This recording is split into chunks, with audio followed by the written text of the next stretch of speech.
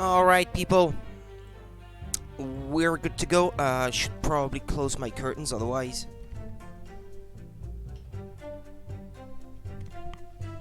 Alright, otherwise, if there's too much light coming from behind me, then my webcam cannot pick up my face. Anyway.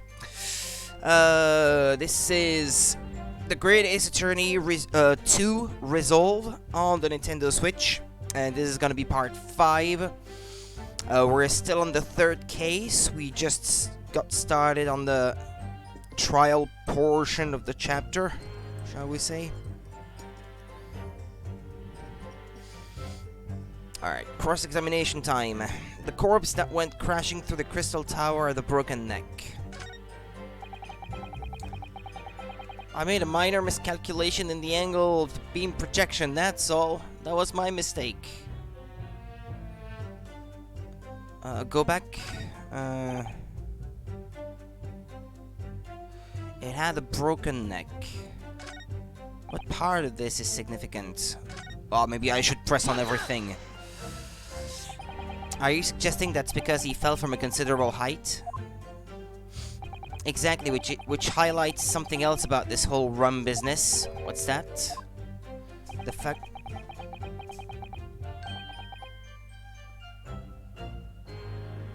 It's my cat sneezing. Just checking that he's doing fine. The fact that the instantaneous kinesis itself was a success. After the explosion, the cage with the fella inside suddenly appeared out of nowhere in midair. So although the experiment ended in disaster, the so-called instantaneous kinesis did actually occur. Remind us, Professor, what was the cause of the fatal disaster? I made a minor miscalculation in the angle of the beam projection, that's all. That was my mistake. So the angle of projection is critical, is it? And you calculated it yourself, personally? Absolutely, the calculation is far too complicated for anyone but me to carry out. Only you got it wrong, didn't you? Yes, that's right, that's the point. The calculation is so complicated, even I can make a mistake. Do people fall for that brazen confidence? I should try it. I took into account the subject's height and weight, the wind direction, the ambient temperature. I considered every possible variable, so I just don't understand how this could have happened. Obviously then you had to include the weight of the clothes Mr. Hasman was wearing at the time, I suppose. Ah. Crackling comets, the answer should have been 3. So much for safety first, the 3 must be for safety third. Hey RNG, how's it going today? I was wondering about that thing before. No, the weight of the bolt from the crossbow. Could that have affected the calculations? Nah. Doesn't sound like it should have. Lazy morning? Ah. Get yourself something to help you wake up. But the post-mortem examination revealed another injury, a fatal wound. Ah, you did get sick? Ah. Well, bummer then. Hopefully you get better. The post-mortem examination revealed another injury, a fatal wound? Yeah, tell us about that. Another fatal injury, you say? That doesn't make any sense. I didn't think I'd have to spell this out, but here we go. Just because there were 2 fatal wounds doesn't mean I'm saying the victim had 2 lives to lose, does it? Too right. Obviously at first we thought the bloke had died due to his spine snapping in half as well.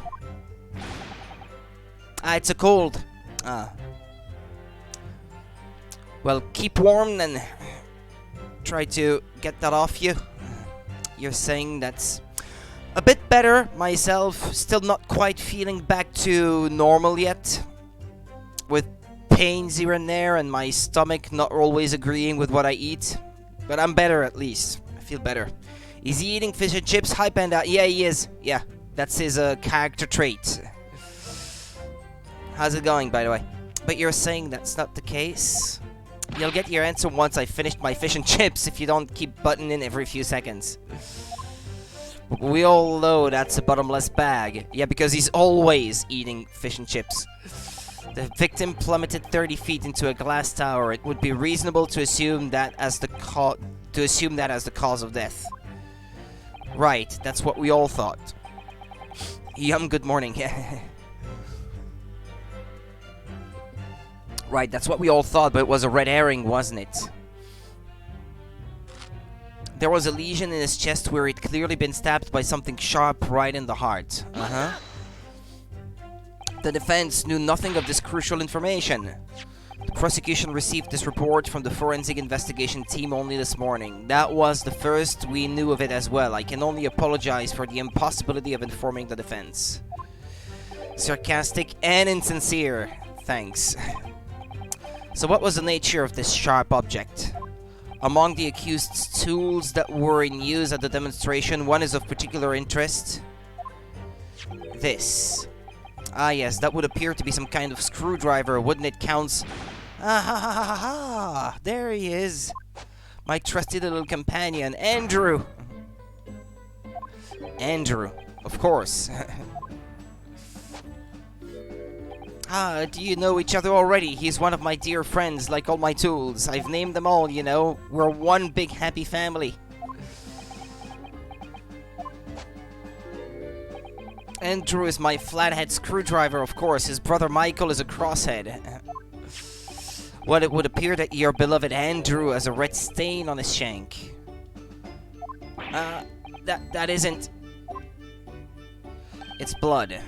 Beyond all reasonable doubt. No. And that's not all. The long, sharp shape of this Andrew fellow is completely consistent with the victim's wound.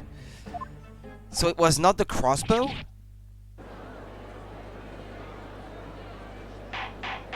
Order! The court will enter this friend of the defendant as evidence. The screwdriver has been entered into the court record, yeah? So one of Professor Hairbrain's tools is the murder weapon.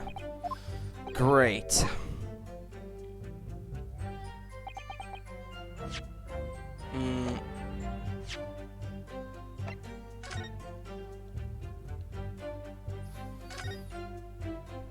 I've seen this unusually shaped handle before. It's the same screwdriver that was lodged in the grill on the floor of the kinesis machine. Which could be important information, so I should definitely make a note of it. A metal screwdriver that was found poking through the grill in the base of what remains of the kinesis machine. It has a very distinctive handle.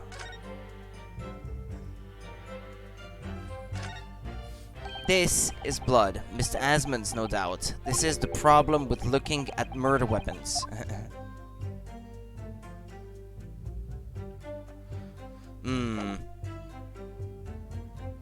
Yeah, they added to the description of the evidence where it was found.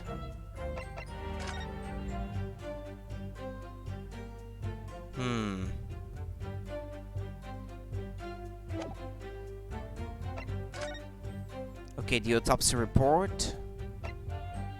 Cause of death, hemorrhage of a wound to the chest that pierced the heart inflicted by a sharp implement. Additional observations, a broken vertebra most likely resulting from impact after a sudden fall from considerable height.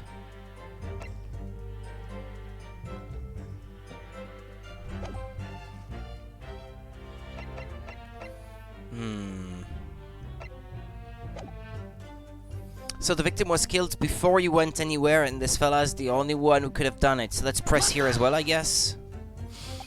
Still not sure exactly where this is going. What grounds do you have for saying that? Do you really need to ask? There were only 2 people on that public experimentation stage in front of the whole crowd. The victim, Mr. Odie Asman, and the accused, Professor Hairbrain. And we know for certain that before the experiment, the victim was alive. That's right, I saw him with my own eyes. Furthermore, following the explosion in kinesis, nobody went anywhere near the body. In other words, only someone else on stage with the victim could possibly have done it. Well, we seem to have found something. Professor Hairbrain, do you have some information that may be relevant here? Professor! Sorry. I was just calculating the optimum coefficient of electrolysis to separate molecules in the human body. And the witness stand is the best place for that. It seemed as though you might have something to say about Inspector Gregson's last remark. Ha ha. Yes, that's right, of course. He just said that nobody else could have done it, didn't he? Yeah, that's right. Who else could have stabbed the victim, eh?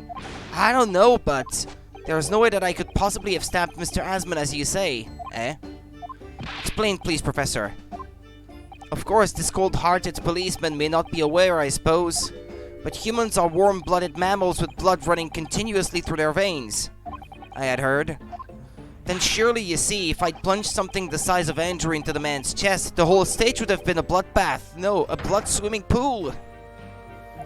Uh-huh.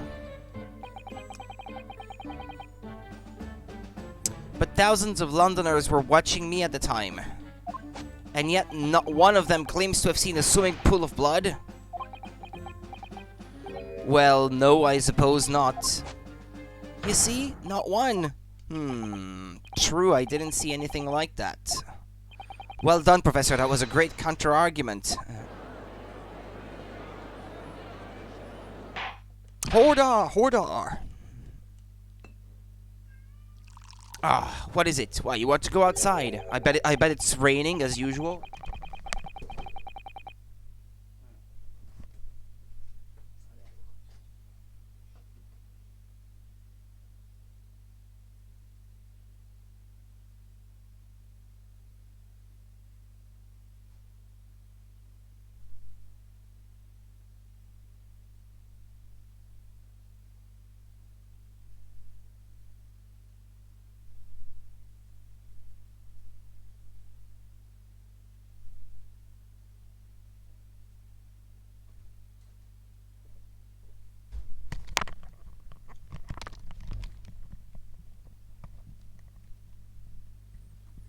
Okay, excuse me. Pray forgive the discourtesy if I savor a drop from my hallowed chalice to accompany my old friend's adducing.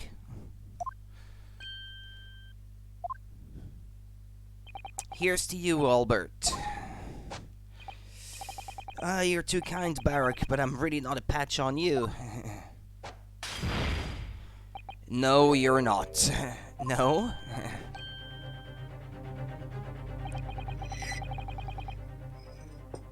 You've neglected to mention one crucial possibility. I have?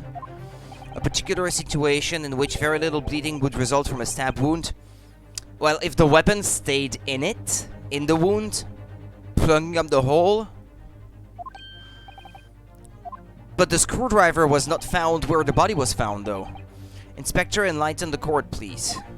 Yes, sir. Where are they going with this? Very well, you will amend your formal testimony now, Inspector Gregson. The weapon the victim was stabbed with must have been left in his body whilst he was beamed through the air. Okay, here you present the screwdriver, because this is the piece of evidence that has in its description that it was found not where the body was found, but on the demonstration platform. Right, that's where. You say that while the weapon remains in the body, there's very little bleeding. Is that unequivocal? Look, there was no blood on the experimentation stage, even though that's where the fellow was stabbed. The only explanation for that is if the screwdriver was still in his body, stopping any heavy bleeding. It's common medical knowledge, my learned friend. Yeah, but my learned friend, you should know if you had just looked at the evidence that it was not found where the body was found. Even on your side of the world. Yes, but about this screwdriver. The thing is, we actually saw it at the scene ourselves, on the experimentation stage. What? It was on the floor by the wreckage of the machine, poking through a metal grill. I went to pick it up, but the detective here stopped me. Isn't that right, Inspector Gregson? Oh, well, now you come to mention it, yes. Inspector, are we to understand that you permitted the defense counsel to investigate? That you contravened the Special Dispensation for Scientific Equipment Act? No, not at all. I wouldn't do that. I just let him look, nothing more. I was very clear it wasn't to touch a thing. Yes, that's true. This screwdriver was in plain sight on the stage. But it shouldn't have been, should it? What are you getting at? If this tool had still been in the victim's body when the victim was beamed away by the machine, it would have beamed along with it. Yeah. Then it shouldn't have still been on the stage. That's right. It should have been beamed across the Crystal Tower along with Mr. Asman. And been found still lodged in the victim's chest.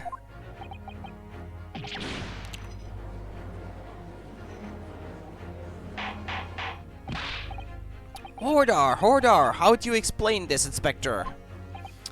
I don't... It looks as though everything that the victim had on his person moved with him when he was beamed. If the screwdriver was still in his chest when the instantaneous kinesis occurred, obviously that should have been beamed to the destination as well. This is a strange situation. Even though people are saying that this instantaneous kinesis is a scientific impossibility, we're still basing arguments on the assumption that it did actually take place. Alright, time to tighten the screws here. Ha ha ha.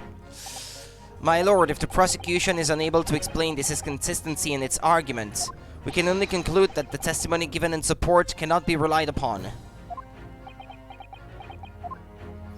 Lord Van Zieks is stumped.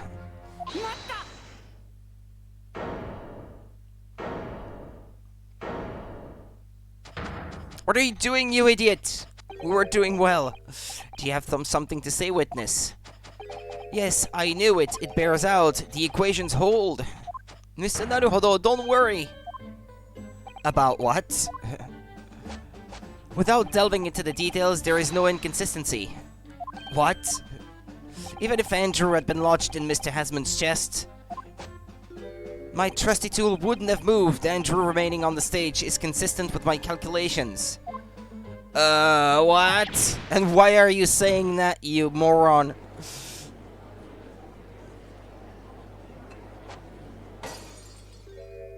It would seem your illusions have been shattered. Clearly, we should hear the accused's explanation. Or should I say, this brilliant scientist's explanation. Yeah, brilliant. Just when I'd found an inconsistency in the prosecution's argument, this guy went and... Scientists, yeah. Very well, the defendant will testify again. Provide us with the scientific explanation as to why the inconsistency asserted by the defense fails to hold. In the name of Apollo, I will, my lord.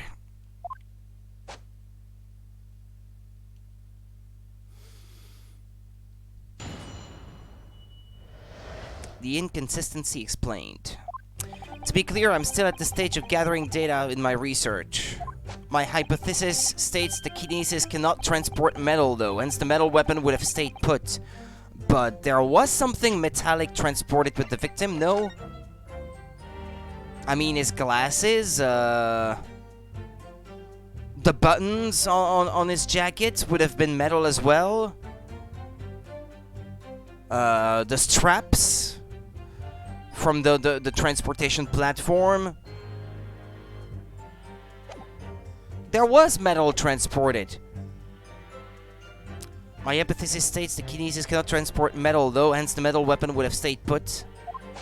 In other words, the point just raised by Mr. Naruhodo isn't an inconsistency at all.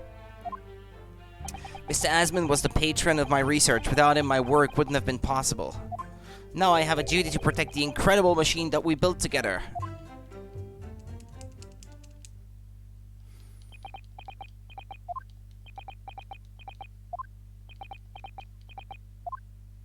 So, the thrust of your testimony, Professor, is that based upon his hypothesis, metal objects cannot be moved by this method of instantaneous kinesis. In other words, since the screwdriver is made of metal, even if it remained lodged in the victim's chest, its subsequent discovery on the stage, despite the victim being found elsewhere, is not an inconsistency. And therefore, Professor Albert Hairbrain could still have been the killer. My great hypothesis holds, you see. He's happy. He's, completely happy. We had to make the cage used to contain the subject from wood for that very reason. I was not addressing you, witness. Professor Hairbrain. Yes? Whose side are you on here? I don't take sides, Mr. Naruhodo. My only interest lies in upholding my hypothesis. I'm a scientist, after all. That's not gonna help. Is he working for us or against us? It's very hard to tell.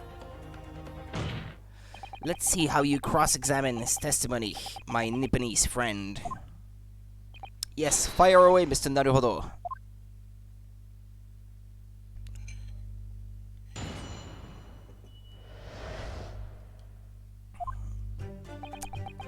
To be clear, I'm still at the stage of gathering data in my research.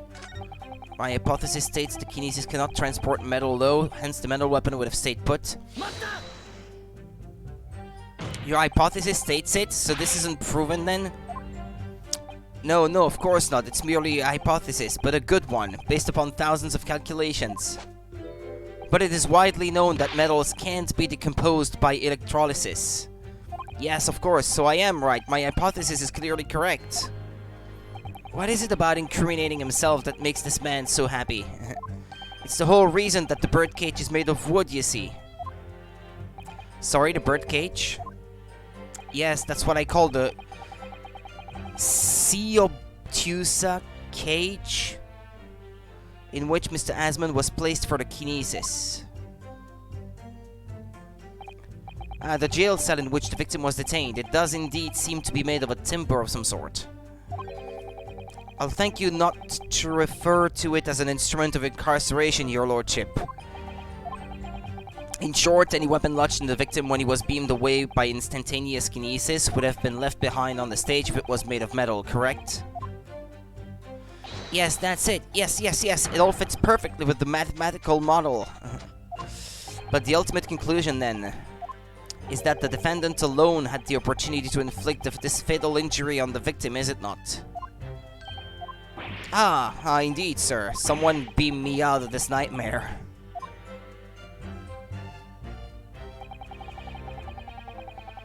Yeah, but hold on. If I show the picture here, his glasses, the bridge of his glasses, for example, that's metal, isn't it?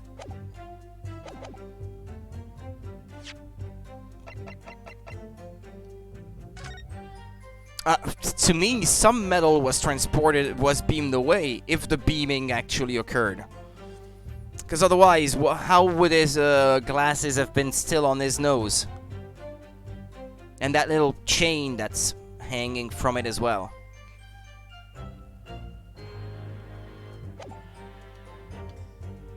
Well, I seem to be on the right track. Okay, Professor Hairbrain, you say that according to your hypothesis, nothing made of metal can be beamed by instantaneous kinesis using the machine you made. Is that right? Yes, that's right. Spot on. Exactly correct. In that case, I'd ask you to have a look at this photograph that was taken at the scene. In particular, I'd like you to pay attention to the victim's face. You can clearly see that Mr. Asman is wearing a pair of spectacles with a metal rim. What? Metal? No, metal can't... That's not... metal? No! We've already established that the proposed murder weapon, the screwdriver, was found on the stage. However, if your hypothesis correctly predicted that outcome, it should also have predicted that the metal-rimmed spectacles would be found in the same place. My hypothesis! My hypothesis! Professor Hairbrain, this isn't easy for me to say, but your hypothesis is clearly flawed.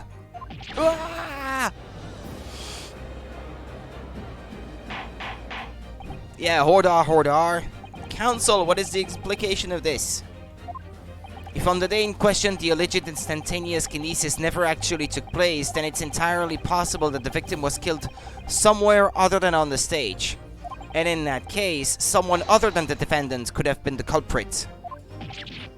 But my hypothesis is sound. I proved it that day. The experiment was a success. The experiment was proof of all my work. Couldn't he just have been blasted away by the explosion and sent flying? But then I would expect there would have been witnesses that saw it. If I could say something here in my capacity as a fellow of the Royal Society. Yes, juror number 4, go ahead. As a man of science, there's one thing I simply cannot abide. And that's a fraud who pretends to be a fellow man of science. What? Wait, great Scott! Are you suggesting my science is suspect? It's just been disproved, hasn't it, in front of all of us? In other words, the whole demonstration was a complete nonsense from start to finish. Believe me, my fellow jurors, when I tell you that this man is a heel, a bounder, and a fraud. I say the wreckage of that machine should be stripped down and thoroughly examined. No, never! That machine is the essence of my entire hypothesis. It's protected by the Special Dispensation for Scientific Equipment Act. What the devil is that blasted act all about, eh? Who made up such a daft rule? I don't like the way this seems to be going. What's the best way for me to help the professor? Well, usually when they give you the choice, the best choice is to raise an objection.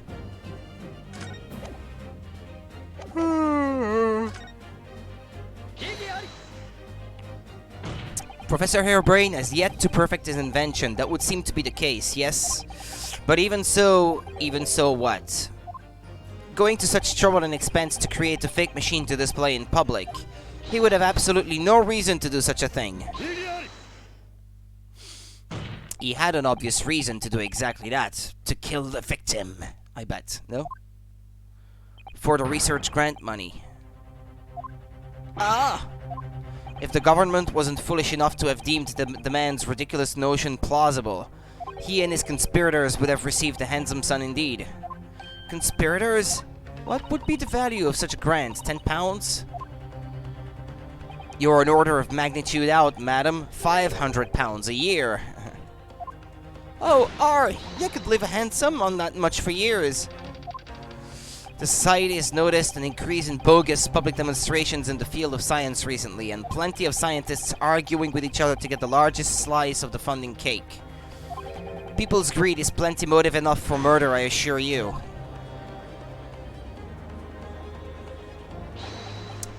No, I haven't deceived anyone, least of all the government. My hypothesis is sound, the science is sound. Please, you must believe me. No matter how unbelievable this hypothesis may seem to you, ladies and gentlemen, the fact remains that the victim was transported instantly to the Crystal Tower. Which means that the experiment was a success. Ah, Baruch! And therefore, the only person who could possibly have committed this murder is the accused. Ah, Baruch. Where is this heading? I have no idea. My lord, if I may. Yes, Lord Van Zeeks? The prosecution would like to summon new witnesses to the stand. Oh yeah? Who? What would be the nature of their involvement? It could be Gina, I guess, because she said she was in a balloon and saw the whole thing from up in the air. They were spectators of the demonstration at the exhibition who were occupying special seats. In a balloon? High witnesses? Very well, the court grants the prosecution's request. I should very much like to hear from eyewitnesses to the incident. The prosecution's stance is clear. The experiment was no pastiche. The accused killed the financier victim there on the public stage before the very eyes of the spectators. Now my learned friend. Oh, yes? It's time for you to make your own stance clear. There's clearly a flaw in the professor's hypothesis. I can definitely see that.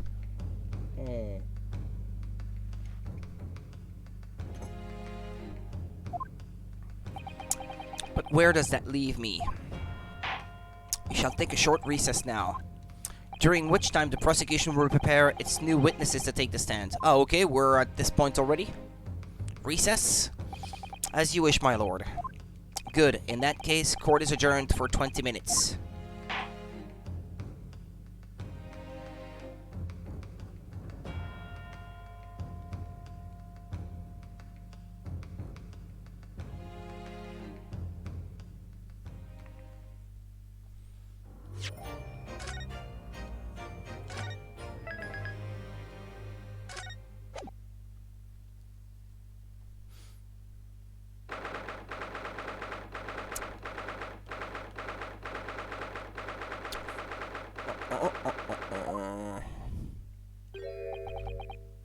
Mr. Naruhodo, what on earth were you playing at just now? Or rather, What on earth were you playing at all along? My hypothesis, my amazing hypothesis. You've been picking holes in it from the start. Sorry about that. I was actually trying to save your skin, bro. But you promised me. You said you'd prove that dreaded explosion was an accident, not murder. You said you'd keep my precious invention from falling into anyone else's hands. But all you've done so far is try to undermine me. Yes, I did make you a promise, you're right. I said that I'd believe in you and fight for your freedom to the very end. But I also told you I was no scientist. I don't understand your hypothesis. The fact is, there's an undeniable flaw in your logic, isn't there? But if I just run through some equations... Yes, you see, it's because my work is incomplete. Perhaps it is, nevertheless. A man died as a consequence, didn't he? Oh no! You're right. You're so right. It's all my fault. And I have no right to blame you for my failures. I'm a disaster, not just as a scientist, but as a human being. Well, that might be a little over the top. And while we're on the subject... What about Barak? He's being awful, claiming his old university friend to be a murderer, you mean? He's a disaster, not just as a prosecutor, but as a human being. Oh, but no, wait. He's the Reaper, isn't he? Perhaps he's not classified as Homo sapiens anymore. Glad that's cleared up. Can I double check something with you? Yes, what? The machine and demonstration you prepared, they were based entirely on your hypothesis, I presume. There was no trickery involved. He's not gonna like me suggesting that. I drew the plans for the machine with my very own hands. Every line was painstakingly drawn with the firm belief that science is the only future. So yes, it's true that my hypothesis hasn't reached maturity yet, but please, Mr. Naruhodo, you must believe in it. Alright, Professor, I understand. Counsel, defendant. The prosecution's witnesses are ready to take the stand. Court is about to be in session again. Make your way into the courtroom, please. Well, that was fast.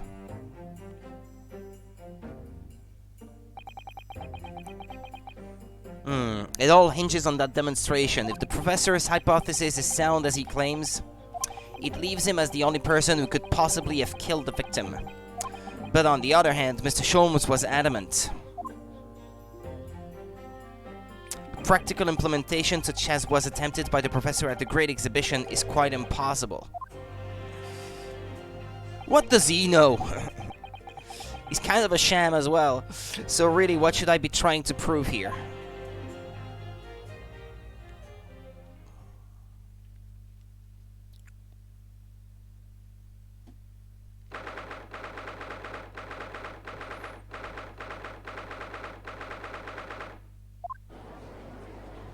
Knock, knock. In the name of Her Majesty the Queen, I hereby reconvene the proceedings of this court. Counsels for the defense and prosecution, are you ready for the new witnesses to testify? The prosecution is ready, my lord. As is the defense, my lord. So, Lord Van Zieks, I believe these next witnesses saw the demonstration on the day in question with their own eyes? Indeed, they did. And as luck would have it, one of them is a police detective. So the testimony we're about to hear can be considered highly reliable. Perfect, a detective of all people. The prosecution's stance remains unchanged. Though it ended in tragedy, the demonstration on the day in question was scientifically sound. And consequently, the sole person with the opportunity to have committed this act of murder is the only other individual to have been present on the stage at the time, the accused. Thank you, counsel. The prosecution's position is clear. So, bring forth your witnesses now. Bailiff, show the witnesses in. The witnesses whose proximity to the incident on the day in question will clarify the truth unequivocally. I know there's no Gina. Yeah, no, there she is. Okay. Witnesses, state your names and occupations for the court to hear. My name is Balthazar Loon. I am the impresario of all the hot air balloons in vicinity of the Esperimento stage. My name is Wilhelm Gottsreich Sigismund Hornstein. I have come to see the great exhibition all the way from my home in Bohemia.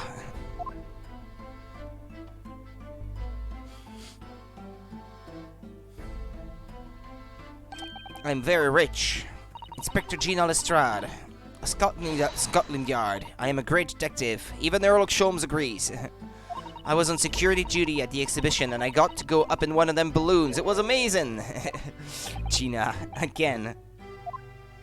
But she did mention that she'd seen the disaster from up in the balloon actually, didn't she? Yeah, she did. And she clearly loved every minute of it.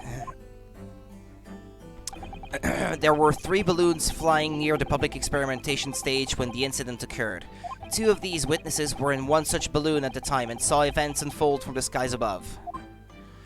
You make it sound like they were in the clouds. It was only an altitude of circa 60 feet. Very low.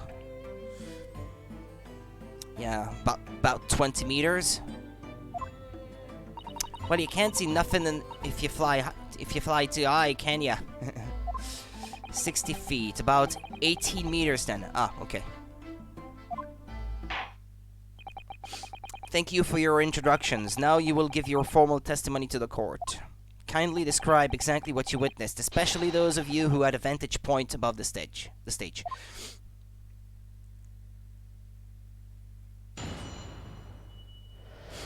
The view from 60 feet up.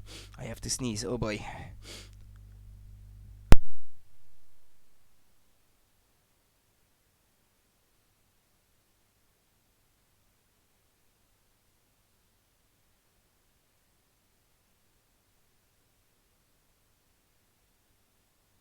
Excuse me.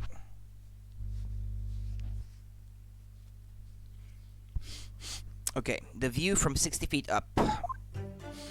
It was an incidente terribile. I am only grateful that my balloons were not damaged. There's this huge bang from the stage, and then the next second another bang in the sky beside us. And from amidst the smoke, a cage appeared out of nowhere. The cage had fell from the sky like a stone and crashed into the crystal tower. I didn't get a good look inside the cage, but no one went near it after it crashed into the tower.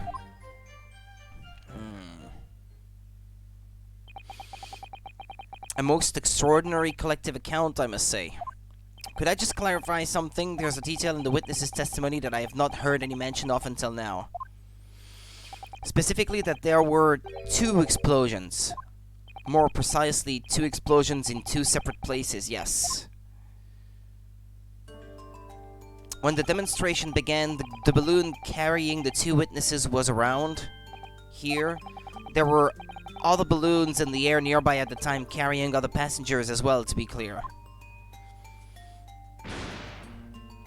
Then, as power was supplied to the machine for the demonstration, the first explosion occurred. The so-called bird cage that contained the victim disappeared from the stage, and a moment later, the second explosion occurred directly adjacent to the balloon carrying the witnesses. The bird cage appeared at the site of the explosion, subsequently to plummet down into the crystal tower. I was very surprised. Suddenly a cage appeared before my eyes with a person inside. The blast was so hot, but I didn't want to miss a thing, so I kept my eyes wide.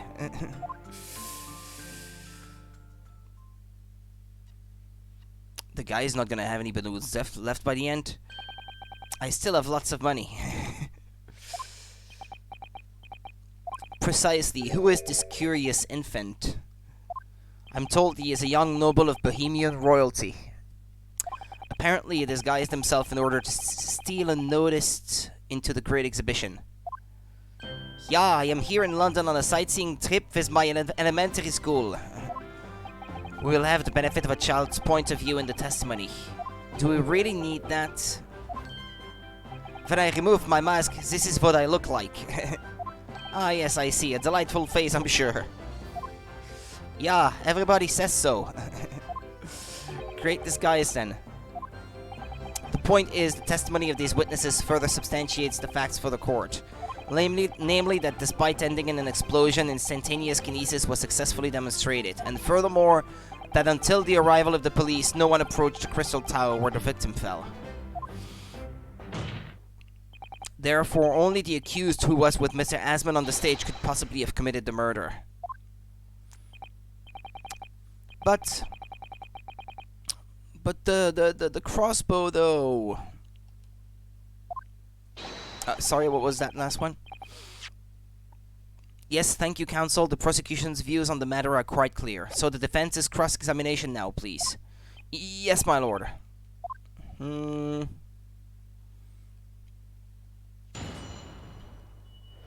view from 60 feet up. It was an incidente terribile. I am only grateful that my balloons were not damaged.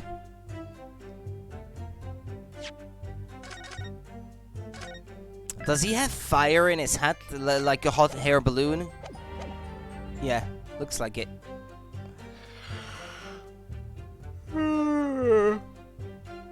Well, his hat is a hot air balloon anyway.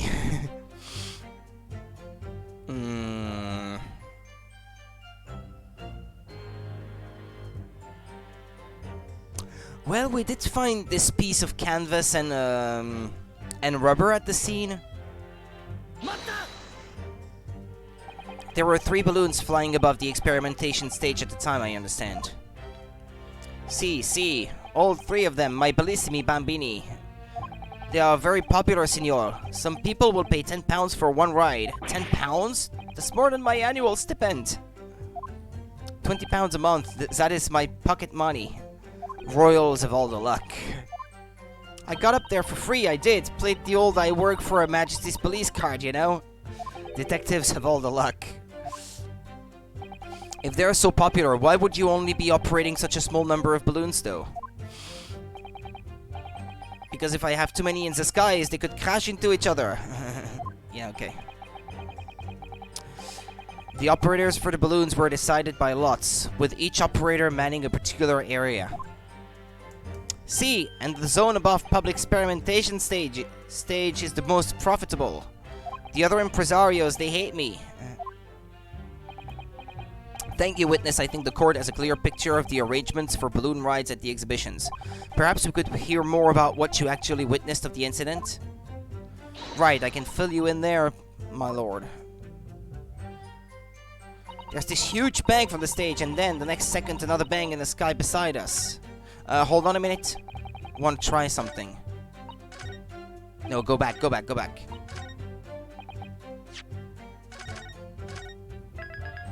Uh-huh.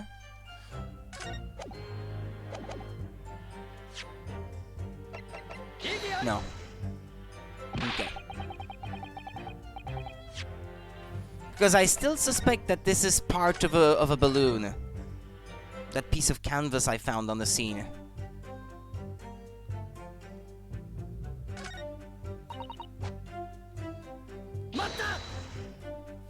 So you actually saw the accident happen from up in the air? Yep. Ain't it amazing what a detective gets to do, eh? I'm telling ya, Odo, being a lawyer is a mug's game. You should join the force and we can go flying together. You know me so well. Yes, well, anyway, could you tell us exactly what you saw, do you think? Everything. We saw everything, cause we were up above it all. That dodgy cove climbing into that cage and that dodgy professor pulling all them levers. And that's when it happened. That's when there was that massive bang and the cage disappeared, just like that. You are describing the moment the subject's body was decomposed by the electricity, I believe. I didn't know what to make of it, but then there was another bang right in my ear. I looked around and there was a huge great fireball right next to us in the sky, and there was nothing there before. Chico? What was that? Mata! Choto! Master Gotts, does your memory of the day differ? My teacher at elementary school said that when you meet someone for the first time, you should always use their full name. Yes, what was it again? Wilhelm Gottsreich Sigismund Holstein. Yeah, okay. Something like that. Not sure if I pronounce all of it well correctly, but just the 4 names then. The point is, do you have something to say? Something to add in response to Detective Gina Lestrad's last remark, perhaps? Actually, in his character profile, do they give him his full name? I know, Bohemian Boy. it's much simpler. Bohemian Boy. Oi, get it right, oh no, it's Inspector Lestrade. Why does everyone have a problem with how I address them at the moment? That is not what I saw. Oh? Yeah, there was a second explosion and it was right beside our balloon, that is true. But I'm sure... Which is what I said in it. 1 minute there was nothing there, the next a massive explosion. My teacher at elementary school said that when someone else is speaking. If you are rude enough to interrupt, you will have the most awful life imaginable. Are all Bohemians brought up to be so full of joy?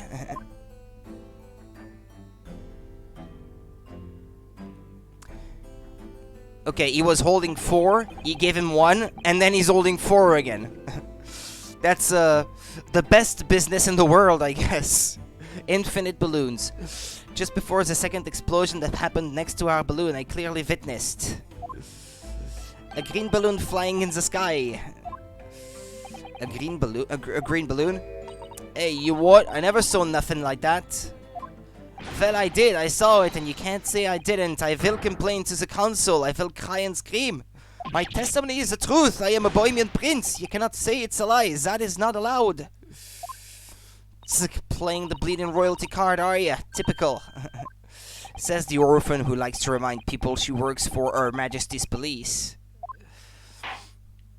In that case, young man, I must ask you to amend your formal testimony in the interests of cordial national relations between Great Britain and Bohemia.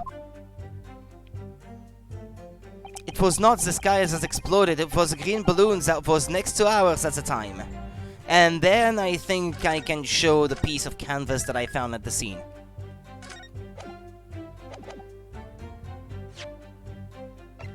No? Still not? Okay, well, let me press it instead then.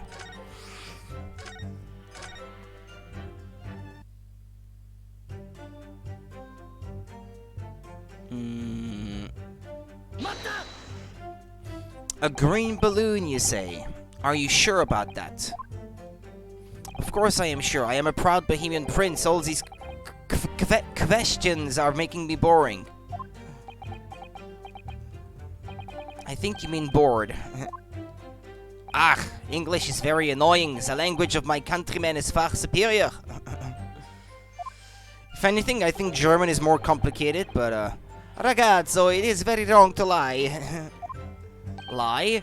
Flying balloons never explode. For the same reason the planets never explode. It is logical. Please, tell me that doesn't mean logical. If you insult me, you insult all of Bohemia. Madai! I will have the army come and shoot all of your stupid balloons out of the sky, all of them!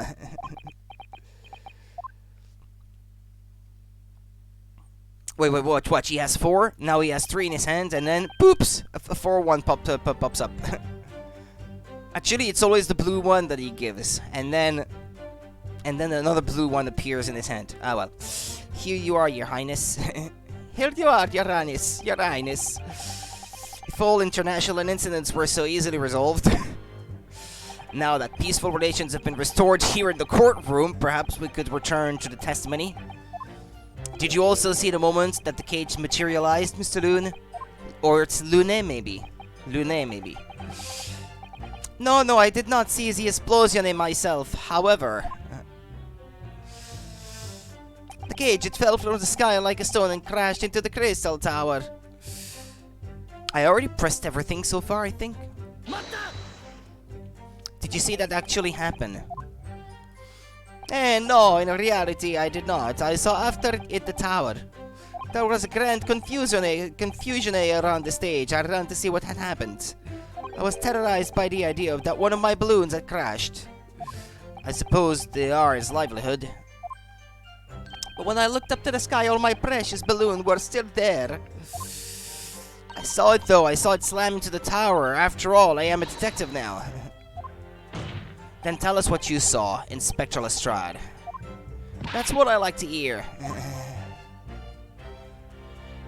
I didn't get a good look inside the cage, but no one went near it after it crashed into the tower. Okay, tell us more about that. Was it you who gave the order to keep people away? Eh? Yes, yeah, Dodo. How could it have been me? I was up in the balloon, weren't I? Right. So, because I weren't available, it was the boss who had to leg it over there. He was getting shoved and kicked all over by the panicking spectators as he tried to seal off the seed. It was a real sight to behold, I can tell ya. Amazing. Poor Inspector Gregson. So anyway, I couldn't see the cage that well because of all of the smoke. And I didn't really want to see, to be honest. I was scared out me wits. Keep it together, Inspector. The prosecution really is asserting that the demonstration was genuine, but what if it was actually some kind of switch-around trick instead? That would mean that the victim was never actually on the stage in the first place. It was someone else? The two explosions would have thrown everyone watching into a panic for sure. I think I need to find out more about what exactly people saw at the time.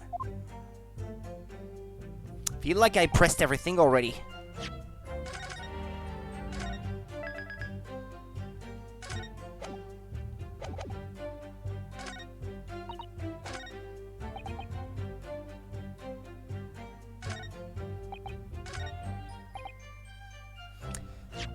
This sounds like this is what's most important. But I can't present that, apparently. No, I know that's not gonna work.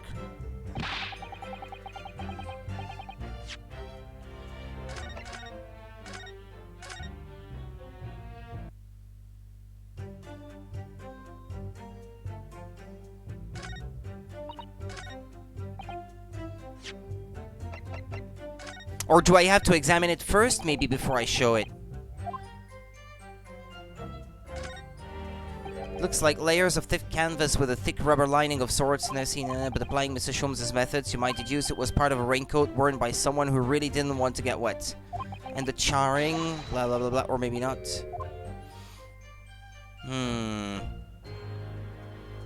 I feel confident that this is related, but the game doesn't seem to be expecting me to show that now. Yeah, no, it's not working.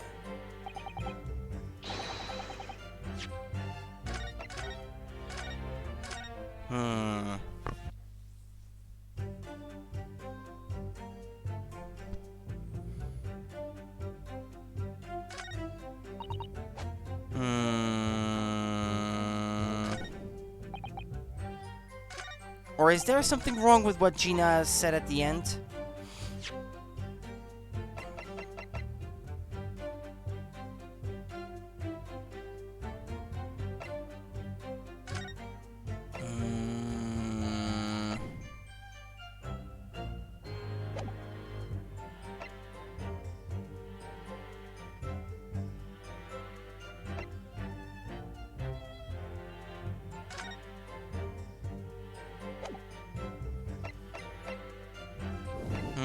I'm at a loss.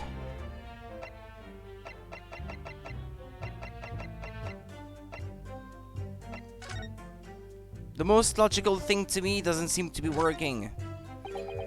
The Reaper attacked. It's the kingpins of the criminal underworld generally managing to escape conviction in the Reaper's trials, and this isn't the first time their henchmen have tried to attack Lord Van Zieks as a result, by the sound of it.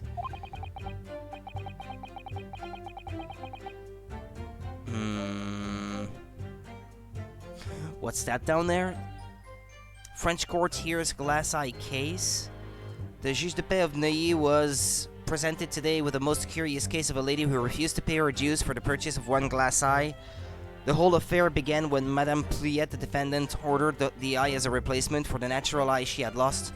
Upon its arrival, she found that she could see no more with it than she could before and became incensed at the thought of paying for a deficient product. The juge de paix attempted to reason with the madam.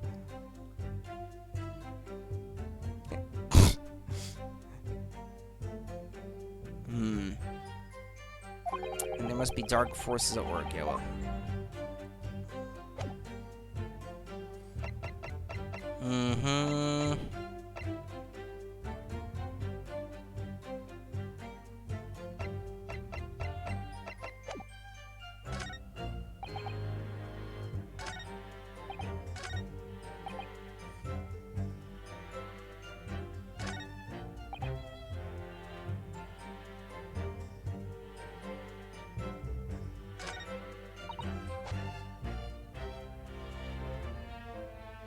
I never let her finish her testimony, so maybe I should listen to it again?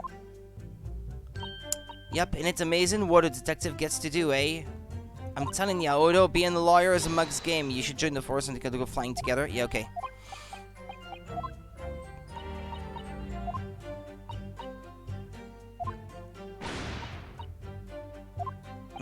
You are describing the moment the subject's body was decomposed by the electricity, I believe. I didn't know what to make of it, but then there was another bang right in my ear. I looked around and there was a huge great fireball right next to us in the sky, and there was nothing there before. And what appears out of the flames? The cage, that's what. And that description sounds like the moment after the man was beamed instantaneously through space. It's mind-blowing, innit? But that's the 20th century for you, I reckon. So the people who actually saw the demonstration with their own eyes really believe they saw something miraculous taking place. I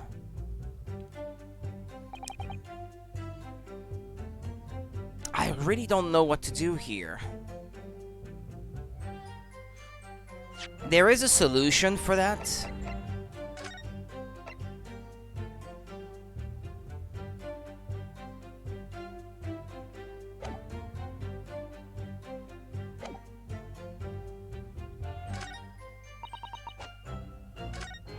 Wait, was it turned on? Yeah, but then some accolades will not be available to me. Well, okay, no, never mind then, I don't want that.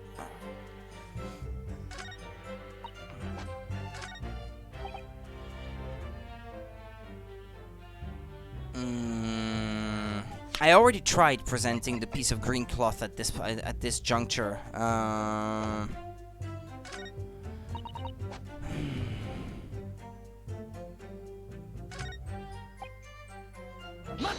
Let me listen to what he has to say again. A green balloon, you say? Are you sure of that? Of course I am sure. I am a proud Bohemian prince. All these questions are making me boring. Yeah, well, we've already read all that.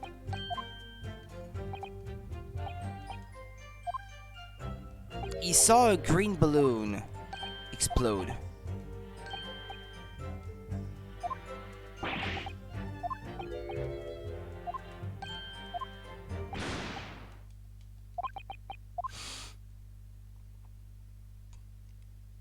Oh yeah, I hadn't noticed actually until now that this is when he lets go of the balloon that he that he gets another one.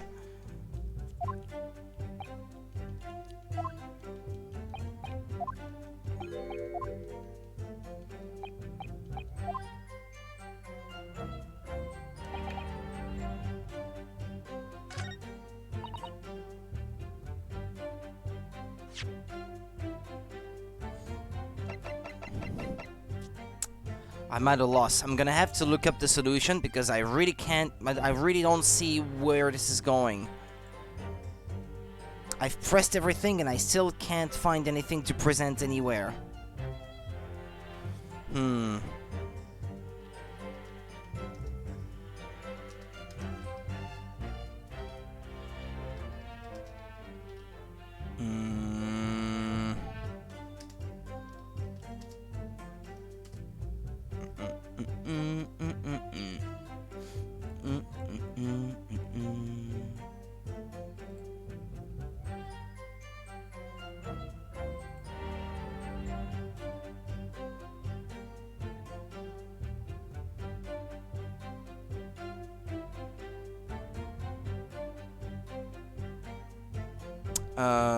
No, that's not the right one.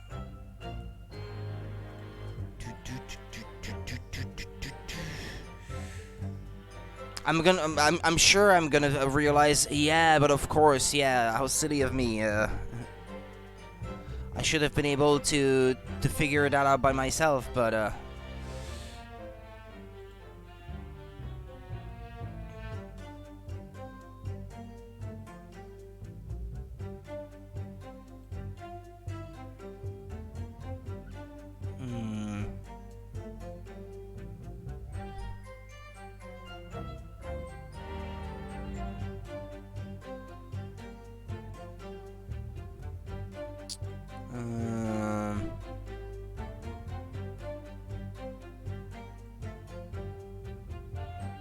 Yeah, thank you, Polygon, for your guide where you only have the solution to one of the chapters of the game.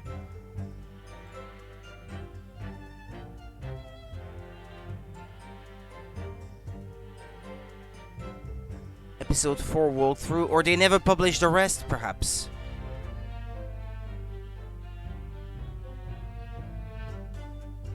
Yeah, actually, I think that's what it is. They never published the rest of their guide. Ah, yeah, bummer.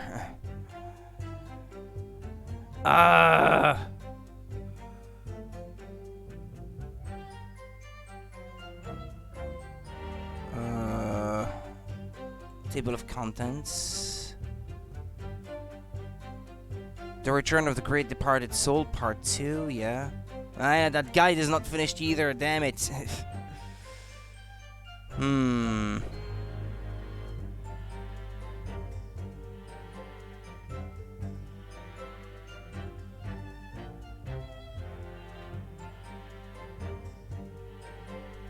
Or, hold on a minute.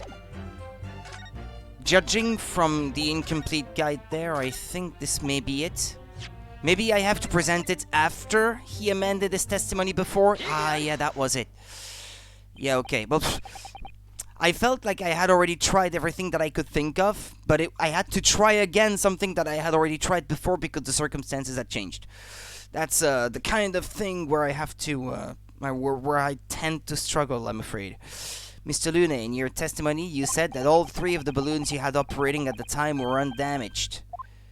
See, that is correct. If they had been caught in the explosiones, it would have been terrible. I wonder if you might know what this is. Ah, I think it may be, see, part of a balloon. A burnt piece of the fabric of the envelope. Sorry, the envelope. Pardon, that is the large round part of the balloon, which becomes filled with hot air. It is made from very thick fabric lined with rubber. You do not want it to rip when you are in the sky. Just as I thought.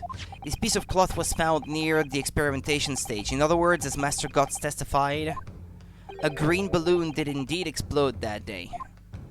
If all the balloons in the sky above the experimentation stage belong to you, Mr. Loon, then your statement that they were all undamaged clearly contradicts the evidence. No! If a balloon exploded that day, why didn't the man say so? Maybe everyone on board was killed? Oh no, having just spent 10 whole pounds for the experience, how awful. Seems to me like those things crash 50% of the time anyway. The instantaneous kinesis did occur, but after the explosion on the stage, the point of materialization shifted to a location occupied by a balloon. Causing the balloon to explode? Yes, eminently plausible. An unfortunate traffic accident, as it were, but it changes nothing about the pertinent facts. It could, such as the person found at the scene being one of the passengers of the balloon and not the person who disappeared in the first place. This I cannot accept. Why not, Mr. Lune? You are suggesting that I am a liar. That person's died in a balloon incidente. There's no need to get fired up, Mr. Lune.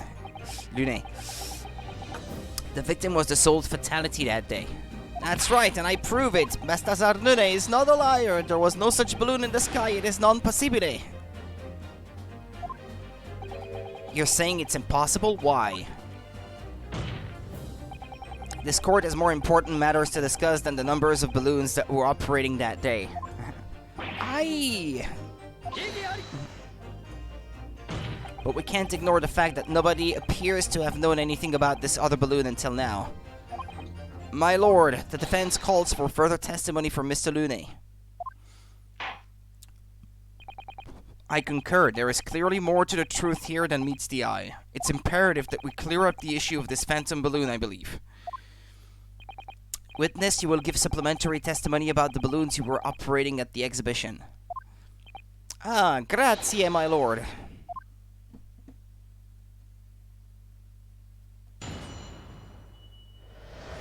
Mr. Lune's balloons. As I said, Balthazar Lune is no liar. Every balloon I had in the sky landed safely. All 3 of my balloons were carrying passengers. They fell to the ground in an explosion. What a catastrophe.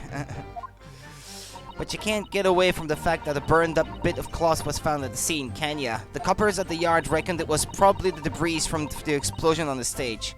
Thrown from the explosion on the stage, yeah. This stupido ragazzo is mistaken. My balloons have the red and blue zigzag stripes anyway.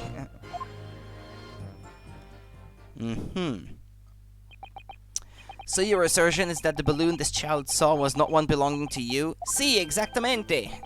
If he even saw a balloon in the first place, I do not like the sound of it. It is very bad for business.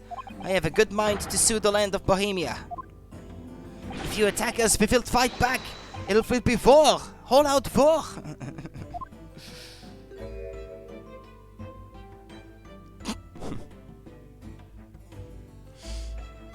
What happened to all that war? Mr. Lune certainly doesn't appear to be lying, but that doesn't change the fact that the testimony and evidence are contradictory here. If the defense is unable to find fault with the witnesses' statements, the court must consider them the truth. Think long and hard on that, my learned friend. The situation has clearly changed now. I have to get to the bottom of what happened here, no matter what it takes. Counsel, you may now cross-examine the witnesses.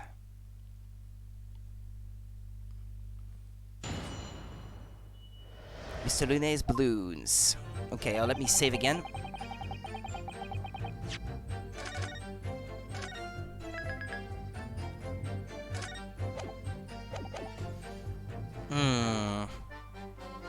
Every balloon I had in the sky landed safely. All 3 of my balloons were carrying passengers. They fell to the ground in an explosion. What a catastrophe. I can't get away from the fact that the burned up bit of cloth was found at the scene, Kenya. The coppers at the yard reckoned it was probably some debris from the thrown from the explosion on the stage.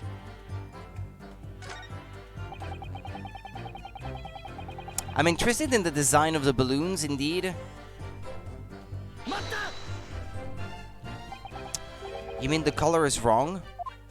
Si, senor. I do not have any green balloons in my warehouse.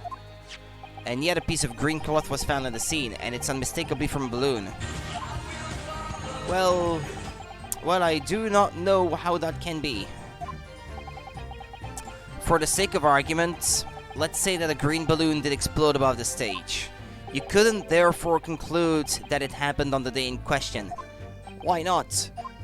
There have been recreational balloon flights over Hyde Park operating from before the Great Exhibition. One could have exploded on some earlier date, unfortunate as I'm sure you'd agree. You believe it may have been from some earlier balloon accident that predates the exhibition? Si, exactamente, as the senor says. It is not from one of my balloons. Clearly this little ragazzo from Bohemia is mistaken about what he saw. What did he say? Yurusenai? Unforgivable? I think that's what he said.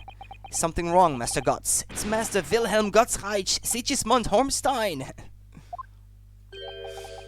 It was on the tip of my tongue. Yeah, something is very wrong. I know what I saw. There was a green balloon there, I swear it. I swear all over Bohemia. You can speak as much bad language as you like, but it changes nothing.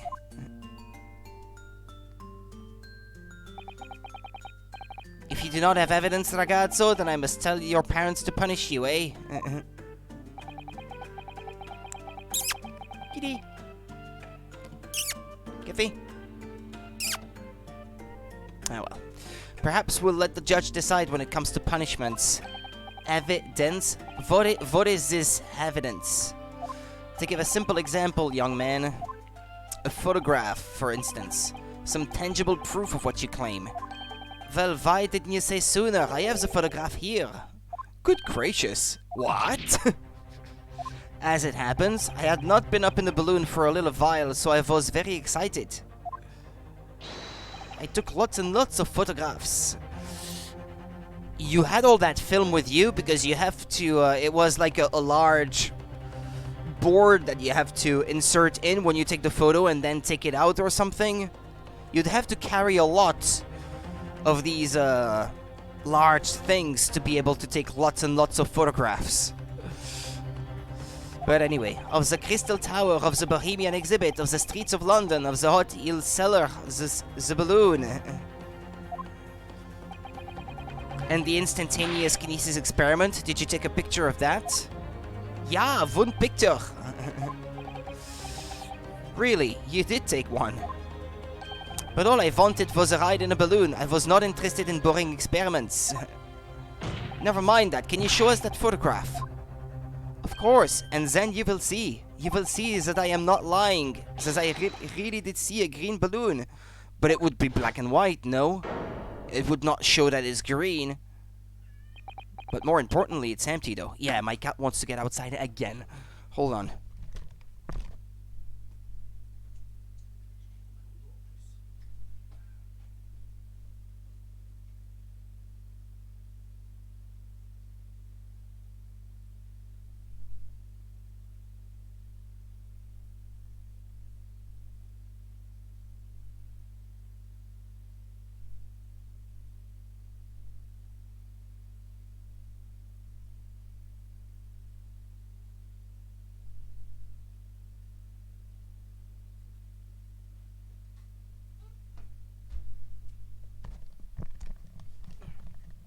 Okay, sorry about that.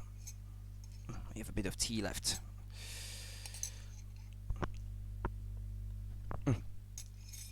That's good. Okay.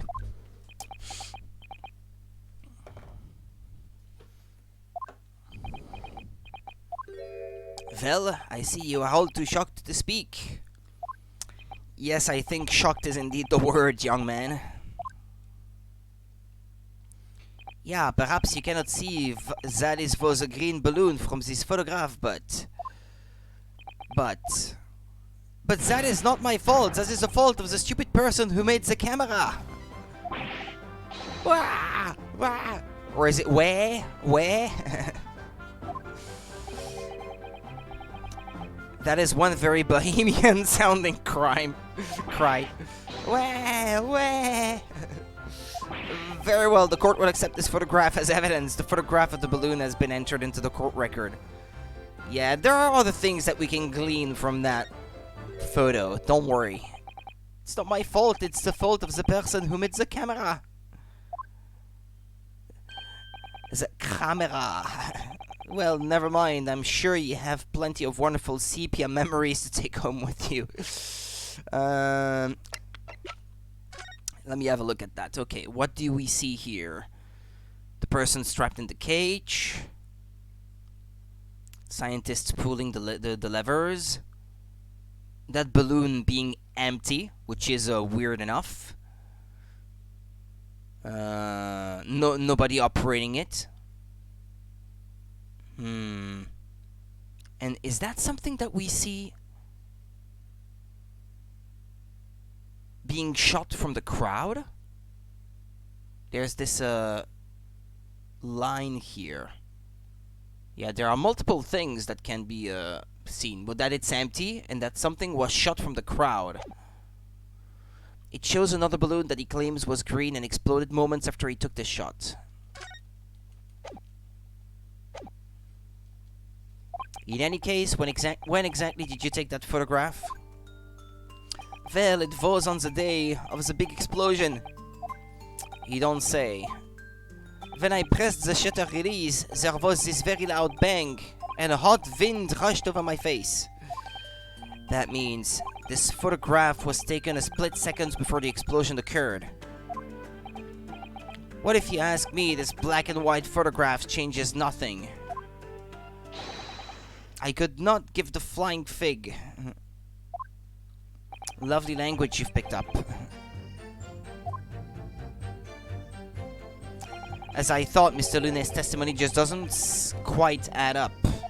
The young Bohemian boy claims to have seen another fourth balloon, but Mr. Lune vehemently denies the possibility, and it's hard to imagine the man in charge could be mistaken about the number that were in the air. Still, this inconsistency must tell us something, I'm sure.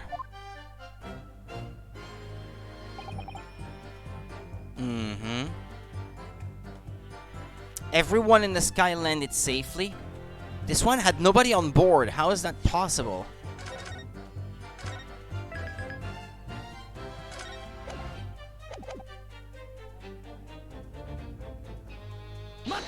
Let me press here as well, maybe. You couldn't just have forgotten one, maybe. Signor, I might not notice if I was given 100 lentils and one was missing. But we are talking about 3 enormous balloons. Do you believe I could make a mistake about something so grande and expensive? Took the liberty of having Inspector Drexen check this gentleman's warehouse. I have the report here. It clearly says a total of 3 balloons. Yeah, but I'm not suggesting that it was his. That's not my argument. It would appear no mistake has been made then. Surely Mr. Strad could have been sent for such a menial task. What, me? I'll tell you what I told the boss. East End kids like me can only count up to 2. Obviously that ain't true, but the boss bought it and said he'd have it to go himself in that case. All 3 of my balloons were carrying passengers. If they fell to the ground in an explosion, it was a catastrophe. Maybe this is where I have to present the photograph, because this one did not seem to have any passengers in it.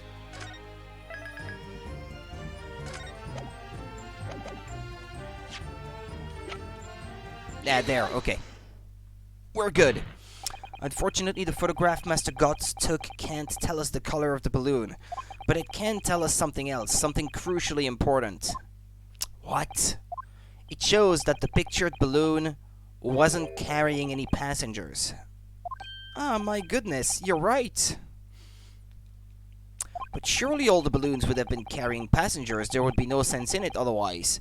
See, they are for pleasure, for seeing the view. My balloons only fly with passengers. Which tells us that the pictured balloon isn't one of them. So when the incident occurred that day, there was a 4th balloon in the skies above the experimentation stage. The mysterious green balloon. I know nothing, niente. I can only tell you one thing. If this balloon was not carrying passengers, then it was not one of mine. He's gonna literally blow his stop. Did you see his hat? There are illegal tradesmen everywhere you care to look. Clearly one such entrepreneur decided to capitalize on the opportunity presented by the great exhibition and managed to operate balloon flights on Mr. Lune's patch without him realizing. See, the competizione, trying to steal my profits. I did not notice because of the esperimento that went wrong on the stage. This 4th balloon exploded at the very same moment Mr. Asman was beamed from the stage below. Right, so them scraps that fell to the ground after and left them scorch marks, they didn't come from the stage at all. It was bits of the balloon raining down, but because no one was in it, it didn't get no attention.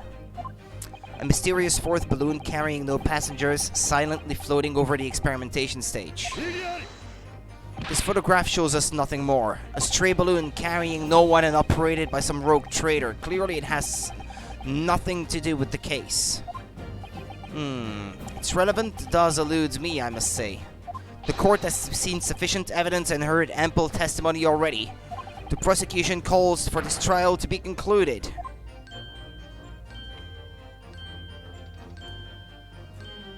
Nobody's really paying attention. Really? Have we really got to the truth yet? No, I can't let this opportunity slip away. The jurors' minds are made up, and not in our favor. What else can this photograph tell us? Is there nothing more we can learn from it? For me, there's something being shot from the crowd. Ladies and gentlemen of the jury, wait. Please don't give your decisions yet. The photograph from Master Gotts may well be hiding one more vital clue. What's that? A vital clue? We're well past the point of mere possibilities. It's time for definitives now, so tell the court. What exactly does this alleged clue in the photograph prove? The cause of the explosion. We can reasonably assume that the pictured balloon was destroyed in the searing heat of the explosion. Yeah, that's right, yeah. It was not my fault. Evidently, because the birdcage from the kinesis machine materialized in the sky where it had been flying. Don't think so. And the balloon, being filled with flammable hydrogen, instantly and explosively ignited. Idiotic. No, that's not what happened. What? It would appear that this photograph requires closer examination. Counsel for the defense, you will highlight the location of this alleged clue in the photograph for the court. Of course, my lord. If you look closely, it's plain enough to see, and what's shown is linked to another piece of evidence we have, in a way that leads to an unbelievable conclusion. The clue that heavily suggests the real reason the balloon exploded is...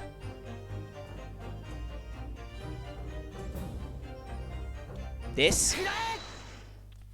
The timing of this photograph can only be described as miraculous. If you look, you'll notice there's a bright white line that appears to point directly at the balloon, most likely a ray of light caught incidentally on the film. I'm afraid I can see nothing of the sort. If you look with a magnifying glass, my lord, it becomes clear what the nature of this bright line really is. Goodness, what is that? Undeniably some flash of light, yes. Oh golly, do you think it might be lightning? But it couldn't have been a finer day. I believe we may be looking at fire. A bolt of fire heading straight for the balloon like an arrow. Indeed, even to my aging eyes it would appear to be a flame of some sort. My word, are you suggesting this flame struck the hydrogen gas that filled the balloon? It doesn't make any sense what they're describing. Because this kind of balloon that is heated with a flame from under it or something, unless it was close, I didn't see maybe. Hold on. Are they hydrogen balloons or hot air balloons? I know this one seems to be closed at the bottom. Oh, okay, my bad then. Yeah, okay, so I guess it could be a hydrogen balloon. Yeah, it would have caught fire then, yeah. Okay. That's absurd. The balloon would have been 60 feet above the ground at the time. No flame could possibly have reached such a height. Actually, it's my opinion that a particular piece of evidence found at the scene reveals how this is exactly what did happen. What evidence? The crossbow. If such evidence exists, counsel, then for goodness sake present it, man. Which evidence explains this mysterious streak of flame that appears to be headed directly for the balloon? This was found hidden at the foot of a small ornamental tree near the scene. Good lord, is that a crossbow? An arrow dipped in oil and set alight could have been shot from this weapon, sending a flame arrow straight into the hydrogen-filled balloon. Are you suggesting that crossbow was used to deliberately... Blimey, you're right, that streak of light in the photo looks just like an arrow. Then, the esplosione of the balloon, it was... very likely the result of a flaming arrow from this crossbow igniting the hydrogen gas inside it. No! Horda! Horda! Counsel, this is an extraordinary supposition. If the aim was to cause the balloon to explode, the shooter could have used a gun, of course. However, there's an obvious reason why that would have been out of the question. The noise of the discharge, of course. That's right. By using a crossbow, the projectile could be fired at the balloon silently. Well, yeah, if someone had shot a gun off in the exhibition grounds, it would have caused a real panic. But with the big explosion, there was a very big panic anyway, no?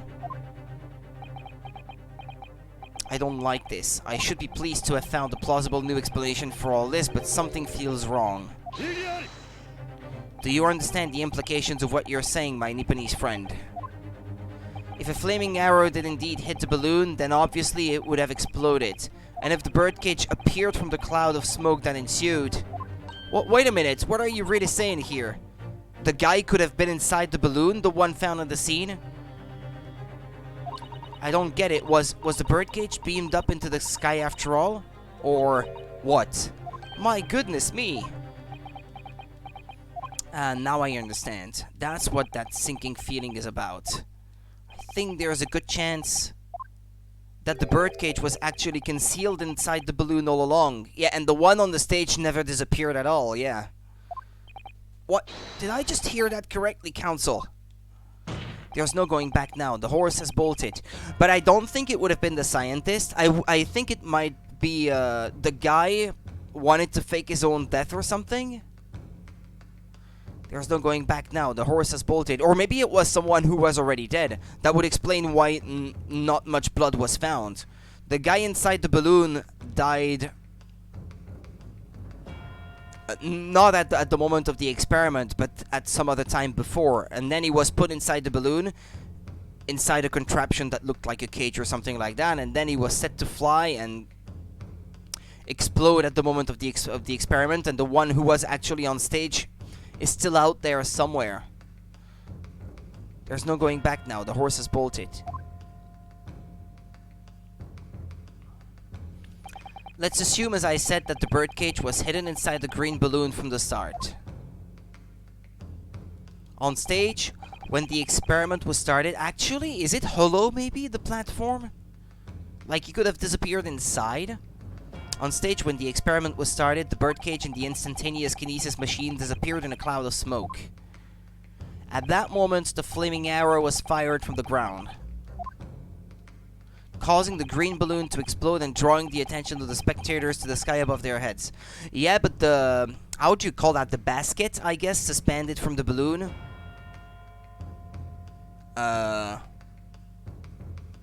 Where is it then? It would have fallen to the ground as well, no?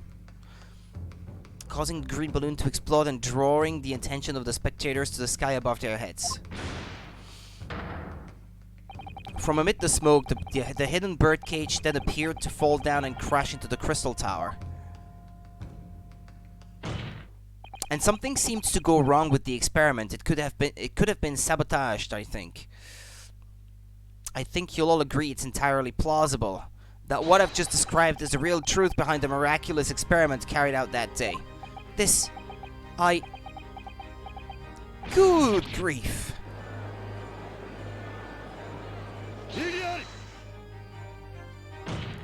This is ludicrous. What you've described is no science experiment. It's child's play, a contemptible display of stage magic.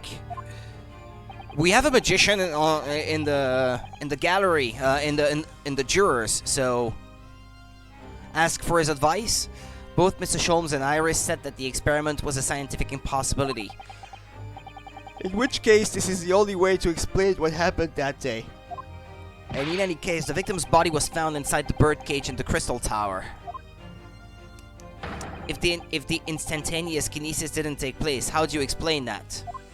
It was a look-alike?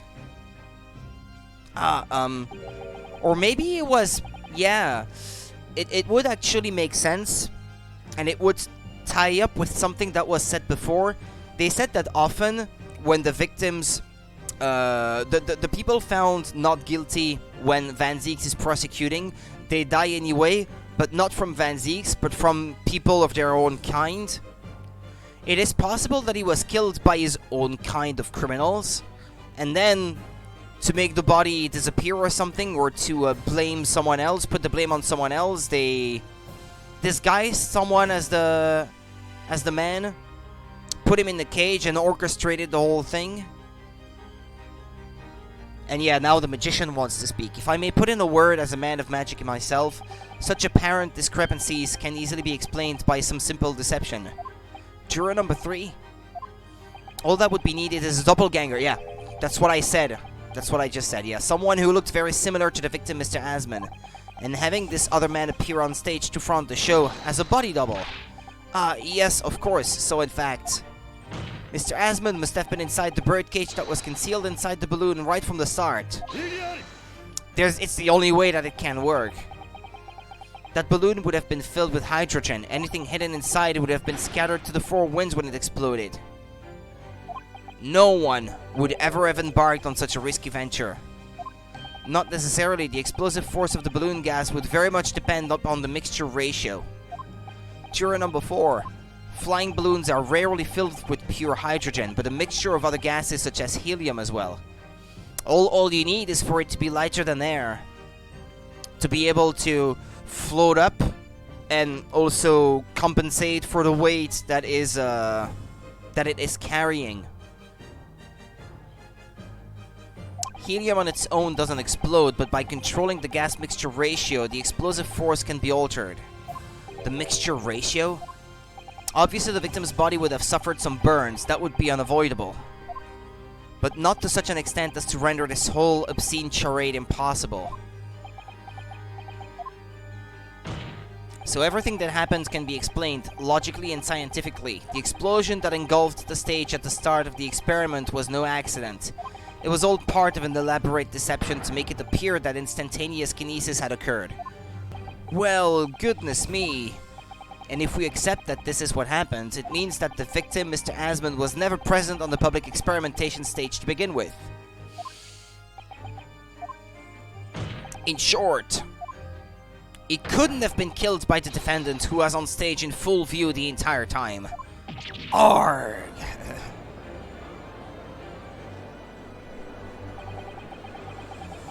This will be very hard for the prosecution to counter.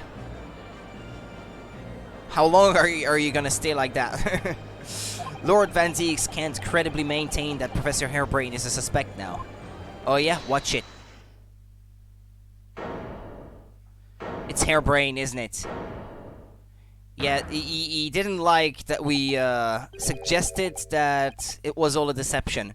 I'm not saying you did it. I'm proposing that someone else did. And tried to make you look like the fool. Like, you're the scapegoat. Mr. Naruhodo, I appreciate your efforts. Thank you. Professor? But you can't stop now. Just keep your mouth shut, please. Sorry? What's all this about, Mr. Hairbrain?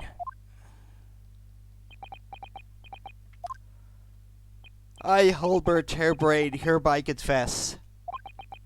That's it. That it was me who stabbed Mr. Ordi Asman. He's ready to take the blame for his theory to not be discredited. Yes, it was me, with my faithful friend and partner, Andrew the Screwdriver. What are you doing?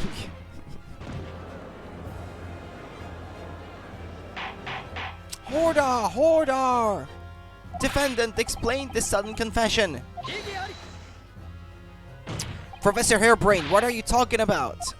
It's what I've said all along. I must protect my hypothesis and my precious machine.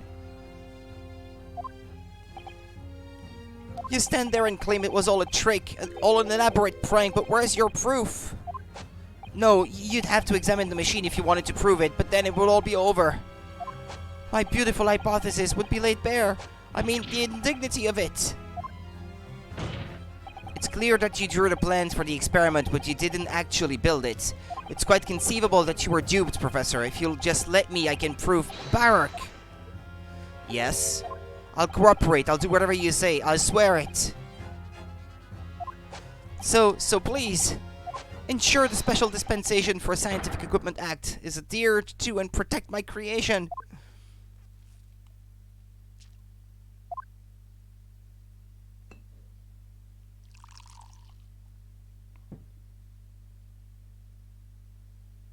Pray forgive the discourtesy of filling my hallowed chalice at this critical juncture. Here's to my learned Nipponese friend. What? And his upcoming attempt to clarify the defense's position in the light of the accused's confession. Do you intend to formally assert that the experiment was nothing more than a conjuring trick? Because the moment you do, the Special Dispensation for Scientific Equipment Act that protects the professor's invention will cease to apply. The prosecution will then demand a rigorous examination of the machinery involved in order to establish the truth. However, if you acknowledge that the machine is genuine and instrumental in the victim's murder, any chance of investigating will be crushed, and the confidentiality of the professor's hypothesis preserved. To hell with confidentiality! Well, counsel, what is the defense's official position in this matter? What Professor Hairbrain, my client, actually asked of me was to prove that the explosion on stage was an accident and protect the secrecy of his hypothesis. But there's no way to do that without implying the professor's guilt. Do I protect my client's life by asserting his innocence, or do I uphold my client's request but see him condemned?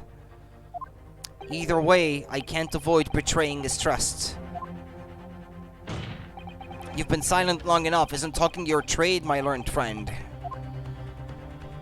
Or has all knowledge of English escaped your confused Nipponese mind? Mr. Naruhodo! There's no escape here. I have to make a choice, but it's an impossible one. I have to give up on something. But what? The defense asserts that the defendant's instantaneous kinesis machine was in fact...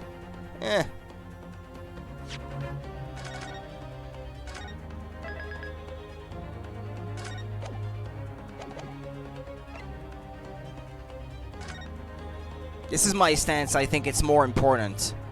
He can come up with more scientific hypotheses if he's alive, but if he's dead, he can't anymore. Besides, it doesn't work. Arg! No, I can't say it. My client placed his faith in me. I can't just let him down. What must I give upon is not the question you have to ask yourself here.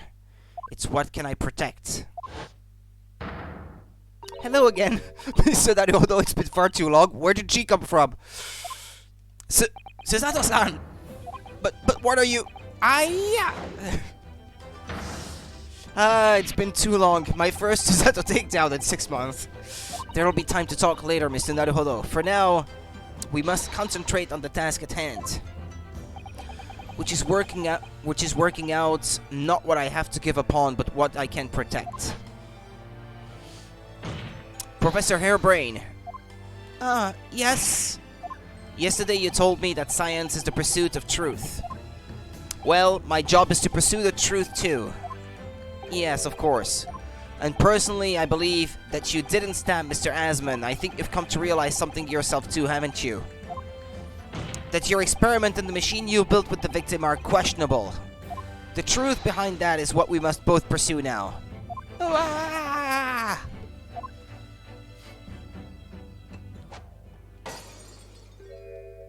So, you finally opened your eyes. What? And as for you, Albert, you can't ignore this any longer. Having heard my learned friend's assertion, don't you have something to say? But Barak! Lord Van Zeeks. Gosh, I've never heard him speak that way before. In truth, there is one thing, something I've remembered that's of relevance. What? On the day it happened, just before I began the experiment, I saw a man near the stage. A man holding that crossbow. I beg your pardon? Professor, did the man have any distinguishing features? What did he look like? Taller than me and thinner than me, with straight hair, straighter and wider than mine. Let me see, one less lance than me too, a monocle, a rather stylish black monocle. But one thing in particular will help to positively identify the man. You see, I know him very well. After all, he's the engineer who built my invention. What? He built the machine? That's right, Mr. Asman introduced him to me a year ago. He's a man by the name of Enoch Drebber, okay? That's the first time he came up. Enoch Drebber? Does this name mean something? Members of the jury seem flustered. Not a name any scientist wishes to hear. It demands an abomination. Not a name any conjurer wishes to hear either. What on earth is he? Who on earth is he? I'm afraid this isn't the first tale of this nature that I've heard in scientific circles in connection with that name.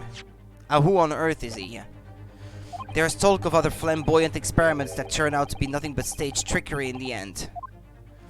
Obviously, the rascal is after the government's research grant money. When magicians are in need of money, I have heard of them resorting to these underhand tactics. Some acquaintances of mine with experience of such things have mentioned Enoch Drebber's name before. The man is both an engineer and a magician. Yes, we're dealing with an unparalleled confidence trickster here. That's Enoch Drebber for you.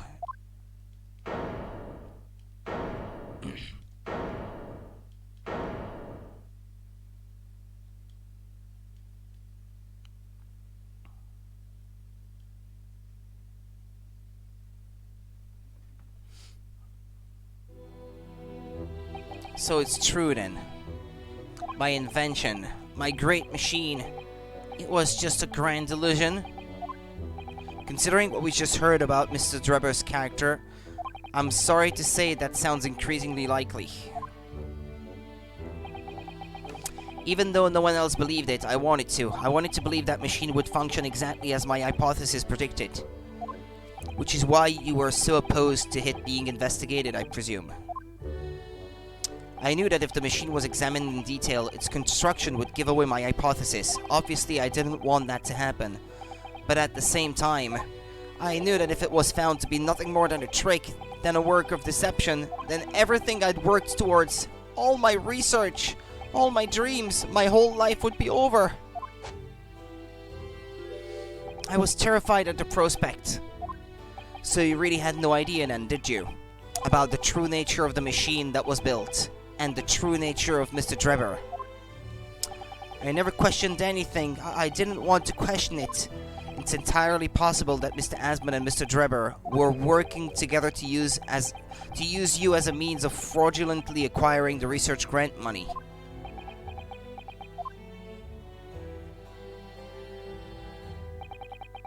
When I announced my invention to the crowds that day, it was the finest moment of my career. I pulled all the levers and turned all the dials in exactly the way Drebber had described. When the smoke suddenly started billowing out, I panicked. I didn't know what was happening.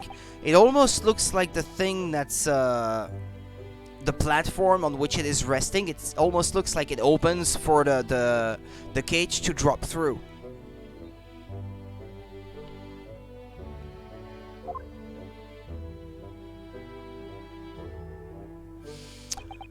But I really don't know how the whole illusion was made to work. I don't know anything anymore.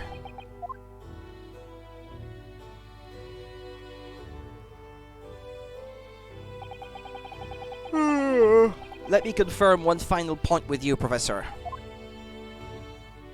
Do you now consent to the prosecution submitting the necessary paperwork to release your invention from the protection afforded by the Special Dispensation for Scientific Equipment Act?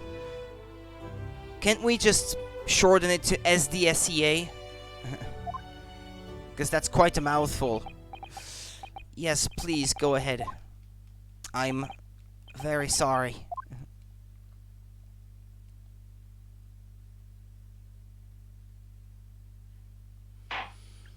It would appear that we shall have to suspend proceedings for the remainder of the day now. Lord Van Zieks, my lord, the court has newly been made aware of another party whose involvement in this matter is critical. Yes, Mr. Drebber, yeah. Gather information about the man if possible. I should like him served with a subpoena. Yeah. With pleasure, my lord. Now, counsel for the defense. Yes, my lord. When we reconvene, I shall be looking for one thing and one thing alone from you. Evidence that the defendant is innocent of the crime for which he presently stands accused. I understand. Good. In that case, this court is adjourned until tomorrow morning. Which gives us some time to investigate.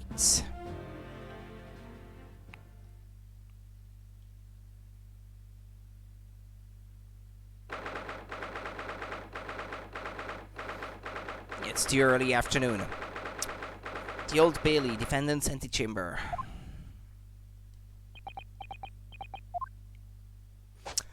Mr. Naruhodo! Yes? I'm so sorry. I was wrong. You were right. I tricked you. You trusted me. I dragged you into my mess. Oh, how did it ever come to this? I'm so sorry. Did you really have no idea, Professor? About what Mr. Drebber was really up to, I mean. About what he was really constructing. Naturally, that machine was the embodiment of my hypotheses. Of all my hopes and dreams. I had complete faith in it. Alright, in that case, I won't say anymore. Now, sadly, the murder accusation against you still stands. So we must do as much investigation as we can before the trial resumes tomorrow. Well, thank you for doing so much for me. I'm so sorry for arriving late this morning, Mr. Naruhodo. Arriving late? Didn't you receive my postcard? I wanted to let you know when I'd arrive. Postcard? What postcard? I hid it from you, Runo, so it would be a surprise. Well, did it work? I was surprised, alright, especially when she threw me to the ground. Oh dear, I'm so sorry. I was just so happy to see you again that it sort of slipped out. I had to throw you. Maybe we could stick to more traditional displays of emotion in the future. Susie's train was late into London Victoria this morning, you see. But we made the coachman really whip the horses hard so she didn't miss the whole trial. I was watching from the gallery for a while, but in the end, I'm afraid I couldn't contain myself. Yeah, okay.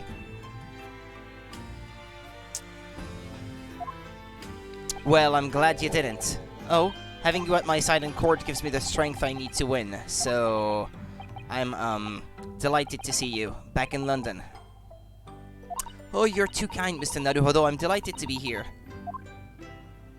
I hope I can continue to be of service to you, of course. So, what's brought you back? Did Professor Mikotoba not protest?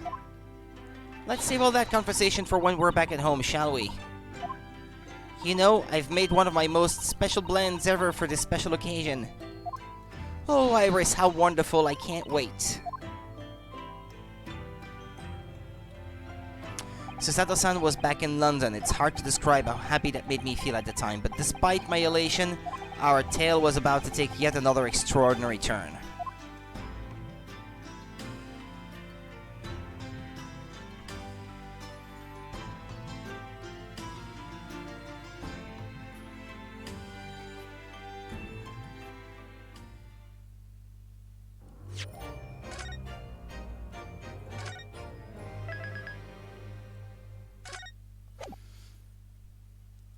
Investigation Part 2.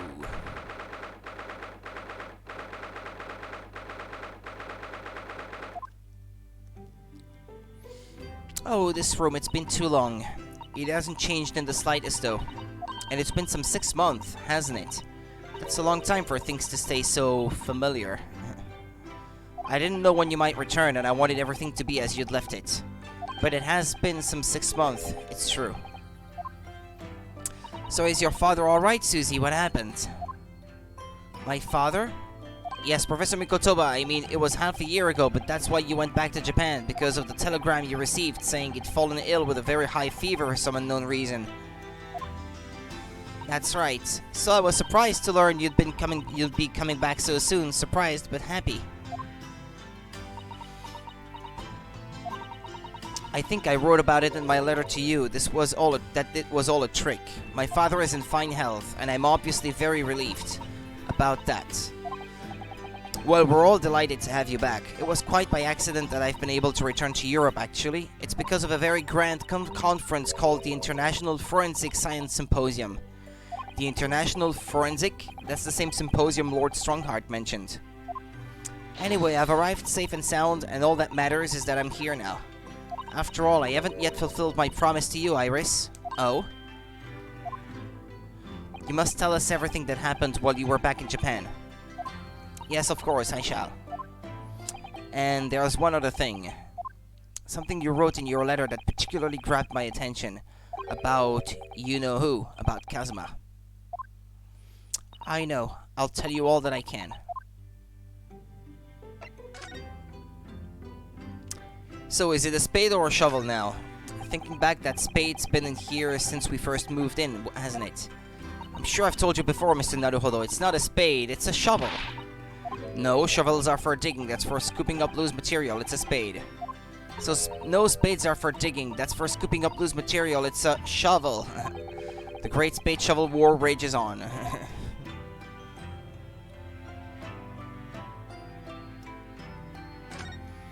I see your Daruma still only has one eye filled in. Well, we agreed that it's something we'd do together, didn't we? We could do it right now if you like. I'd be happy with that. I'd rather like the anticipation, I think, Mr. Naruhodo.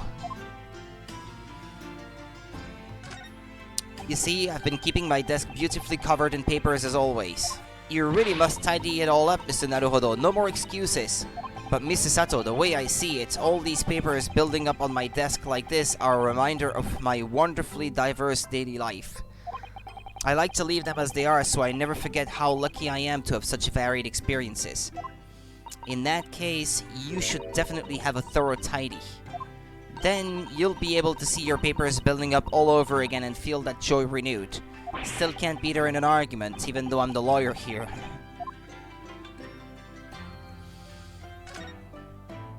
You have water gently boiling on the stove, I see. It feels wrong somehow if I can't hear the water bubbling away. And we have plenty of logs, it's not like we have to worry about paying for gas.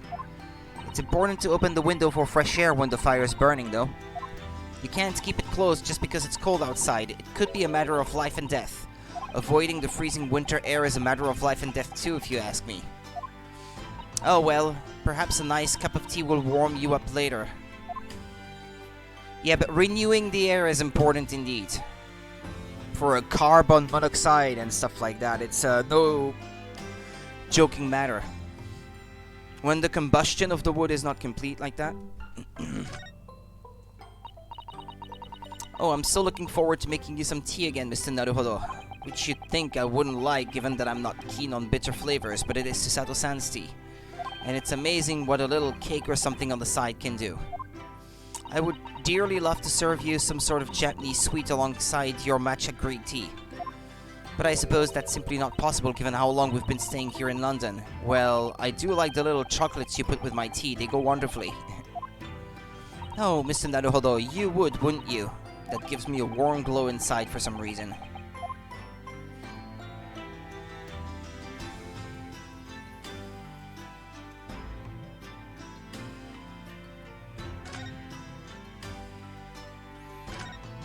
I'm so pleased to see all our sea creatures doing so well in the aquarium. Yes, the prawns are still swimming and the anemones are still swaying. Obviously, I've been looking after them carefully. At first, I used to drool whenever I looked at those juicy prawns, but not anymore. They're like part of the family now. I don't suppose they'll ever know how close they were to meeting their maker. Your room through there should be exactly as you left it. I've still never been inside. I've never been invited. Of course not. Only Iris is allowed in my room. No doubt I'll be hearing you two giggling away in there again then.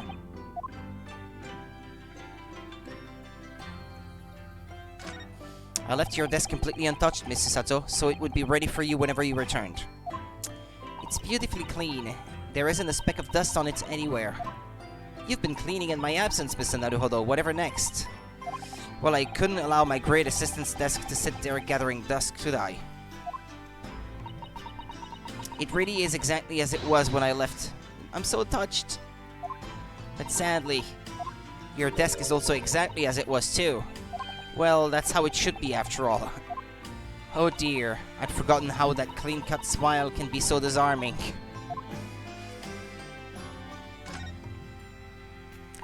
It must be about a year ago now. I wrote a really long story based on some of my father's old notes. It's about one of Hurley's greatest exploits. I called it The Hound of the Baskervilles. But then Mr. Schulmans forbade you from publishing it, and put the manuscript somewhere nobody could get their hands on it.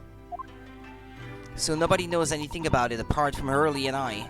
But for some reason, you knew the title of it, didn't you, Susie? Oh, it sounds so exciting, The Hound of the Baskervilles. I should love to read it. And you wouldn't tell me how you'd come to know it. Yes, but I made you a promise that I would explain one day, didn't I? I think it's time. Oh! I'm only sorry I've had to keep it from you for so long, Iris.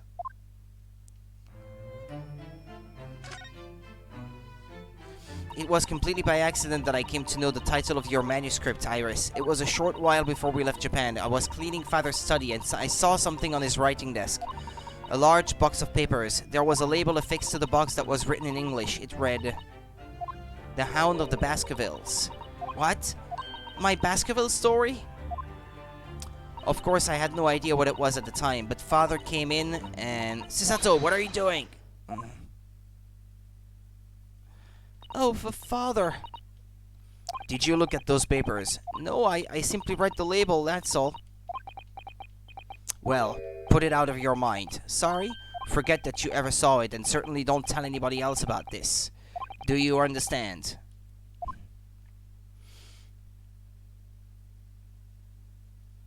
But what was Iris's manuscript doing in Japan?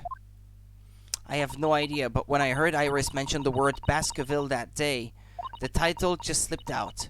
I would never have guessed that it was an unpublished account of one of Mr. Sholmes' exploits.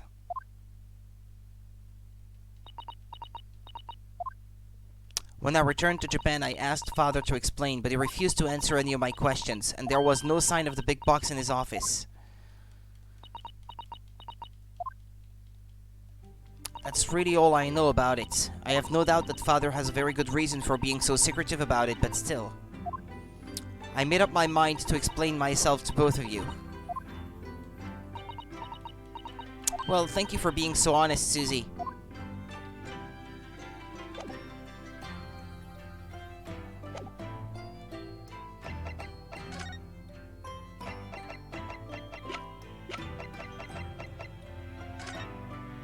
About this paper, Mr. Sato.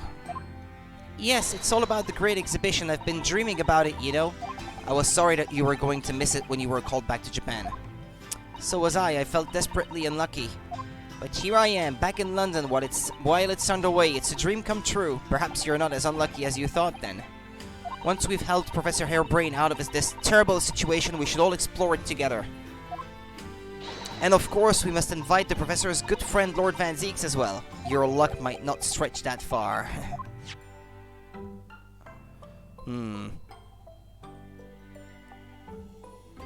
Okay. I still have it. You're still taking good care of that armband, I see. I'm so pleased. Well, yes, it feels like I wouldn't be me without it now, to be honest. Oh dear, there seems to be a thread coming loose just there. Look. I'd be only too happy to mend it for you, Mr. Naruhodo. Oh, thank you. I must have scraped it against something again. I'm always doing that. Then take better care of it, please. It was all going so well until I ruined it. Yeah, I don't suppose showing her evidence is going to open up anything.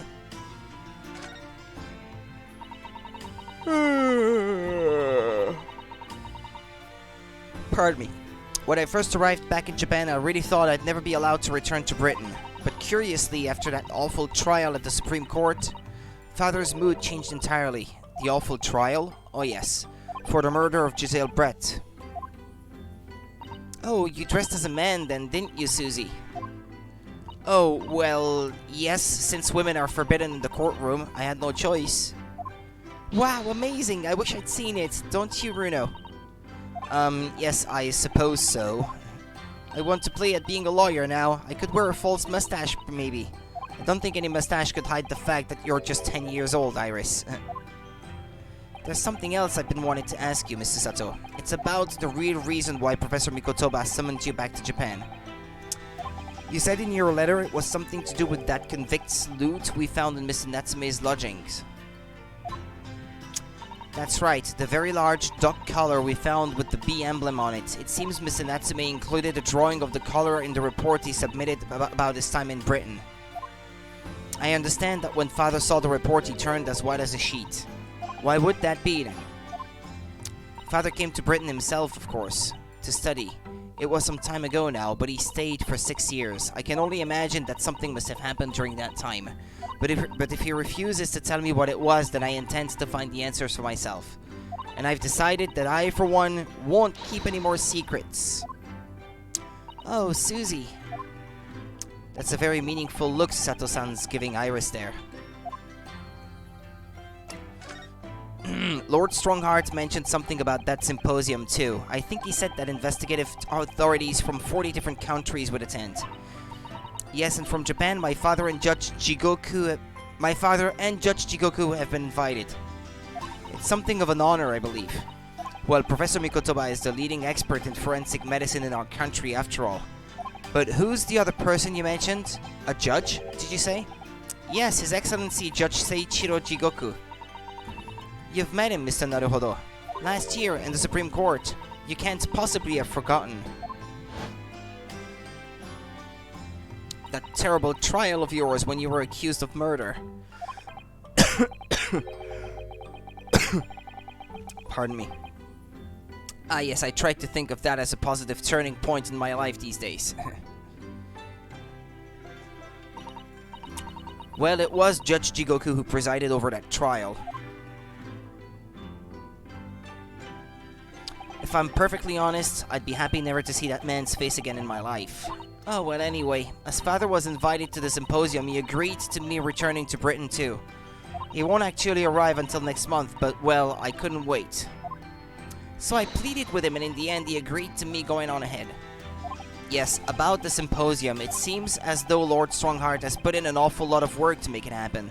It's obviously very important. I believe it is, yes. As I understand it, Lord Strongheart organized the entire event himself. I think he's hoping that by achieving exceptional results, he'll get the job of Attorney General. The most senior position in the British justice system. He's hoping to use his power to create the world's finest policing institution. That's what Father said anyway. Apparently it's Lord Strongheart's lifelong ambition. Does Professor Mikotoba know Lord Strongheart personally then, I wonder? Actually, Lord Strongheart gave me a long speech all about this very subject only yesterday, but I sort of lost the will to live early on and didn't really listen to much of it. How trying for you. Giselle Brett, the woman whose unforgivable actions ended in me being wrongly accused of a crime I didn't commit, the murder of Dr. John H. Wilson. Yes, Giselle Brett, that's a name I won't forget for as long as I live. The extraordinary thing is, though, it seems it's a name we should all forget. Sorry, since the incident, our government's intelligence services have been investigating Miss Brett. But it sounds as... It turns out that an English woman by the name of Giselle Brett didn't actually exist. But how can that be? It was a pseudonym. Her real name was Shin, and she wasn't a visiting student either. That was a front. A front? Who on earth was she then? Miss A. Shin. Her name is literally all our intelligence services have been able to ascertain about her. Nobody knows why or even how, but she came to be in Japan. It's a complete mystery, but that makes no sense. It's no easy task to be accepted as a foreign student anywhere. What could the woman have been up to? I'm afraid I really don't know. The only thing we can be sure of is that she had some business in our country that we don't yet understand. And now she's been killed, while all the questions surrounding her existence remain unanswered. I'm afraid so. A. Shin, who on earth was she? And why do I feel as though I've heard that name before somewhere? After my friend Lay's trial, the reporter who actually killed Miss Brett said something very strange. I know the truth. I know you had a hand in what went on, in that visiting student's fate. Nobody here in Japan knows anything about it. They don't know the guy never made it to England, that he died on that steamship, that he'll never... Obviously, I couldn't ask him to elaborate at the time. But later I visited the man in his prison cell and asked him what he was going to say about Kazuma-sama. And what did you learn? After he died on the voyage to Great Britain, his body should have been unladen at the port of Hong Kong and passed into the care of the consulate staff there. Should have been? Well, it turns out that his body never arrived. It just disappeared. What? Kazuma's body vanished? Our government tried to cover the fact up, it seems. They erected a grave on the cliffs by our hometown. Except Kazuma-sama isn't there. Did Professor Mikotoba know about this? Yes, it would seem that he did, but he didn't tell me. They're still investigating what happened to Kazuma-sama's body as we speak. I just don't believe it. And what is this acute feeling of apprehension I have all of a sudden? Thinking back now, some of the things that happened on the SS Buria were definitely strange. I mean, after he died, we never saw his body again, did we?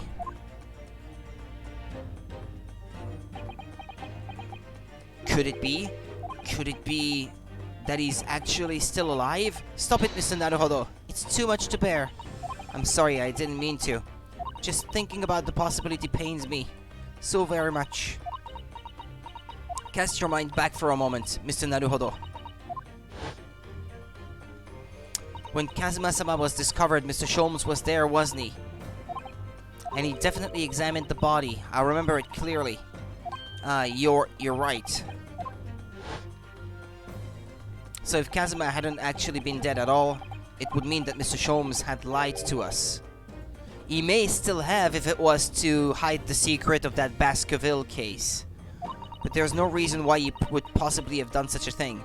He could even have used some of his science or chemicals and stuff to make him seem dead.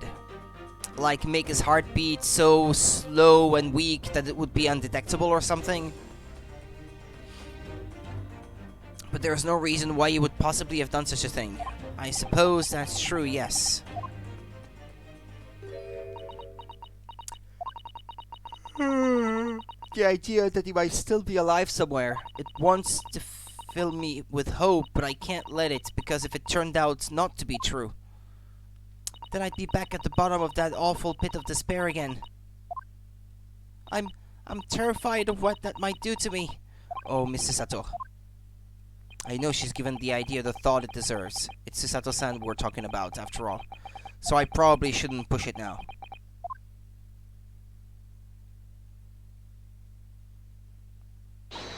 So, Mr. Naruhodo, I'm ready to start investigating if you are.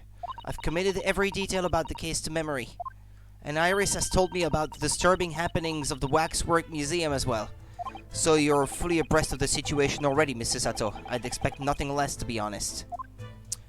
I would think our first port of call should be to investigate this Mr. Drebber, the engineer responsible for building the elaborate machine that was used to effect this extraordinary trick.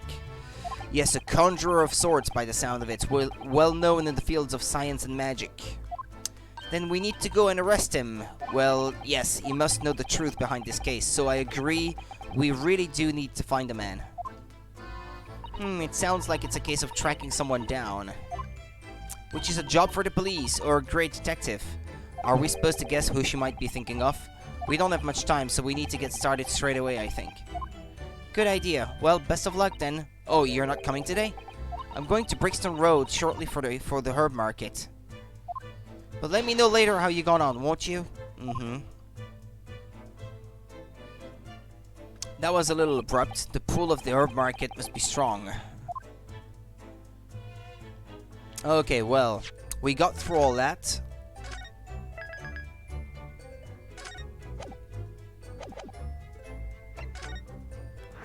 New location has been added. I can't go to the prosecutor's office yet? That's strange.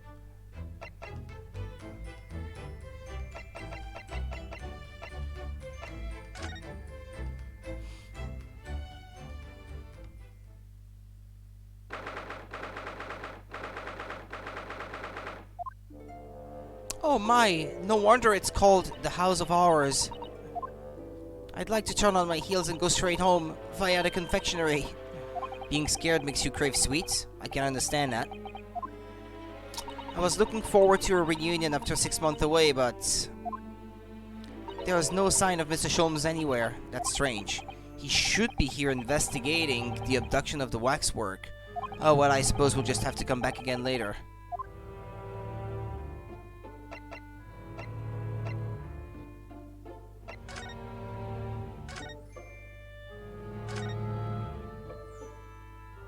I guess he's not here. That wouldn't be him now, right? That old policeman isn't here now, obviously. I still can't believe he just happened to be on the jury, though. I'd understood that London has a population of 6 million people, and yet you do seem to run into the same people disproportionately often, don't you? Yeah, you don't say. Ah yes, the heavy curtains in the middle of the house of horrors. Whatever is on the other side of them, you just know it's going to be terrifying, don't you? The sign says it's the Madame Tuspel special exhibit. It seems you have to pay extra to go inside. I know, can you believe that? Pay more money? As if we haven't been scared enough already. It's not my doing, Mr. Naruhodo. Yeah, no need to look at everything,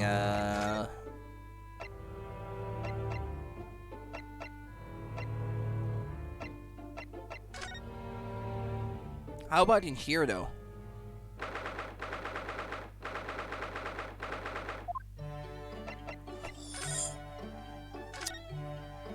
Is there anything new? I guess there would be specific descriptions for things if Susato is with me now. This is Mr. Sholmes' famous violin, the one he found being sold for a song at a pawnbrokery. What is it called again? A shorty something. Oh yes, this wonderful instrument features in the adventures of Sherlock Holmes. It's a world-famous Stradivarius. What? Stradivarius, Mr. Naruhodo. Stradivor. Are you even trying now? We'll come back to this another time, I think. There's all sorts on these shelves. Chemistry apparatus, books, papers, and lots of things I've never seen before. It's all heaped up so high I can't help feeling that the whole lot is going to topple at any moment. It looks as though it might topple, and yet it doesn't. The epitome of Mr. Sholmes' brilliance. I don't get it. As it happens, I'm quite well practiced when it comes to stacking shelves myself. Just the other day, the shelf in my office finally gave way under the strain, though. It looks as though it might topple, and it does. Yes, the epitome of your disarray. I really don't get it.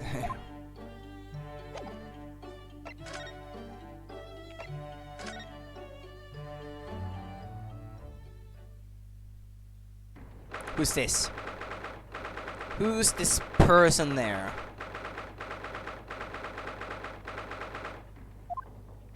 Oh? Who's that standing beside Lord Strongheart? I wonder. I've never seen her before.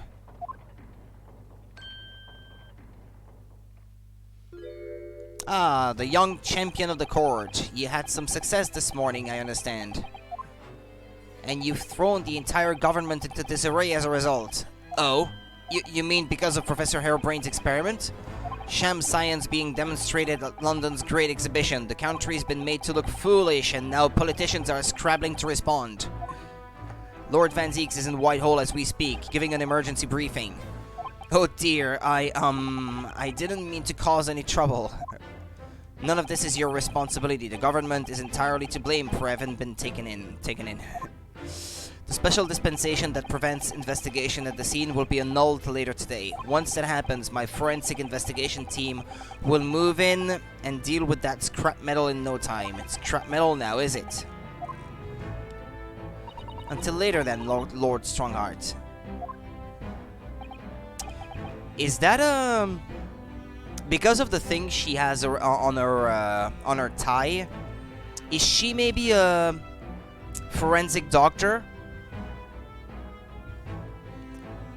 The kind that looks at corpses, I mean. If she has something to do with justice and she's a doctor, that could be. Yes, thank you.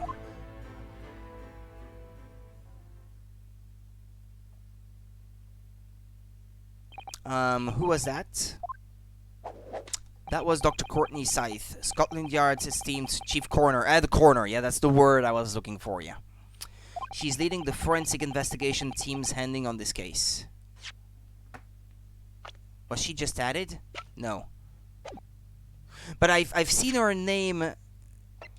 Yeah, Courtney Scythe. Yeah, I've seen her name before. I thought so. Yeah, that the name rang a bell.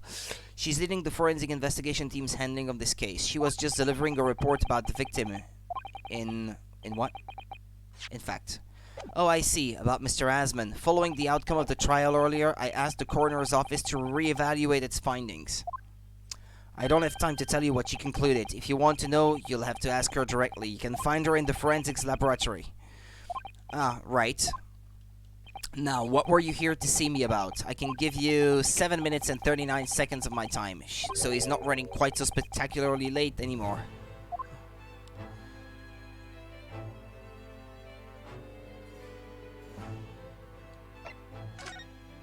Hold on a minute.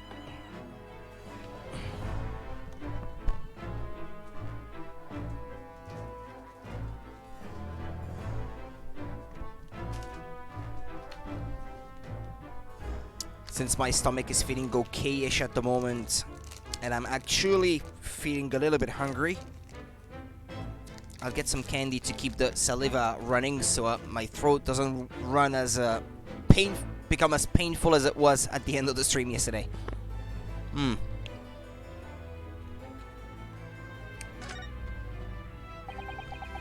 What exactly is the forensic investigation team that you mentioned before? The British Empire's police force must become the most exemplary in the world. For that to happen, it's imperative that we embrace forensic science and everything it has to offer. I first created the forensic investigation team a year ago now, unofficially of course, to pave the way. Goodness, a year ago? At next month's symposium, I intend to present the results of their work to the world. Once I do that, the House of Lords will be powerless to oppose the creation of a full-scale forensics division.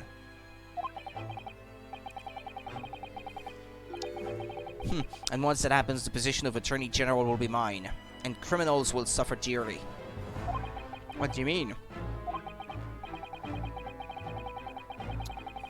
For too long, those scoundrels have made a mockery of our legal system with false evidence and bribes. But London's scum is about to be rounded up and burned in the fires of hell. I intend to see to it personally, by creating the finest police force the world has ever known, to protect our honor and our future. Look at those eyes. He means every word. Dr. Scythe is an extremely reliable coroner. When I officially establish the forensics division at Scotland Yard, she will run it as my right-hand woman. Now then, speaking of the symposium, Miss Mikotoba. Oh, yes, my lord. Your father should be on the high seas as we speak, making his way here to represent the Empire of Japan. Yes, that's right. I understand he will arrive at the beginning of next month. Are you acquainted, Lord Strongheart? With Professor Mikotoba, I mean. He did study in England, so...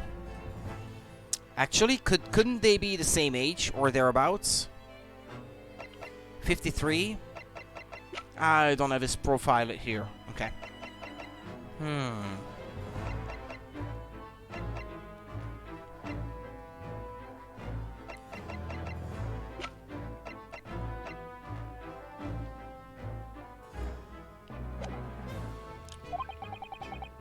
It was many years ago now, but yes, I remember Dr. Mikotoba very well.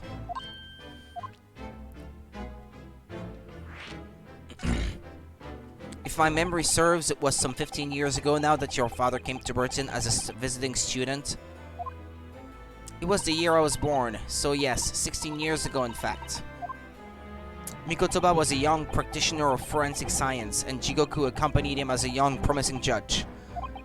The punctiliousness and politeness of the Japanese at the time impressed us greatly.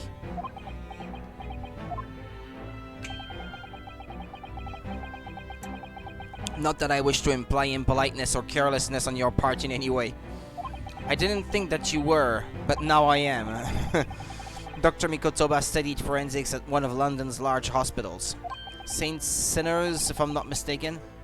Dr. Scythe was also there then, as it happens.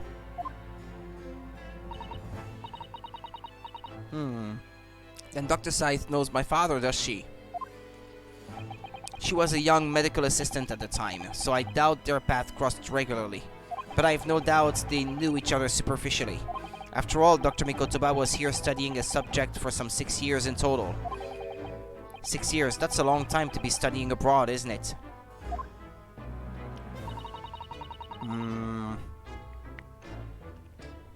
She lived with her grandmother in those years. So he left his newly born daughter behind and went overseas for 6 whole years?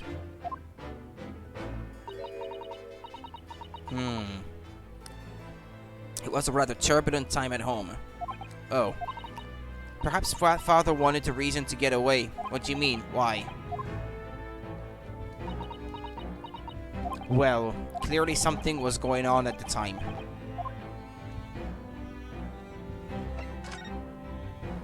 I wanted to ask you about Lord Van Zieks, actually. I heard that his older brother was killed some years ago by a mass murderer known as the Professor, who targeted nobles and royalty, is that right?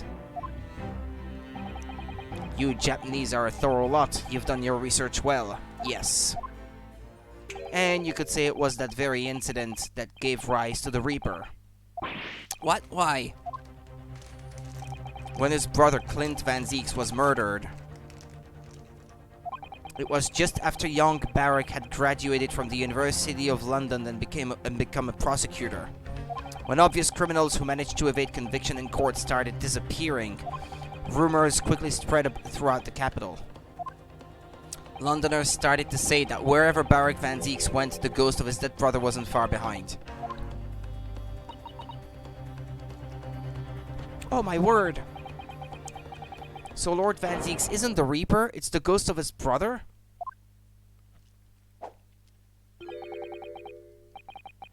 Ever since that time, he became a very aloof figure in London's legal circles.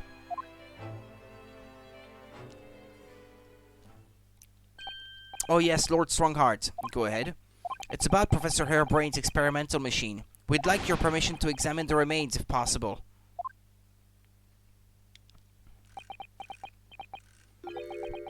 Are you well versed in science, then? None in the slightest. In fact, you could say I was barely aware of the subject at all until recently. Well, the special dispensation legally preventing investigation of the machine is currently being annulled. Within a few hours, Dr. Saita's team of forensic experts will begin their own investigation. But I suppose until then, there is no harm in you looking at the wreckage, as long as you touch nothing. Thank you, being able to look at it is better than nothing. And I'll be able to see it too. Your time is up. You'll have to excuse me now, I'm afraid. My next engagement calls. We are extremely sorry to have troubled you when you are so busy, my lord. I have important matters to attend to in preparation for the symposium, you understand.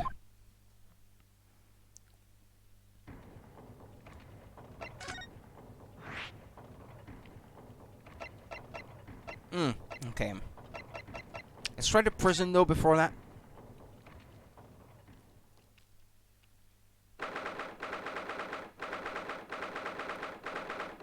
Local prison cell 11. What's he doing? He's... Oh my! The whole wall of the cell is covered in mathematical equations. And he's still writing more now. Professor, sorry to interrupt. Oh, Mr. Naruhodo. And who is this young lady? My name is Susato Mikotoba. I'm Mr. Naruhodo's judicial assistant. It's a pleasure to meet you, Professor. Oh, if only I'd met a refined young woman like you sooner. None of this would have happened. No, that's not logical. That makes no sense at all. Oh dear, I'm sorry if my presence here upsets you. I owe you an apology too, Professor. I didn't manage to deliver what I promised you I would in court this morning. Oh no. The whole thing, the whole miserable affair, it all happened because I've been such a complete and utter clot. Professor Harebrain? What have you been working on in your cell? Oh, haha, you mean that? Oh dear, how embarrassing. I was suddenly struck by an idea, you see, and I simply had to write it down. The wall was all I had on hand. Is it some new hypothesis? Something to surpass super high voltage instantaneous kinesis, maybe? No, actually, this is my autobiography. Your autobiography? How I was diddled and fiddled by Albert Harebrain. I found I can represent my odd fortunes with only odd numbers in an ambitious set of simultaneous equations. Really?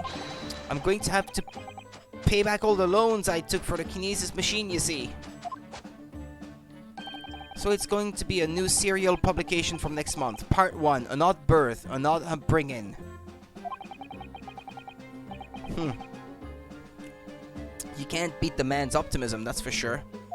I see. Well, for now, would you mind if we talked a little more about the case? Oh, yes, of course. I've been working through the numbers. I was diddled, I was fiddled by the pair of them, by Asman and by that aloof engineer, Drebber. We're not going to have to sit through an explanation of all these equations, are we?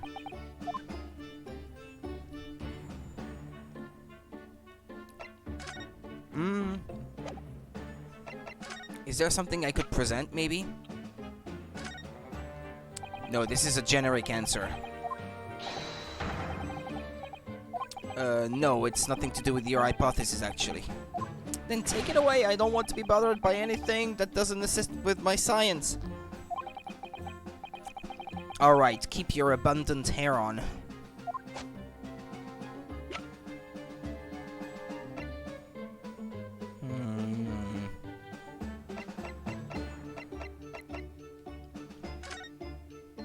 Okay. No.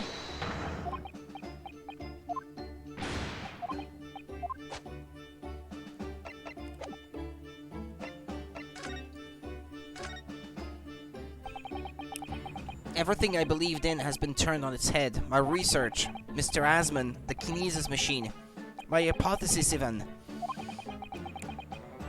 I'm sorry it's come to this. There was really no other way. No, it's not your fault. I wanted to protect my work, but in the end, there was nothing worth protecting. It was never my intention to deceive anyone. I didn't want to trick the public. No, of course you didn't. But in court this morning, I realized something. Oh? If you've done something wrong without knowing it, you've still done something wrong logically. It makes no difference if you were aware of it or not. Ignorance is a poor excuse. The blame still lies with me. Oh, Professor. He believed in me this morning, you know, Barak did. He believed in my hypothesis. Well, I think that was just a necessary factor in the prosecution establishing its case. No, Barak wouldn't do something like that. I'm sure he genuinely believed it. Did he? I think I understand now why it was that he decided to take on the prosecution in my trial, I mean.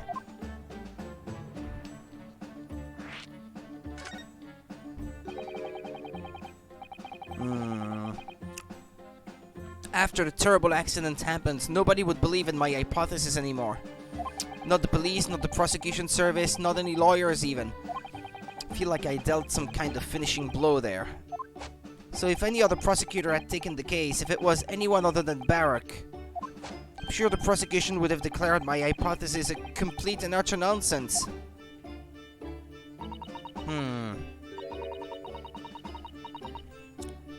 And in that case, you would have been declared a fraud yourself, Professor. Exactly, which would have been a fate worse than death for me. But Barak insisted that I was a proper man of science from start to finish. You think that's why he... I know him very well indeed. He's an extremely kind-hearted soul.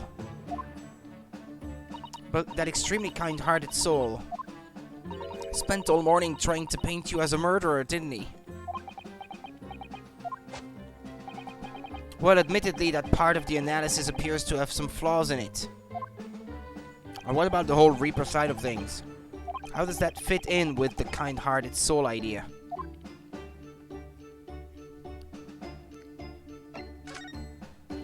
Do you think he set out to trick me from the very start? I'm sorry to say, that does seem likely, yes. Mr. Asman. When I first met him, he introduced himself as a wealthy financier. He looked over the paper I'd written and said my work would benefit all humanity and must be pursued.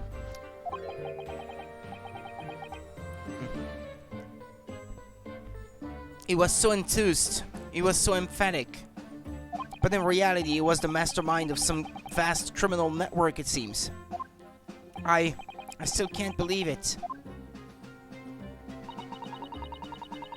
As the machine was essentially a set decoration for some stage magic. Probably didn't require a large amount of investment, actually. But the scale of it, it wasn't just some small trick, it was a very elaborate feat of deception. All young scientists are full of hope about their burgeoning ideas, full of zeal. But none of us have any money. We want to do research, but we can't afford it. Many of us take on barely legal part-time work to try and to earn just a few measly pennies to carry on. To go through all of that, only to be taken for a complete fool. It's too rotten to believe. It is, I agree.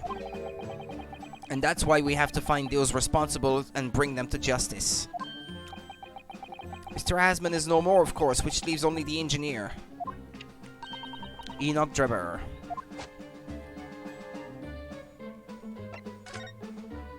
Is he an engineer, or a magician, or a swindler?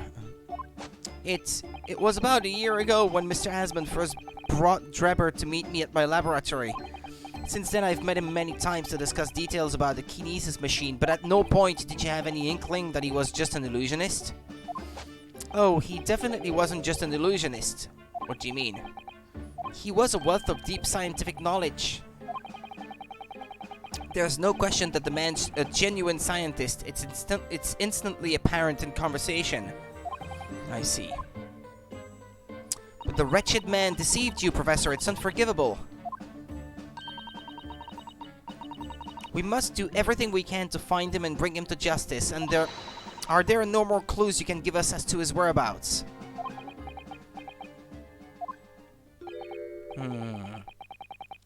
I'm sorry, we only ever discussed the kinesis machine. Nothing else. Although, just once, I did visit his workshop. What workshop?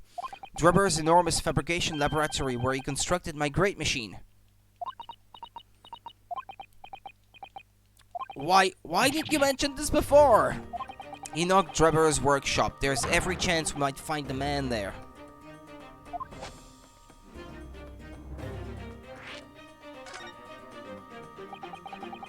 So you've been to Drebber's place of work then? Yes, just once, you understand. It was an enormous place, plenty of room to construct the kinesis machine, you see.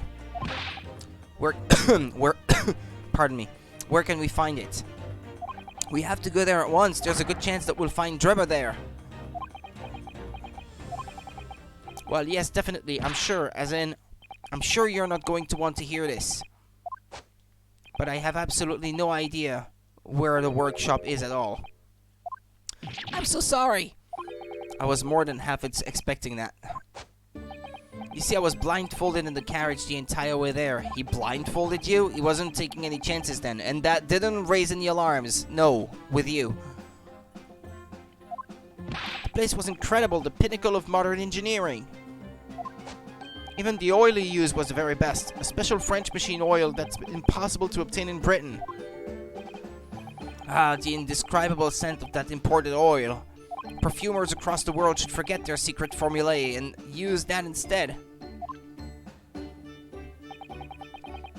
What do you think, Mr. Sato? Oh, the machine for your next birthday? I've never used any kind of perfume, Mr. Naruhodo, and I'm not sure I'd like to start with that. I don't suppose you know even part of the workshop's address, Professor? You don't have a business card from Mr. Drebber, for example. The man was clearly very cautious, Mr. Sato. I'm sure he would never have. Aha, yes I do. He gave me his business card once. It's right here. Look. Let me see that. Throw a ticket to the wind, why don't you? Enoch Drebber, engineer. I'm afraid that's all it says. There's no address. No. Oh well, I can't say I'm surprised. Still, this could be useful. Drebber's card has been entered into the court record.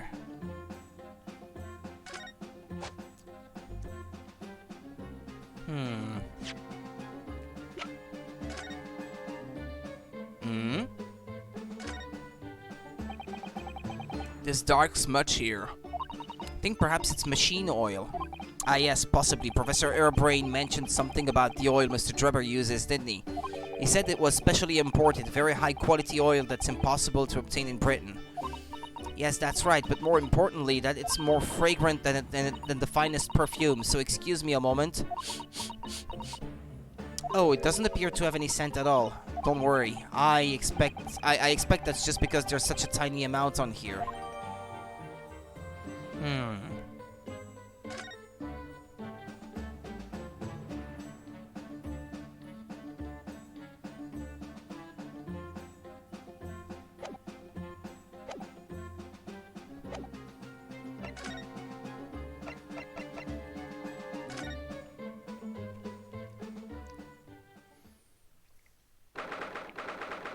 Maybe she can tell us where the oil came from. Is she here? I believe this is it, Dr. Scythe's laboratory. The chemical smell really assaults the nose, and there's plenty to assault the eyes in here too. She's not here? But we're here now, so we may as well do some sightseeing, don't you think? What a seasoned tourist you've become, Mrs. Sato. We could just have a little look around, being careful not to upset any restless souls.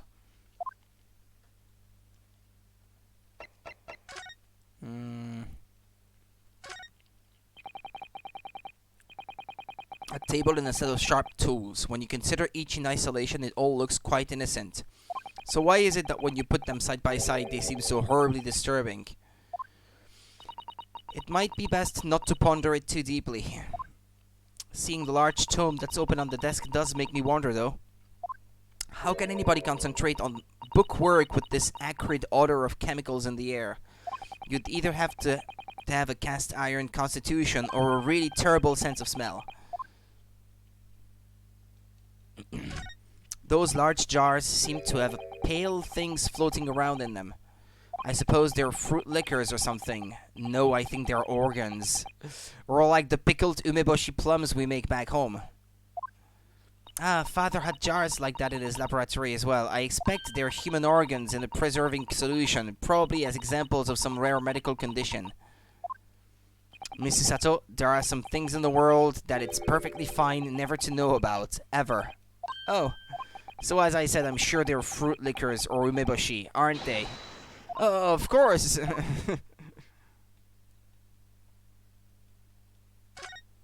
Look at all the bottles on the shelves in these cabinets. What an assortment of chemicals. These ones here are labeled highly toxic. That's worrying because there are also things that look like salt and pepper shakers in there. Oh yes, and they actually say salt and pepper on them. The doctor probably spends a lot of time in this room, I suppose. Perhaps she has meals here sometimes. Life goes on, even when you're surrounded by death. I suppose this is Dr. Scythe's desk. I would not like to work in a place like this. It's very tidy though, isn't it, Mr. Naruhodo? Imagine how efficiently she must work. The lighting is poor, which is bad for the eyes, and the chemical smell can't be good for you. Not to mention the skeleton watching over you as you work, which is definitely bad for the nerves. Well, yes, those are valid concerns, I suppose. I can just about cope with a one-eyed Daruma doll watching over me, but that's all.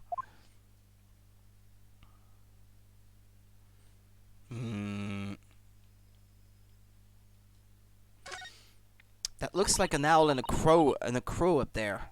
I know, and they haven't even twitched since we came in here. Well, no, they wouldn't have. They're taxidermy mounts, Mr. Naruhodo. I was afraid you were going to say that. I've been trying very hard to tell myself they're just sleeping with their eyes open.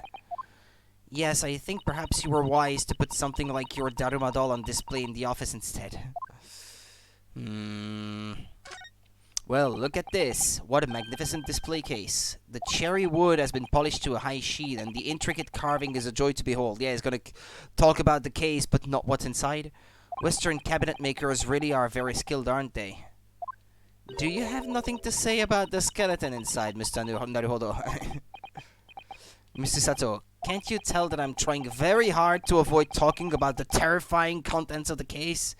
It's how I cope. I'll be sure to remember that from now on.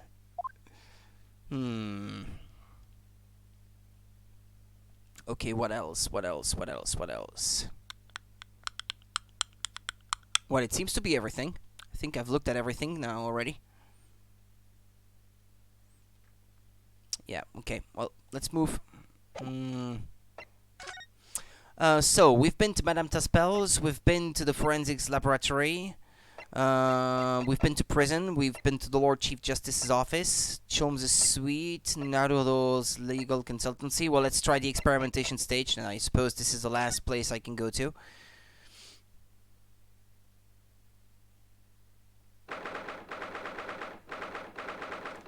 The Great Exhibition Grounds, foot of the Crystal Tower.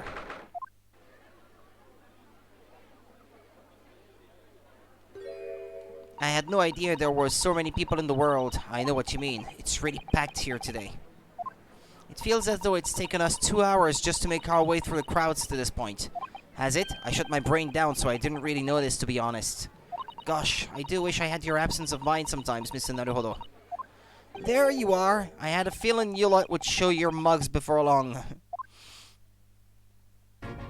Oh, Inspector Gregson, I see you're hard at work as usual. Warm greetings to you. I do hope you've been keeping well since we met. What's with all the ceremony? We just saw each other in court this morning. Not you, Sunshine. The gentlewoman so loyally at your side. Oh. Why, thank you, Inspector. How good of you to notice. He might be a bit rough around the edges, but he's still a proper English gentleman at heart, I suppose. As you've probably guessed, we were hoping to investigate the scene some more. Right, well, that's the young trainee's domain. Oi, get over here, Gina.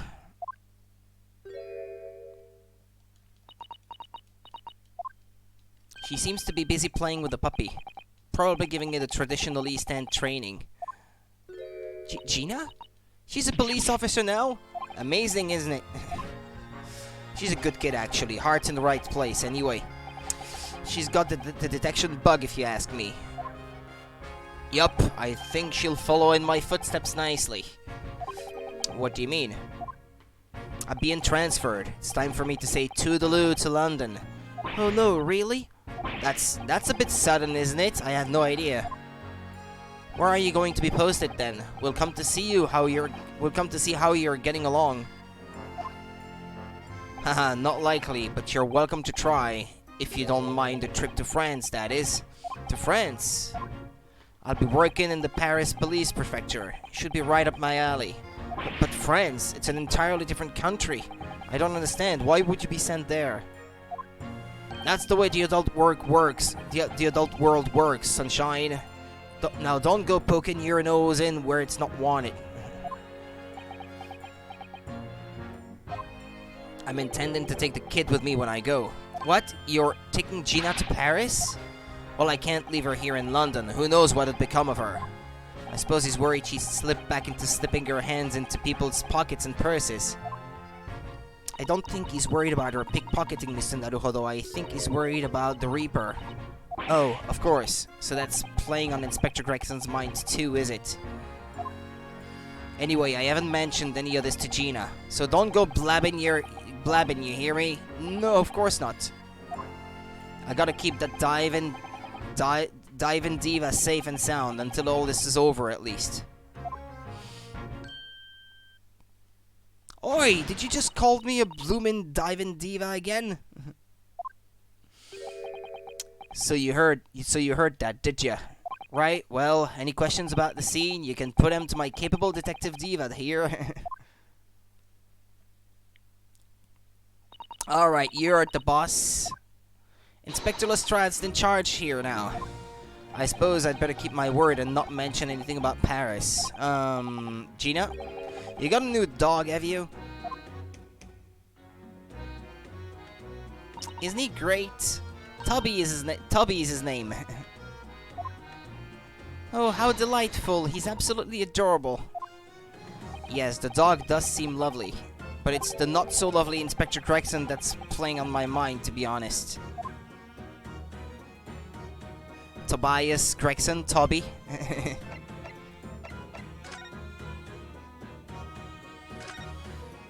Here's the scorching on the ground that you mentioned. Yes, and there's what's left of the green balloon's envelope. All clear evidence of the balloon that exploded on the day of the incidents. But Professor Hairbrain, poor Professor Hairbrain, I do feel sorry for him that his dreams have been shattered like this. Someone's well and truly burst his bubble, as it were. Ha ha ha. Ouch, I'm a bad person.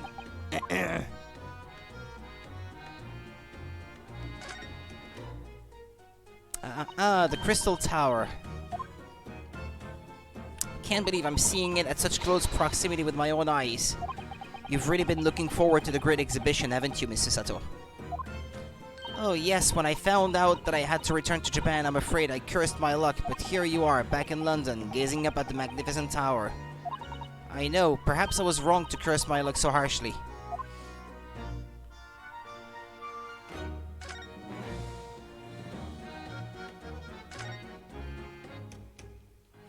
What a shame that the symbolic landmark of the great exhibition has been damaged like that. Yes, unfortunately the birdcage crashed in the most prominent position possible. It's the gods giving us a warning, if you ask me. Man must travel under his own steam and not cut corners with instantaneous kinesis. But imagine what might have happened if the birdcage had landed in a slightly different location.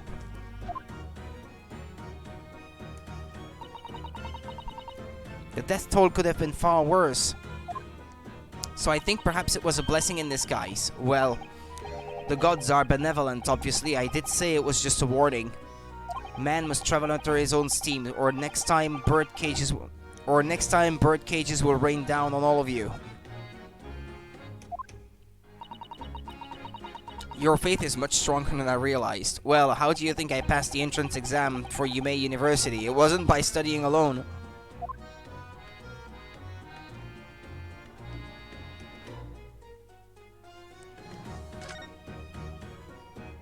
The stage up there is where the experiment was set up. It's very high, isn't it? About 30 feet, I believe, or 9 meters if you prefer. Craning your neck to see up to it starts to hurt after a while, doesn't it? Yes, we need to get up there and look around properly, although if I'm honest, climbing all those stairs makes my chest hurt. Oh dear, I think perhaps you should exercise more, Mr. Naruhodo.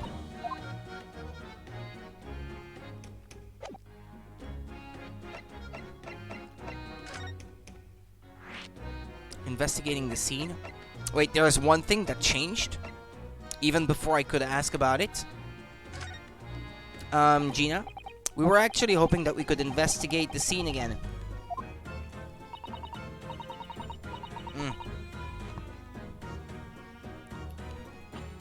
Yeah, alright, if it's around here, you can do what you like. Oh, that's alright, is it? I'm gonna be playing with my new friend here. Ah yes, Tubby.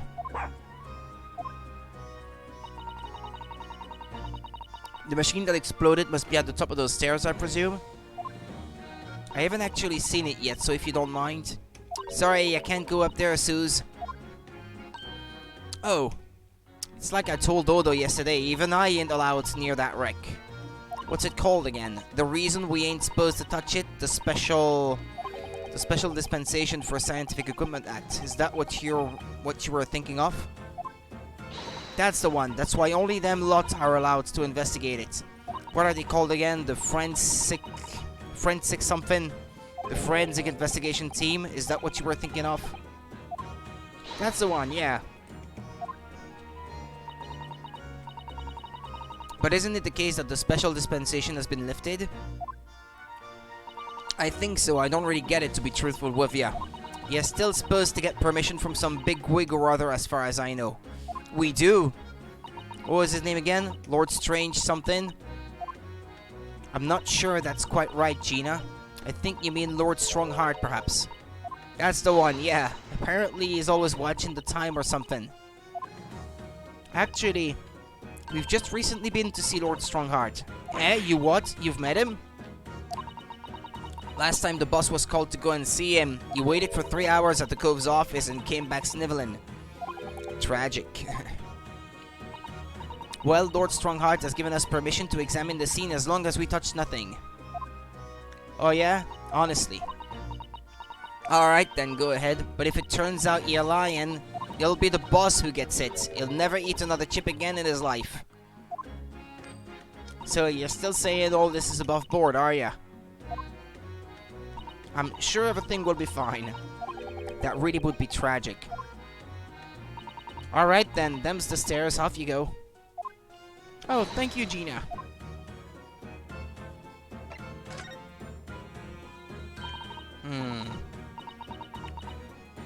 It was great, weren't it? I had a right laugh. It was a new one on me, that. You know, being in court and not spend the whole time worrying about to be found out. You did keep an awful lot of secrets in all your previous court appearances, didn't you? Yeah, and Odo's made things hard for me every single time and all. Just doing my job, Gina. But watching someone else get it in the neck is a lot of fun, actually. It was amazing when you showed that dodgy professor's dodgy experiment was a total fix. The dodgy professor, as you put it, Gina, is Mr. Naruhodo's client. Yes, I'm starting to wish he wasn't, though. It's the boss I feel sorry for, sent off to do the impossible. What do you mean? He's supposed to arrest that other cove, ain't he? And in time for tomorrow and all. You know, the dodgy engineer, what's his name again? Mr. Drebber, you mean? Enoch Drebber? That's the one. Yeah. She says that a lot. That's the one, yeah. So the police are looking for this mysterious man with the black monocle. I guess they would be.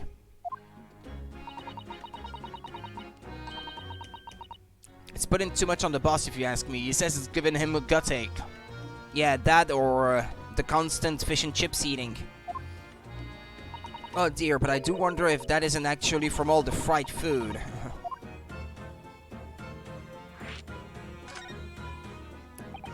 So Scotland Yard are trying to track down Mr. Enoch Drebber. I wonder if they've had any luck. He's really funny looking, got two eyes, wood don't match, stole a glimpse of a picture of him earlier. I mean, I didn't actually pinch it or nothing, the old devil's got it. Sorry, who? You know, that's Cowling Reaper, what's always glugging down glasses of that blood-red plonk. Lord Van Zeeks. He's always had it in for me, that cove. Don't know what he's always scowling about, mind. Probably would have been a pretty good boss as it goes. She'd rather be the Reaper's apprentice than a detective's trainee. The way I see it, if the choice is between a chip-guzzling detective and a chalice-glugging demigod, you're equally badly off with both. I suppose you're right. I hadn't thought of it like that. Glad we've put that one to bed. Anyway, the point is everyone at the yard's dead set on finding the fishy engineer. But there don't seem to be no clues to go on, so they're stuck. There's nothing that can lead us to Drebber at all. Where did you find that little mutt then, Gina? Oi, don't be so flaming rude, Odo. Slight overreaction, don't you think? He ain't no mutt, alright. Toby is how'd they put it?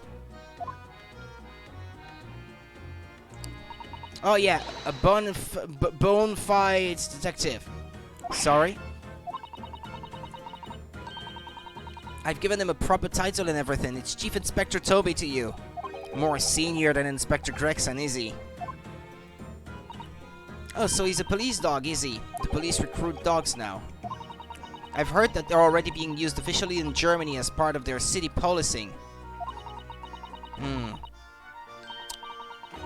They're used for chasing criminals and such like. They have a wonderful sense of smell after all. I have a fairly good sense of smell myself as it happens. I can tell undergarments that have been freshly laundered from undergarments that haven't. That's nothing compared to this little fella, Odo. Oh, really? According to what the boss said, once Toby's ears got a good whiff of your drawers, he could chase that scent to the other side of the world. What? To the other side of the world? You mean he can swim? Mr. Naruhodo, I think you may have missed the point by rather a wide margin. I just can't believe this little dog has such an incredible skill. I'm telling you, Odo, there's gonna be more and more dogs doing their bit for the police in future. Yes, I agree. Right, one of these days they'll be barking orders at the slot, not the other way around. Oh dear. Sorry, Gina. I don't think I agree with your vision quite that much. Well, anyway, whatever you think about that, Toby Ears is Britain's first police dog. I found him down the East End the other day. Someone had just chucked him out on the street. There you go. I knew she'd lifted him from somewhere. Oh, Gina, you're such a kind-hearted soul, aren't you? To children and to animals. Hmm.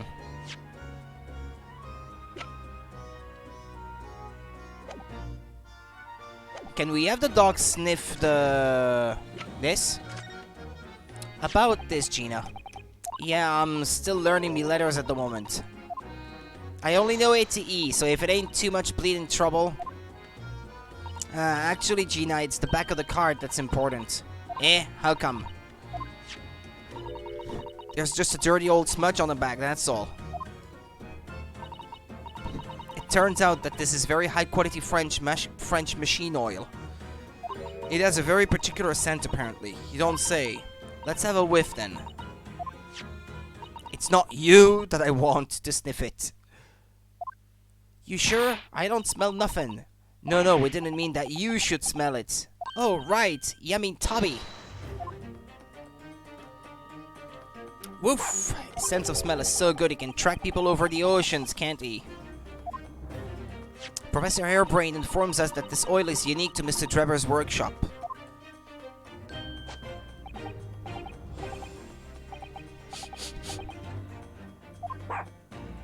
I think he's picked up a scent. So I mean, if he follows the scent of this oil, Tubby could lead us to that dodgy cove's workshop. That's right, that's exactly what we were hoping. Alright then, we'll give it a go. I'll just borrow that. What? Wait, when did you... Want a pickpocket? If I can lead everyone to that Drebber's workshop, I'll be the boss's boss before next week. Oh yes, Gina. I'm sure you'll be promoted. Poor Gregson. Right then, Odo, leave it to me. Sorry, we're gonna get going after that dodgy engineer cove right this minute. Oh, but hang on. Someone's supposed to be on guard duty here all the time. I'm afraid we can't help. We need to get on with our investigation as well, Gina. Oh, right. Oh, well, never mind. It ain't gonna be me what gets in the neck. What gets it in the neck. It'll be the boss. Poor Gregson again. Ready, Toby? Got that old scent, have ya? Come on then, boy. See ya later. I do hope the scent of that oil leads them to that swindler's workshop. Yes, I hope so too. Ideally before the dog swims across the channel to France.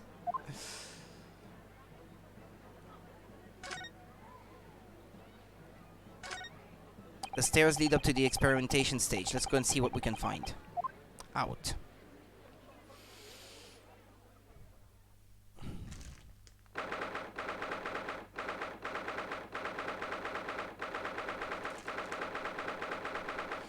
The Great Exhibition Grounds experimentation stage. Oh my, so this is the machine. That was used to deceive people into thinking instantaneous kinesis had taken place. Yes, that's right. Or rather, it was the machine. It's a little worse for wear at the moment. What extraordinary length Professor Hairbrain went to in order to obtain the research grant. No, the professor was strict as well. He didn't know anything about it. Yes, of course. It is amazing though, isn't it? The scale of the whole affair is so very British. You're right about that. You never see such a grand deception in Japan, that's for sure. Oh, look, is that Lord Van Zeeks? So I think we're more or less done here, aren't we? Shall we, Mr. Sato? Already? He is the Reaper, remember? We'd do well to keep our distance, I think. But we have permission to be here from the top. We're perfectly well allowed to investigate this machine, as long as you don't touch anything. From the top? Do you mean Lord Strongheart? Exactly. So we can stay here and stare at this wreckage for as long as we like. She could have been at the center of the explosion here and it wouldn't have been bent her steel will.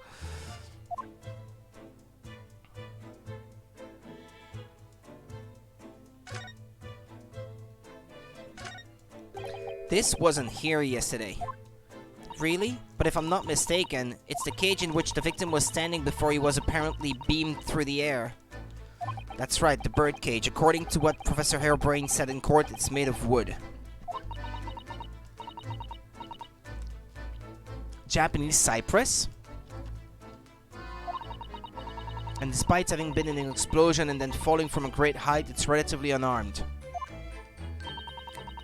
What wonderfully durable construction, wouldn't you say, Mr. Naruhodo?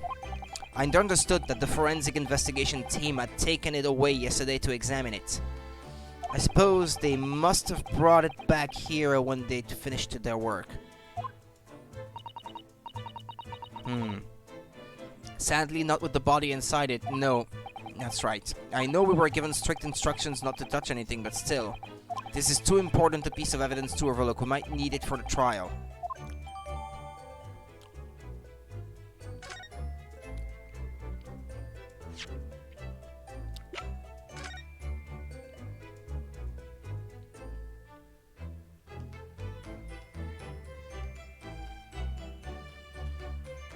This is from it landing. The damage. Ah, look here, Mr. Sato. Oh yes, the wood's cracked and broken a little, I suppose because it fell from such a height. Yes, from the height at which the balloon was flying down into the crystal tower below. A fall of about 30 feet, or 9 meters. Leaving the man inside tragically dead.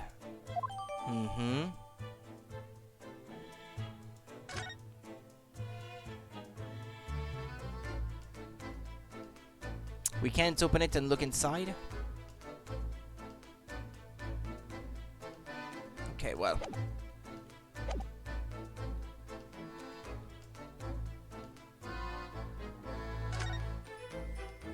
What a terrible explosion it must have been. Even the steel girders have buckled and twisted in the blast. It does look like it opens that thing in the middle, no? Like it would let you fall through. And what they call the birdcage was right in the middle of it all just here. But look, Mr. Naruhodo, that metal grill on the floor. Looks as though it's designed to open. It does, doesn't it? If the floor had opened at the precise moment the explosion occurred, the birdcage could have dropped through and disappeared from sight. I don't think there's any doubt that this was a very elaborate hoax, is there?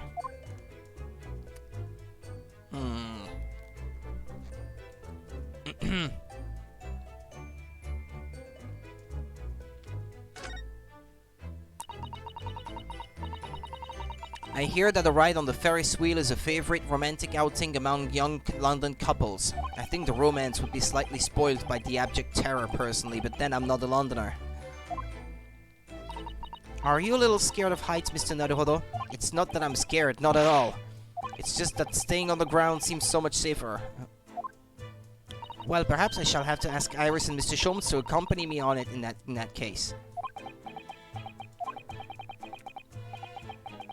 When you put it like that, part of me does want to give it a try. Oh dear, it is complicated for you, isn't it?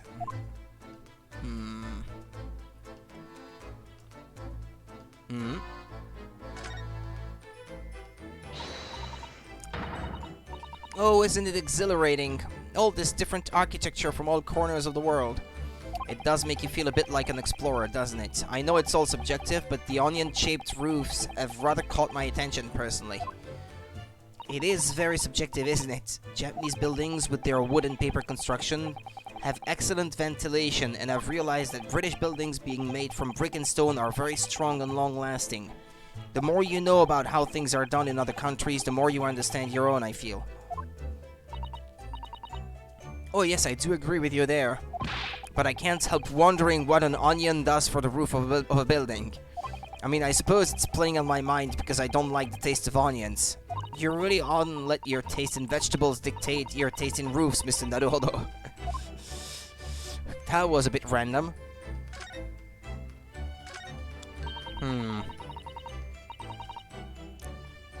Look at that horn-shaped transmitting device, isn't it amazing? That's exactly what I thought when I first saw it. It makes you think, doesn't it? If only it had just been a normal horn, none of this would have happened. That's almost exactly what I thought as well. I bet I can predict what you're going to say next in that case. You're about to say, nothing ever goes to plan, right? Oh no, I would never say something like that. However much I look at them, I just can't come to terms with those Temari handballs floating in the sky.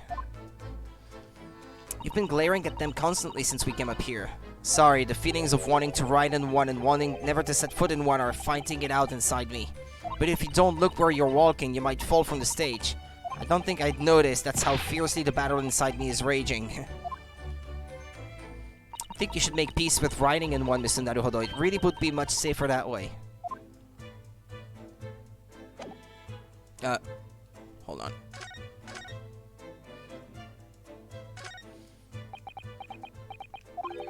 Least approachable man in the world winner. 10 years in a row. Be strong, Mr. Naruhodo. Your country and your assistants stand firm behind you. Lord Van Zeeks?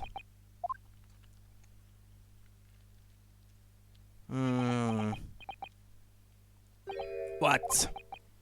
Well, beautiful weather we're having, isn't it?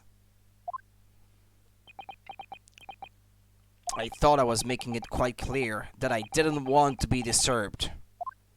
Apparently, you Nipponese are unequipped to read the signs. Oh, I read them. So, what are you doing here? Entry to this area is prohibited. Well, the thing is, Lord Chief Justice Stronghearts granted us permission to investigate on the condition that we didn't disturb anything. And yet you've managed to disturb me. Never mind. State your business then. Come to think of it, there are quite a few things I'd like to ask Lord Van Zeeks about. Not least of which is that awful case, even though it's nothing to do with this. Ask away, Mr. Naruhodo. You won't know unless you try.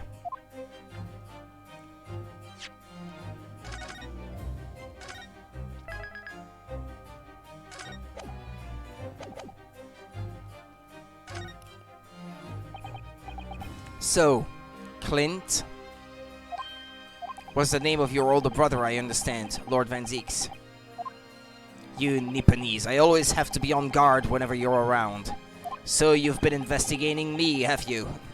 Oh, no, it's not like that. Well, alright, it is a bit like that.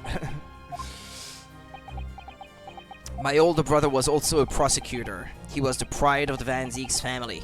But tragically, a vicious killer took him from us. The professor, you mean?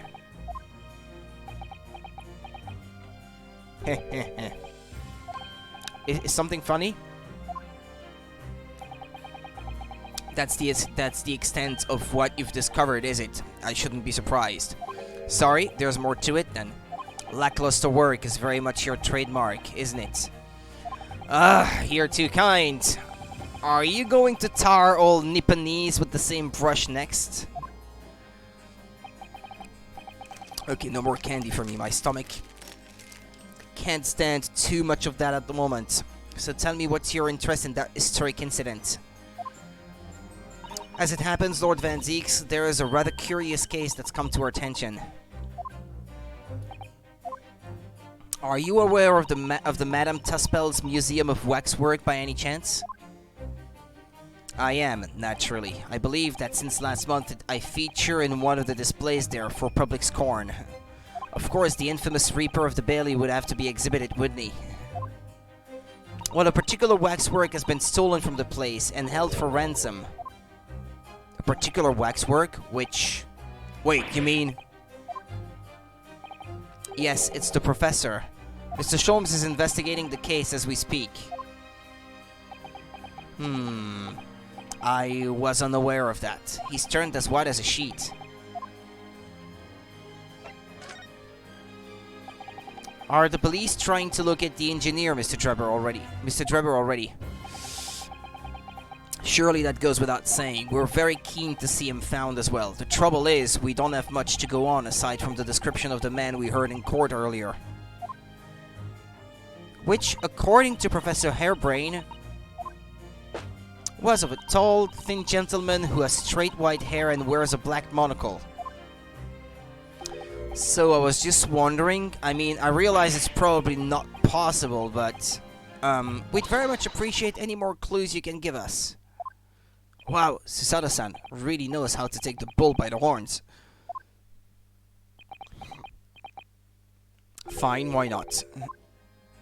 I have a photograph of the man here from an investigation 10 years ago. Though it appears he already had that black monocle at the time.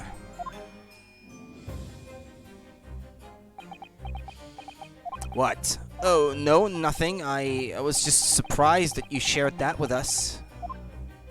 We all need the man's testimony in court tomorrow, which means we have to do everything we possibly can to track him down in the short time available. So why wouldn't I show you the photograph? What is it about Lord Van Zeeks? Sometimes I just can't work him out at all. The photograph of Drebber has been entered into the court record. Let me have a look at it.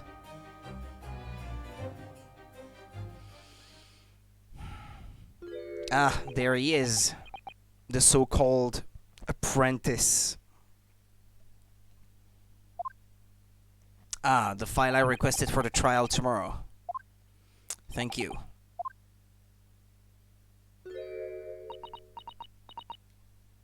Are you alright? Who is this man, Mr. Naruhodo? Lord Van Zeeks' apprentice, apparently. So I'm not the only one. Susato-san can see it too. Lord Van Zeeks? May we speak with your apprentice for a moment? With him? Why?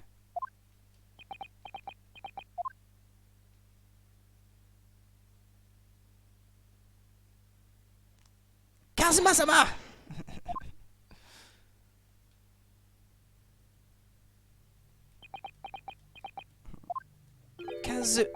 Kazuma? I don't believe it! Your posture, your presence, it can only be... It's you, isn't it, Kazuma-sama? They're not gonna make it that easy. I mean, they're gonna drag it along, leaving some doubt, because it's way too early in the game, I think, to have that kind of confirmation. I felt something strange the very first time I encountered this cloaked figure, as if I knew him somehow.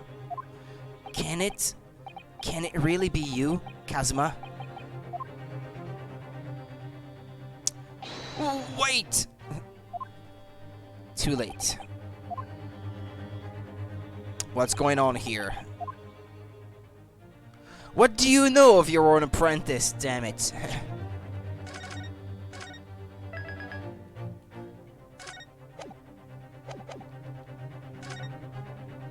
What is your interest in my apprentice, exactly? You act as if you know the man or something.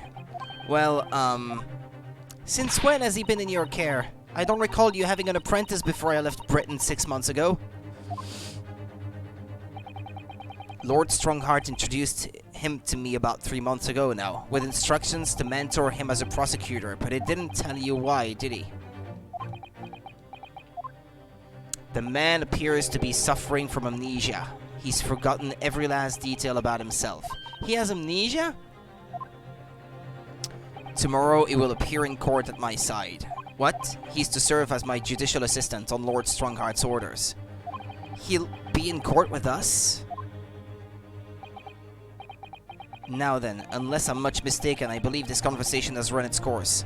Oh, yes, thank you. Amnesia. Really? You're going with that? I definitely saw a reaction there. When Chisato-san called out like that, it really seemed to hit a nerve. When she called out Kazuma-sama.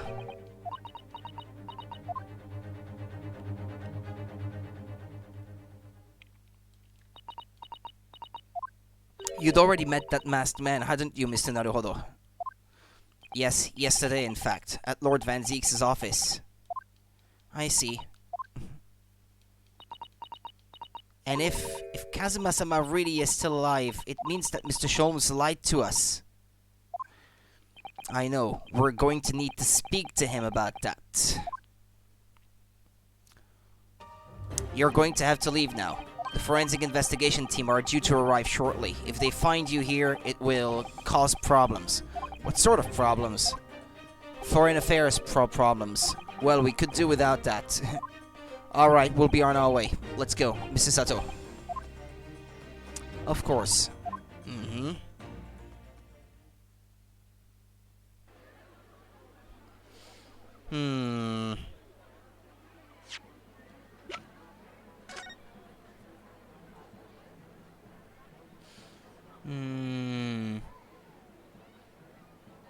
he has that cross thing on his, how'd you call that? Lapel? Is that how you call that?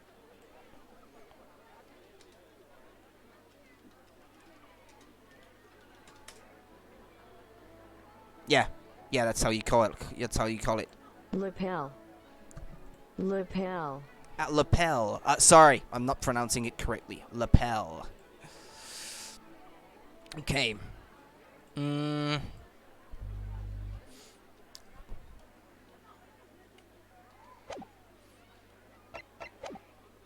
Move. Let's try the forensics laboratory again. Still nobody. Okay.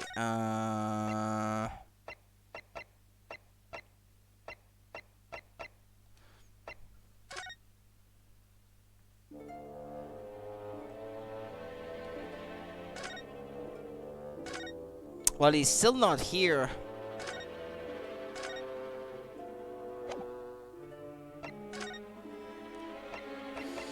Experimentation stage. Forensics laboratory. We've just come from there. Is Sweet? No? Is he at home?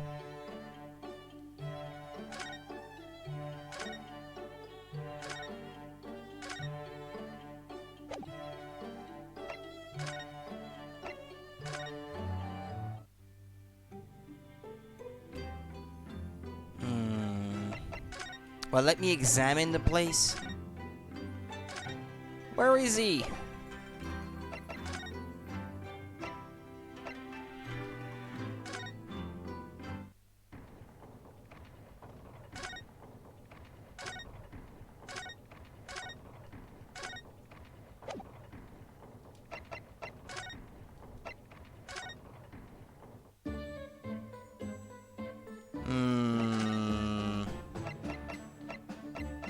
I've tried everywhere.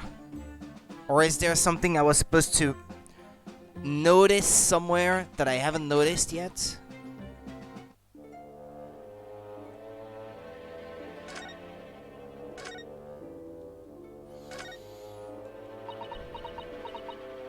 This one's posture reveals his weakness. Sorry? The killer's stance leaves him wide open to attack. I'm quite sure I could see him off. With a Susato takedown, then a Susato squash, and finally a Susato smash. Right, and if that doesn't render the culprit unconscious, a Susato slam should finish him. A Susato slam? Oh, I'm sorry, it's rather hard to explain. Leave yourself open slightly and I'll demonstrate. Absolutely not.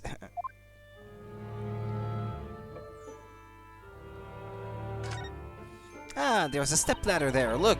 Oh, yes, a stepladder.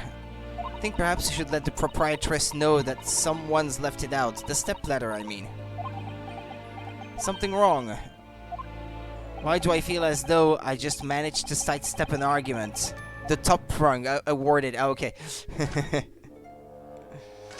Stepladder. Oh, what a horrifying scene! A murderer caught in a grisly act. I know, and in case you were wondering, it's the one with the big knife that's supposed to be the killer.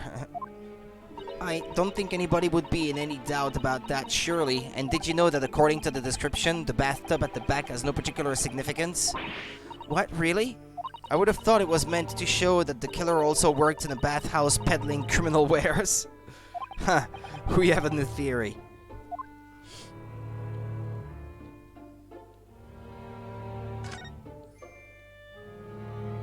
Well, I seem to have looked at everything in this place. Move.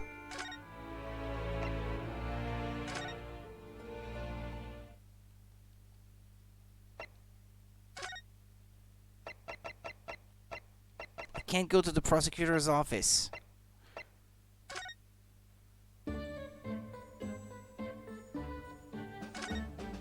No, there's nothing new here. Ah, maybe showing him the picture, no? Ah, no, okay, no, never mind. You could have told us otherwise. If this was indeed the man we were looking for. But I guess since that's already established...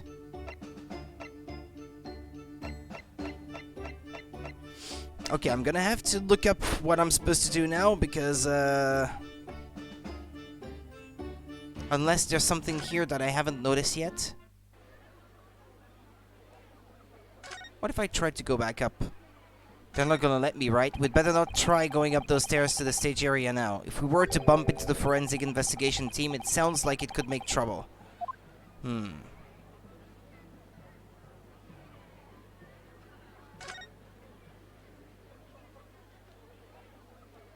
Now you can look at the balloons from here. Oh look, a flying balloon. I've never seen one in the flesh before. I can't understand how they can fly, and so high up as well. Oh, but think of the view, Mr. Naruhodo. You must be able to see for miles and miles. I do think of it, and it terrifies me. I mean, it would be certain death if you fell out. I'm sure they're perfectly safe. After all, they've been invented by some of the brightest minds in the world. Let's not forget that we know at least one has exploded. I'm sure there are other ways to fly.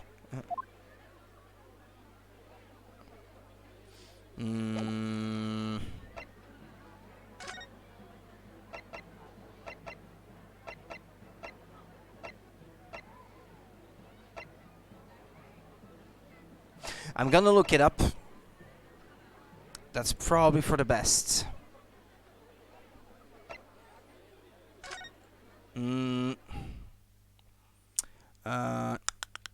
Ace Attorney. The Return of the Great Departed Soul. Yeah, that's the one.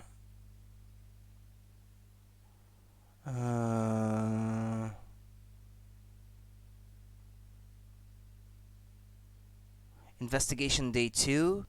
Okay, the conversation with Susato. Interviewing Hairbrain again. Meeting with Strongheart. Yeah, I've done that. Visiting the lab. Oh, wait, there's something that I have to do in the lab that I have not done yet?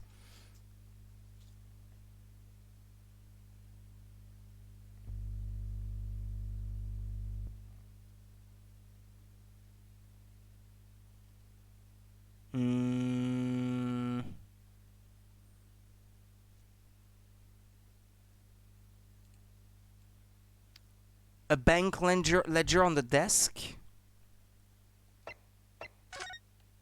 Yeah, okay. And then she appears, apparently, and that will unlock the situation. Okay. Look at this big, thick book here.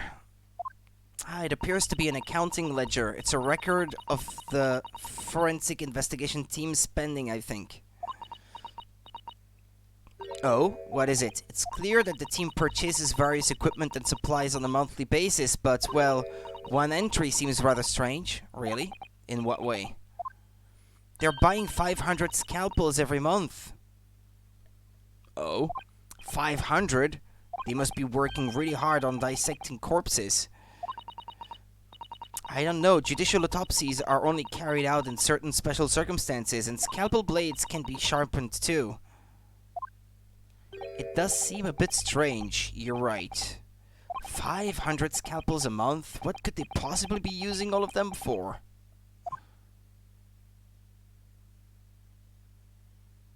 What are you doing? Ah, okay, there we go. That unlocks the situation.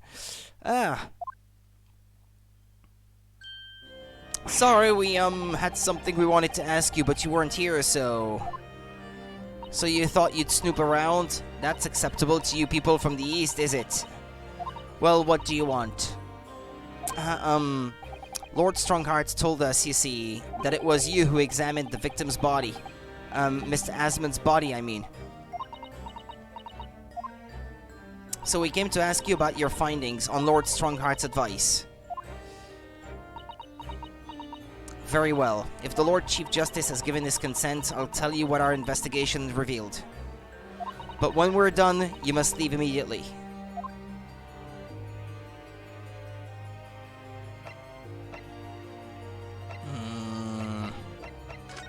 Your findings? So you want to know what the forensic investigation team determined from its examination of the scene? The victim, Mr. Ori Asman, who disappeared from the experimentation stage amid an explosion, and the Mr. Asman who appeared moments later part way up the crystal tower. were without question one and the same person. That is the team's conclusion. But that can't be right. If it was an elaborate trick, we can only speculate about how it was carried out. Let's see, if two people who looked very similar to each other were involved, they could have made it appear as if one single person had switched places. She looks like she's gonna step on someone. Hi, society guy, good morning. They could have made it appear as if one single person had switched places, couldn't they? Very true, but sadly in this instance, that was not the case. The man who disappeared and the man who subsequently reappeared was the same person. The fingerprints at the scene make that quite evident. Ah, fingerprints. They are not yet officially recognized as forensic evidence in the British justice system, but one day they will be used as an investigative aid as a matter of course. Oh my, but that would mean that the instantaneous kinesis actually took place, so where does that leave us? My team was tasked with investigating, not drawing conclusions. Instantaneous kinesis is impossible, and yet the body did move from one place to the other. This hasn't cleared anything up at all. It's made the whole thing even more of a mystery. I'd only be able to be here for like an hour on Mondays, if I even have the time, until Thursdays. Ah, okay. Gotta love that Howard drive. Yeah, you did say you had classes on Monday, Tuesday, and Wednesday. Was it? Mama, what is this? Mama? Where did she spring from? And did she just call the doctor Mama? This is a lawyer, dear. They are strange animals indeed. Oh. It's a pain in the ass, but whatever. Yeah. Hello. To meet you. Pleased to meet you. I really only hate the drive, to be honest. Well, I can imagine, yeah. Especially if it's 1 hour going there and 1 hour coming back. Like, if it's 2 total, yeah. Mama, yes. Can I cut this one up? What? I've never seen inside an Eastern person before. I want to know what it looks like. Of course you can't. It's a live specimen, as you can very well see. Boring. The fuck? Yeah. I think I just had a near-death experience. Oh dear, Mr. Naruhodo, you're as pale as a corpse. Then let's leave before I'm mistaken for one. Well, I think we've done all the investigating we can here for now. If we could just determine the whereabouts of Mr. Drebber. I'm sure Gina and little Toby won't let us down. Now then, do you think we ought to try to speak with Mr. Sholmes at this point? We have things to discuss and I'm dying to meet him again after all these months. Yes, it's quite possible he might know something useful, you're right. We ought to find him at Madame Tuspel's. He's supposed to be working there as a temporary waxwork exhibit. Yes, Iris told me all about his latest unusual venture. There's nothing else I can ask? So, what are you doing at the moment, Doctor? Pondering. Keeping a close eye on things so no impertinent Easterners think they can look around my office. There are such impertinent Easterners around? How terrible. Yes, you. She doesn't mince her words, Mrs. Sato. I think perhaps it's time we left. Yes. We should.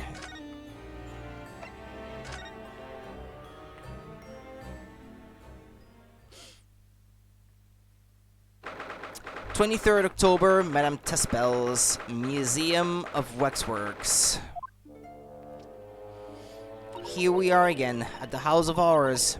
I'm afraid I haven't got used to the place yet. I'd still like to turn on my heels and go straight home via the confectionery, of course. Susato-san really is after something sweet today, isn't she? Eek! What's the matter? Look, Mr. Naruhodo, look at that waxwork. I'm quite sure it wasn't there before. That moron. It looks exactly like Mr. Sholmes, down to the very last detail. Aha! What is it? Oh, sorry, I think you'll find...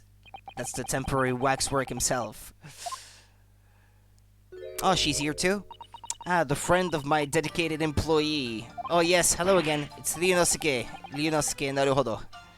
I must say, I am quite spellbound by the great detective. He is a marvel. My precious waxwork is already back where it belongs. You don't mean? But yes, the mystery is solved already. Wow, Mr. Sholmes can really engage his brain when he's hungry enough. Yeah, she's the one turning people into wax statues, apparently. So as you can see, he has returned to his habitual duties. This is supposed to be the Museum of Waxworks Madame Tussauds, which exists in London in real life. But except they changed her name, I guess. Maybe they couldn't use her real name. And they made the lady, which I guess has passed away now, nowadays. But she has long since passed away. She was a witch, apparently. Don't know if this is canon in the real world, but so as you can see, he has returned to his habitual duties. London doesn't actually exist. His habitual duties? Alors, do not disturb, huh?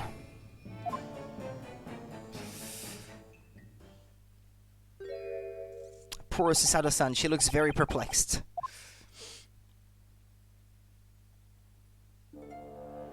I don't care, I need to talk to him. Do not disturb, she says.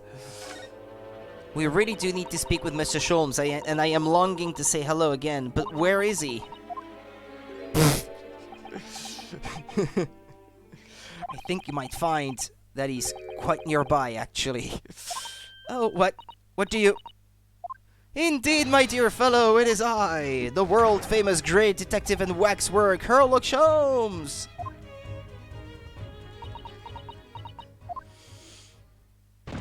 Susato-san! Susato-san! She passed out.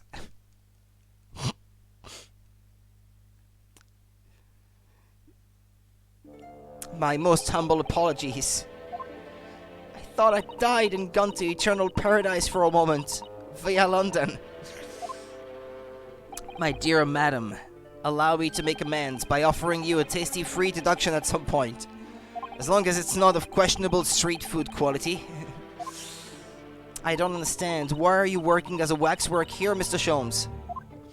Merely a secret identity, you understand. Though the case is largely solved now. Largely solved? We're talking about the waxwork abduction, I presume? Indeed we are, my good fellow. As I predicted, it was as easy as proverbial pie. Though I confess I am yet to partake of a pie, proverbial or otherwise, or any food so far today for that matter. Rumble, rumble, rumble. That stomach rumble echoed around the whole museum.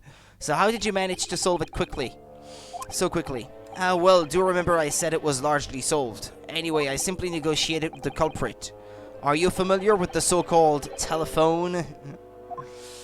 Oh, yes, it's a most modern invention allowing you to hold a conversation with people far away.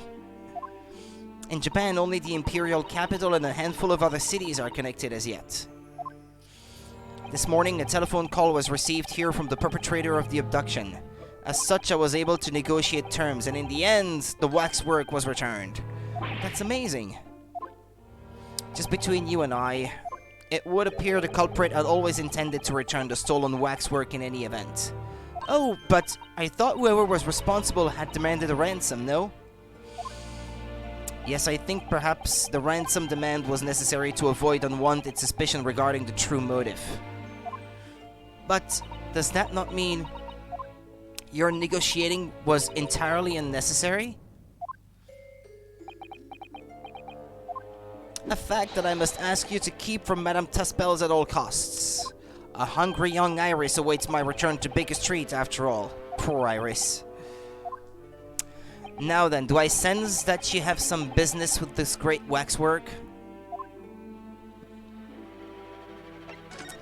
Enoch Drebber. We're in the process of trying to track somebody down. Oh? Yes, a man by the name of Enoch Drebber. He's the swindler who duped Professor Hairbrain and the engineer who built the kinesis machine. A swindler and an engineer. Quite the modern man. He also seems to be a conjurer of sorts too, with considerable knowledge of stage magic. We really need to locate him before the trial resumes tomorrow morning. But we have so few clues to go on, that's the trouble. Do you have any good ideas? I have no data yet. It is a capital mistake to have good ideas before one has data. If I knew something of the man's appearance at least, I may be in a better position to help. Yes, Drebber's appearance. Fortunately for you, however, presently I have little to occupy myself and little to fill my stomach. As soon as you find any clue, no matter how small, I should gladly give you my thoughts on it. Well, we do have the picture.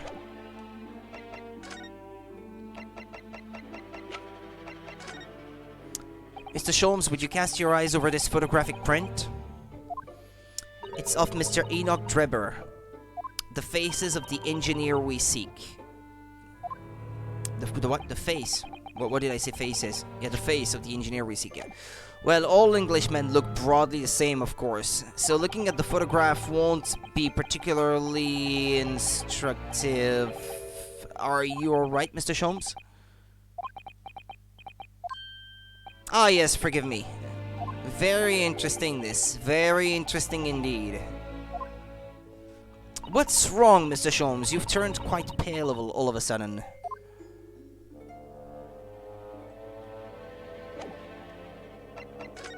What, that's it?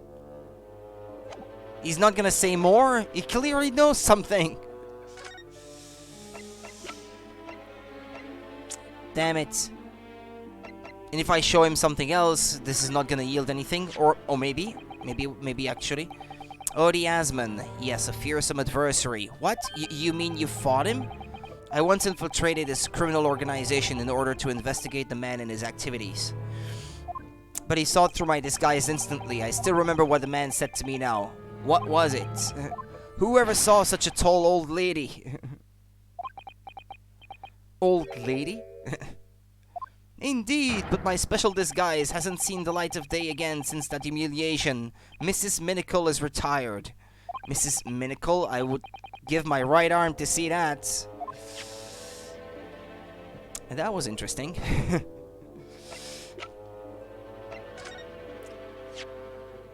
I showed him the cage, not the picture. Why is it that I get the same thing then? Okay,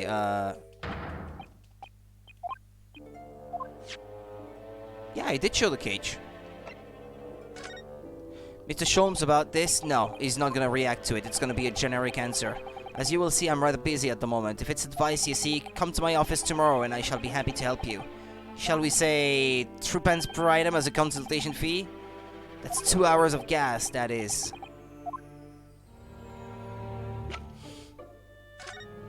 No, generic answer.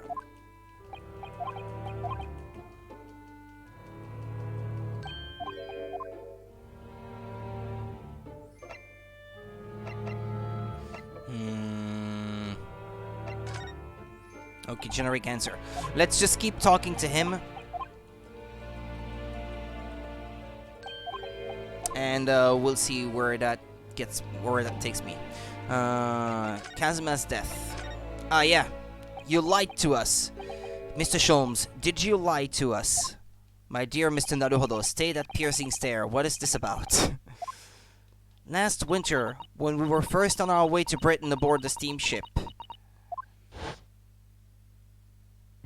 your words were very clear. So then, let us unravel this mystery and discover what events led to this curious murder. You told us that it was murder, and you examined Kazuma-sama's body. Indeed, and wherein lies the problem? We met him earlier today, the victim, Kazuma Asogi. You're quite sure? He was wearing some sort of mask and was apparently suffering from amnesia, but yes, I'm quite sure it was Kazuma-sama. You must have known at the time, Mr. Sholmes, that he wasn't actually dead. Well, I can only assume I was swept up in the murderous atmosphere of the moment. But the fellow wasn't dead at all? Ha ha ha ha ha. Priceless. I don't suppose that performance would pass muster, would it, Mr. Naruhodo? I could believe that the crewman present at the time made a mistake, but not you, Mr. Sholmes. I don't buy it. I will now tell you something of the first importance, my dear fellow. Great detectives are wont to lie. It will serve you well to remember that. Please, Mr. Sholmes. Tomorrow in court, you will find yourself on the threshold of a very great mystery. For now, I'm afraid that is all I can say. I have a suggestion, Mr. Naruhodo. Will you indulge me? Oh, well, what is it? As I explained to you when you arrived, the missing waxwork has been returned, and I personally reinstalled it in the exhibit from which it was taken behind those thick curtains. Oh yes, the Professor exhibit, isn't it? Would you like to see it for a mere 5 shillings? That's a special one-time only price, you understand. What? The opportunity won't come again, I might add. Wouldn't you like to see the fruits of my labor? Oh, well, we do have a rather pressing investigation to carry out. Perhaps we could postpone? The price is a very reasonable 5 shillings. I think you'll find it's well worth it.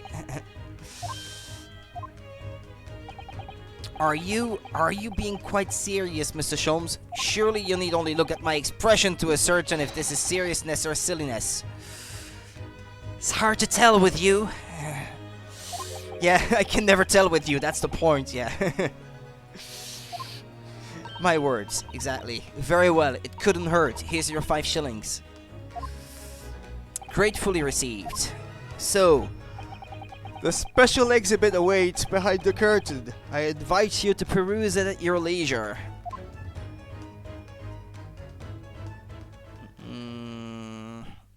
Well, the money's been spent, so let's go and see the special exhibit.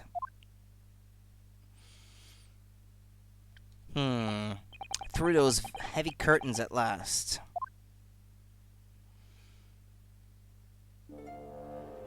I have to do it myself. 5 shillings we've had to pay. It doesn't seem right somehow that Mr. Sholmes slipped the money into his own pocket, does it? No. Ah, we could ask Gina to retrieve it for us using her special skills. Pickpocketing police officers and diddling detectives. Is this what makes Britain great? Not to mention demigod prosecutors taking the law into their own hands or chip-loving inspectors. Inspector Gregson comes off rather well in that list, I think.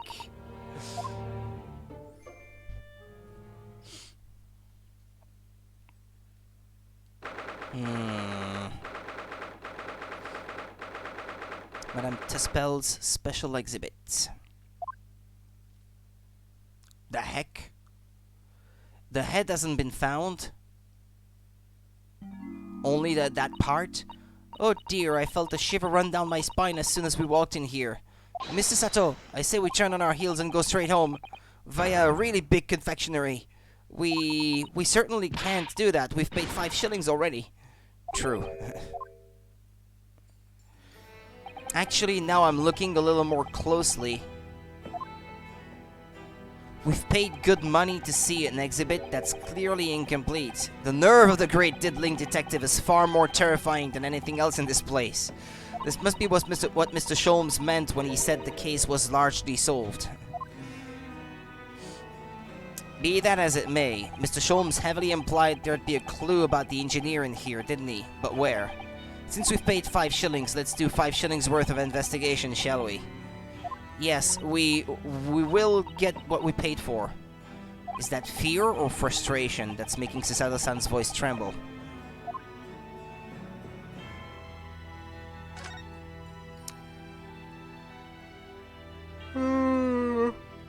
Who's this? This part of the exhibit is just as disturbing as the rest. It looks so real. It seems to be a young man in a white overcoat. And he has a large shovel in his hand too, look. Perhaps we should investigate in a little more detail.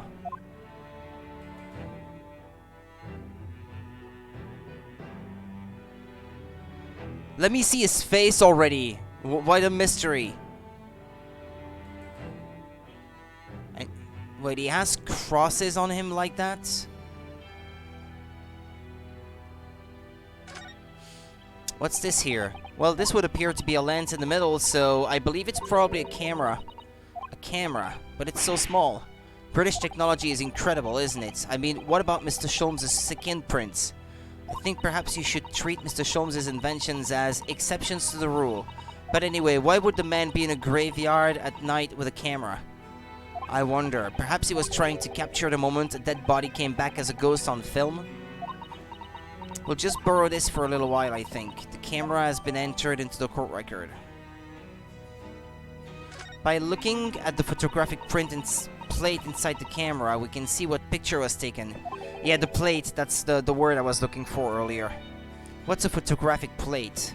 It's a piece of glass coated in a special emulsion that reacts to the light coming in through the lens. If we open the cover at the back of the camera, we should find it. Let's have a look. You should see yourself, Susato-san. Your eyes are shining. You really do like machinery, don't you?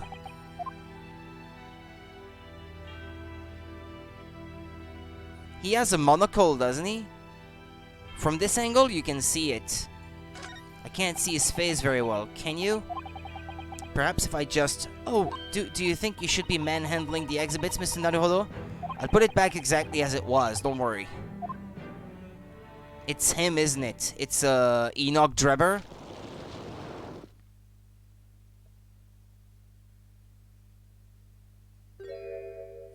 Ah! What on earth? How can... I don't believe it. A black monocle. Mr. Naruhodo, is it possible that this man is... Yes. It's Enoch Drebber. The color of his hair is different, but it's unmistakably him. Maybe his hair turned white when he saw someone come out of a grave one day.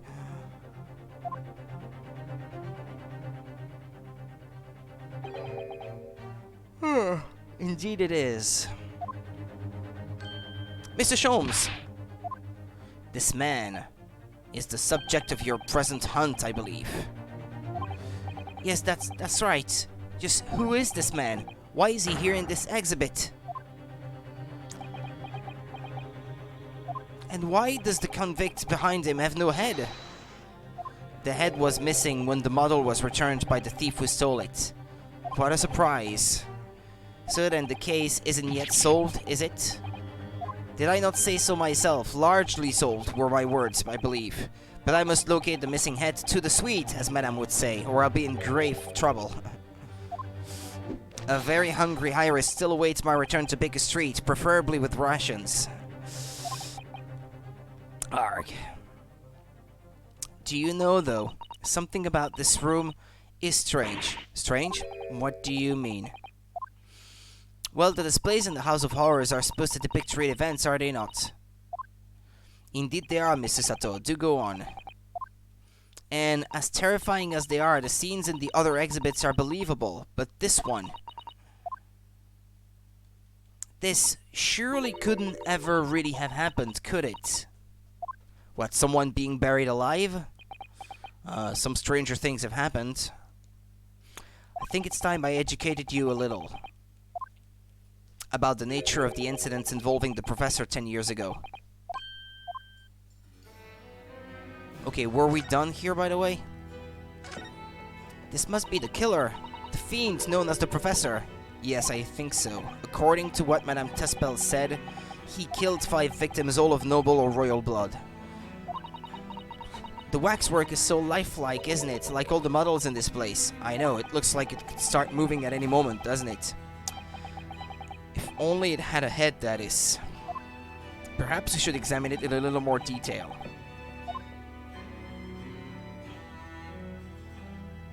Well, we can't really do that other than the place where the head should be.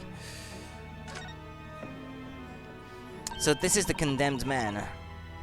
Yes, the so-called professor. Then perhaps his head was chopped off by a guillotine. But unable to find peace, he emerged from his grave as a headless ghost. Do we have to entertain such terrifying ideas, Mrs. Sato?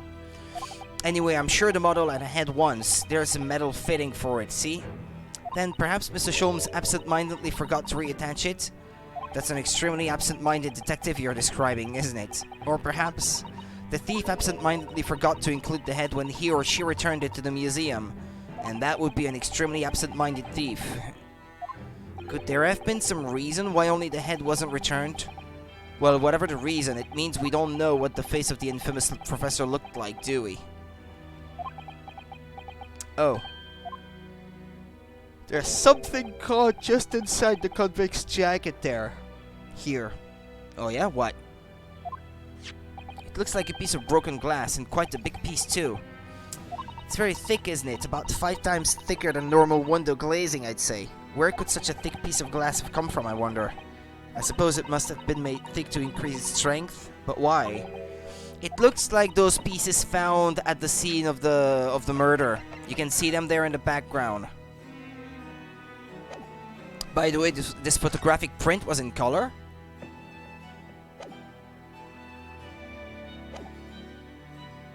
Well, perhaps because the glass had to span a particularly wide area, such as in a big building, for example. Well, we've seen a large glass building recently, haven't we? And some of the glass was broken too. You don't mean... Exactly, the Crystal Tower at the Great Exhibition, but why would glass from the Crystal Tower be lodged inside the waxwork's jacket? It makes you think, doesn't it? A piece of broken glass has been entered into the court record. Can I have a look at it? Earlier in court, we established that the kinesis experiment was a trick, and now we discover this fragment of glass here in this waxwork. Is it just a coincidence?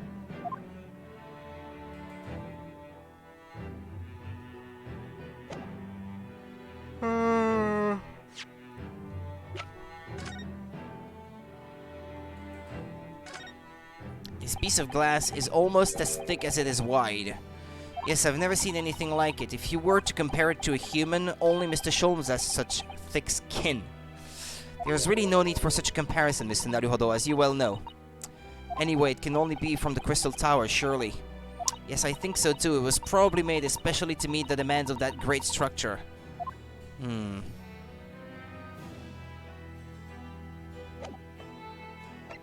We haven't looked at this yet.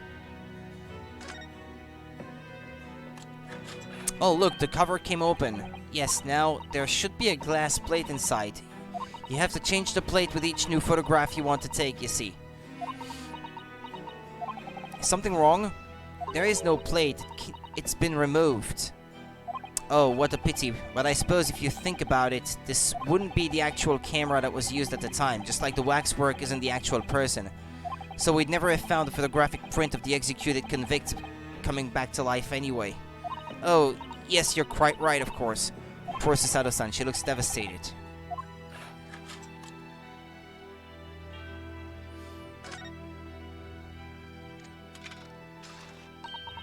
What a wonderful machine. You really love contraptions like this, don't you? Oh yes, anything mechanical I find absolutely irresistible. Almost irresistible, surely. Well, whenever I see a pocket watch, for example, I can't help myself. I simply have to take it apart. That's worrying. Yes, father tells this the time by the rumblings of his stomach now. He's given up having a watch. Poor Professor Mikotoba. Hey, there's blood inside. Look, Mr. Naruhodo, what is it? On the bellows, just here, there seems to be some very dark red stains. Yes, you're right. It looks like blood, actually. Oh my. I'm sure it's not what you're thinking.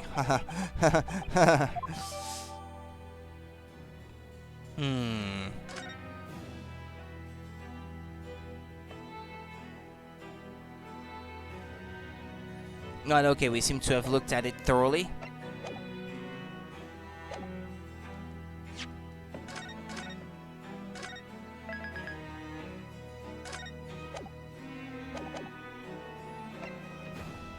The resurrecting convict. I believe I told you a little about the professor yesterday, did I not?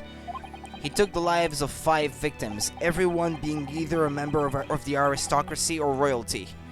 All were attacked by an enormous hunting hound and had their throats ripped from their bodies. This is the Hound of the Baskervilles thing? Oh gosh, an enormous hound? How awful. After taking the life of his 5th victim, the killer was apprehended. It was a case of unprecedented magnitude in Britain, you understand. Accordingly, the professor was tried in a closed court. No members of the public were permitted. A closed court? So you mean that the professor's identity was never revealed? As you've surmised, my dear fellow, his identity was never made public. Naturally, he was found guilty and was summarily sentenced to death by hanging. He was buried in the grave at Lowgate Cemetery, which adjoins the rear of the prison where he had been held. However, that was not the end of the affair. Oh. The very night that he was buried, the convicted man came back to life. Came back to life? He clawed his way out of the ground and emerged into the moonlit graveyard. The exhibit here depicts that very scene as described by the sole witness to those chilling events. There was a witness? But of course, my dear fellow, it was none other than young man in the white overcoat, Enoch Drebber. He saw it happen?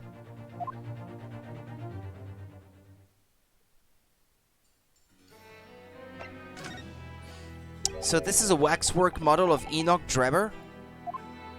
10 years ago, the convicted professor, having been gibbeted and buried, emerged from his grave in the dead of night. The sole witness to that unimaginable scene was this young man. From appearances, I would say he was about 20 years old. It's so horrifying. Scared out of his wits, the young Drebber ran to a nearby police station to report the incident. And the sheer terror of what he'd seen is said to have turned his hair white overnight. Yes, as shown in the photograph we have of him, his hair is completely white. For the following few days, the story of what he'd seen was on every front page in the capital.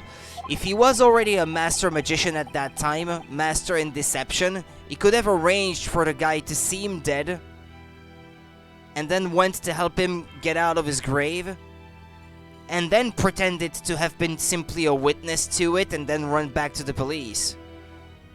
He may have been an accomplice in that too.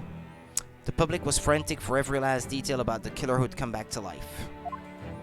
As you've seen, an exhibit was even created here at Madame Tuspel's.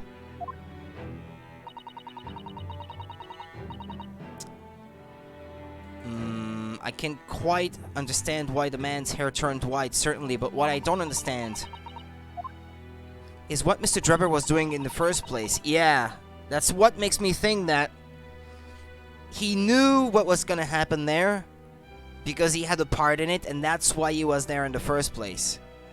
In the lonely graveyard in the middle of the night. Yes, what was he up to?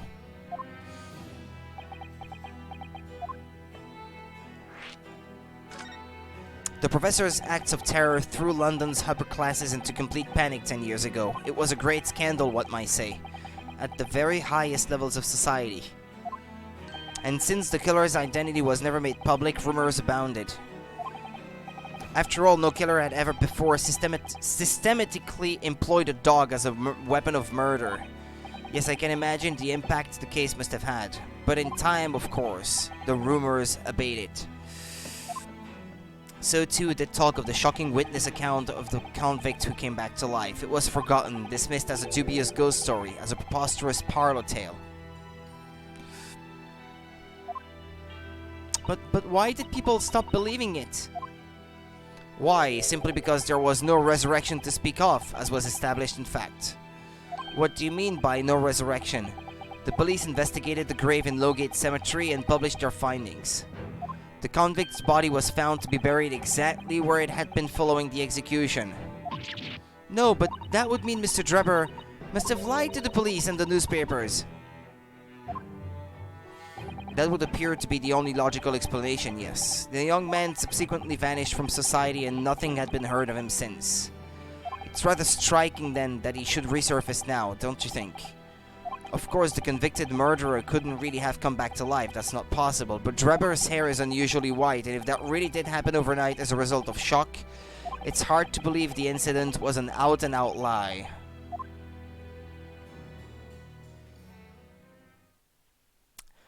Ah! What the bleeding Nora, Odo? What have you gone and done? Gina, what are you doing here?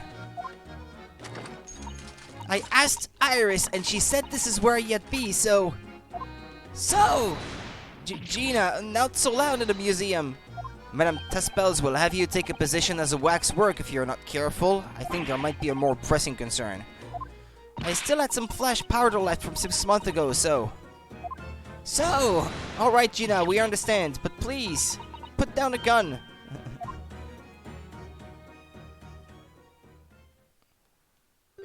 Sorry, I got scared. You should try being the one on the other end of the barrel.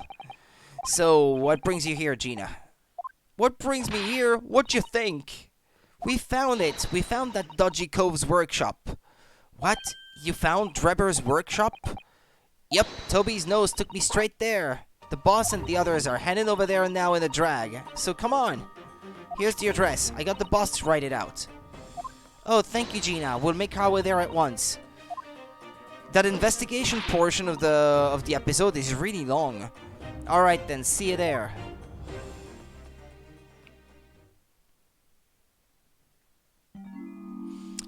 You go. Don't mind me. I'll just stay here, being still. What?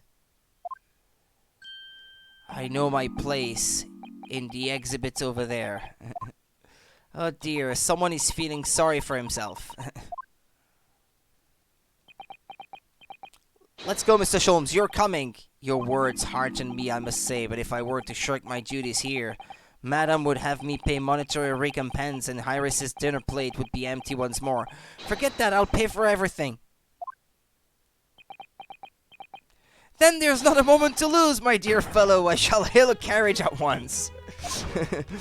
No offer to share the cost for Mr. Sholmes, then. I shall gladly pay half, Mr. Naruhodo. Thank you, Mr. Sato. Right, let's go. If there's money in it, there's not a moment to lose. Oh. Well. Enoch Drebber's workshop. Hey, bolts for a crossbow. I saw them. That looks like... Oh, it's another super high voltage instantaneous kinesis machine. Indeed, it would appear so, though only a prototype, naturally. Ah, so you got here then. Gina, well done for finding this place, and in such little time. You've really worked miracles. It's Toby here who's the miracle worker. Oof.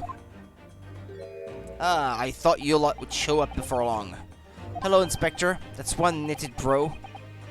It looks like he's eating a lemon, not a bag of fish and chips. So, Inspector, is there any sign of the engineer? Sadly not. We didn't find a soul in here. Oh, what a shame. Well, thank you for letting us know about this place and giving us a chance to investigate. According to what Gina tells me, we only found it thanks to a clue that you lot turned up. I wouldn't want to, say, go to Paris with a debt of gratitude unpaid now, would I? Thank you. Anyway, if you're hoping to snoop around in here, I'd get cracking. Lord Van Zeeks and the forensic investigation team are on their way here as we speak. Them again. I imagine you've got the picture by now. They don't take too kindly to lawyer types. Right. So then, my dear fellow, let's turn this place upside down whilst we have the chance. And you, Sholmes. Pardon?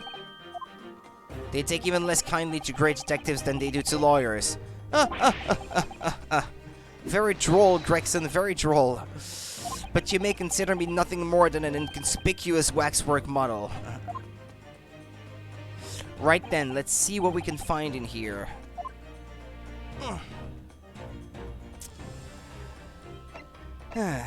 So, the bolts. It's a European-style quiver of arrows with steel bolts inside. Oh, do you suppose... Crossbow bolts, these. And just the right size for the bow you lot turned up at the exhibition ground, sorry. In other words... Yup.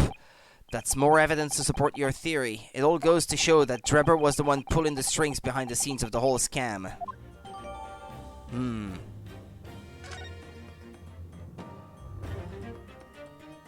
Tools? I'm sorry, Mr. Naruhodo, that machine is covered by the Special Dispensation for Scientific Equipment Act.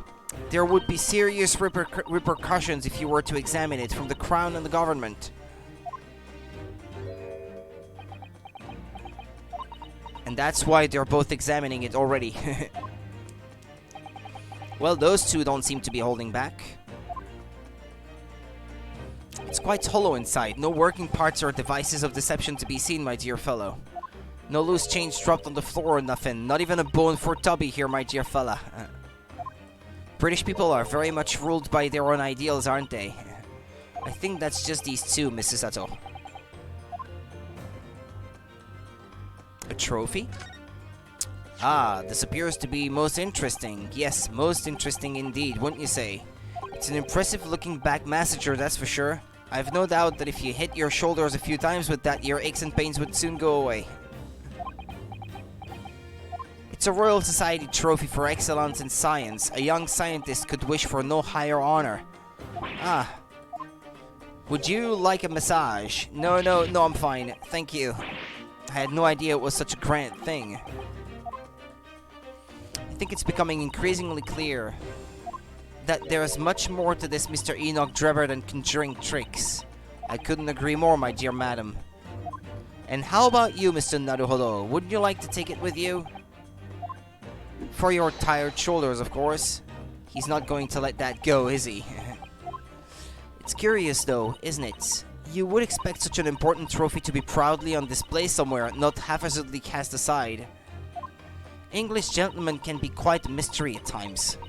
The science trophy has been entered into the court record.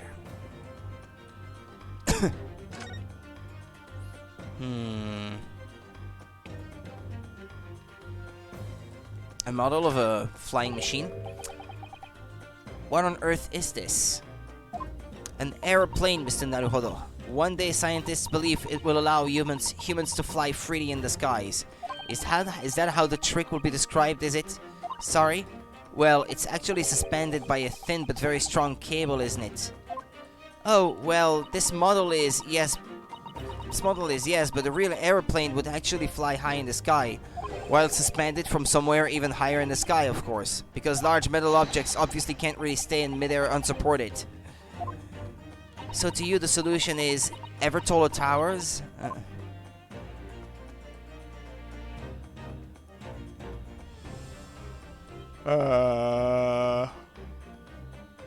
There's a door at the back. This door doesn't want to open. Yeah, looks like it's got a pretty hefty lock on it. There's a specialist locksmith on his way here over from the yard, so hands off till it gets here. I bet Gina could do something about it. With permission, Inspector. I could have that lock open in less than a minute. Well, you don't have permission. And no one's given it to you. Gregson looked as though he really enjoyed that. Well, there is no sound of anybody on the other side. No, Drebber must have fled at the first sign of danger. Are you sure? There was a thud. Oh, is something wrong, Mr. Sato? Well, I thought I heard a noise from the far side of that door. Well, Gina, did you hear it too? Yeah, I heard it and all. What you reckon, Toby?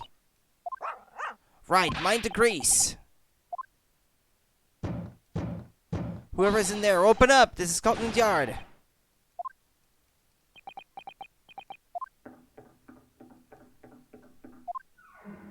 Uh-oh. He ran away.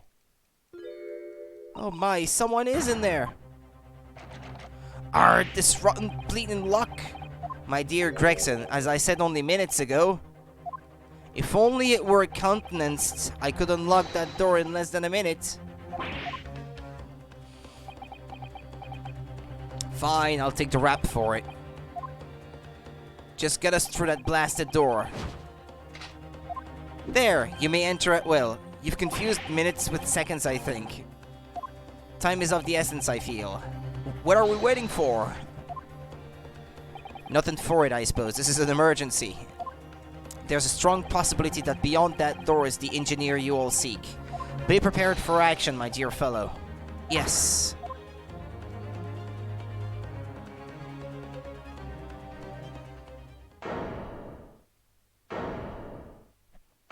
Bomb! The heck? How are there footprints on that ceiling or something there at the top left? But what's happened in here? Why is everything upside down? Rats, there ain't no one here after all. But there must be. It was only moments ago that we heard those noises. Maybe that was the sound of Drebber running away. But there's only one door in this room. And no windows that could afford an escape route. Those skylights are too high. And yet... what's that up there? Are they footprints on the ceiling? Blow me, what have we here then?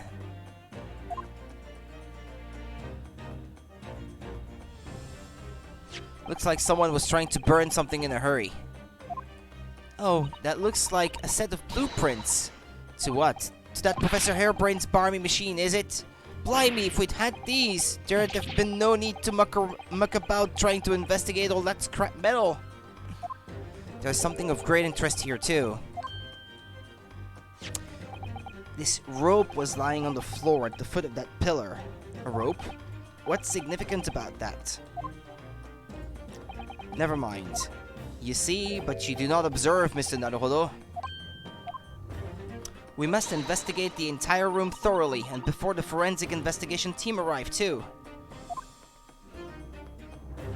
And then there's a bomb. That's safe. That's a very large safe. I don't suppose even Mr. Sholmes could open that lock. Although, if you were a thief, you could just steal the entire thing, I suppose. It's bolted to the floor to prevent exactly that sort of underhand trick, Mr. Naruhodo. Well then, you could just steal the floor as well, I suppose. I'm sorry, but you really aren't making any sense at all. Anyway, I think we can agree that whatever is inside must be very important.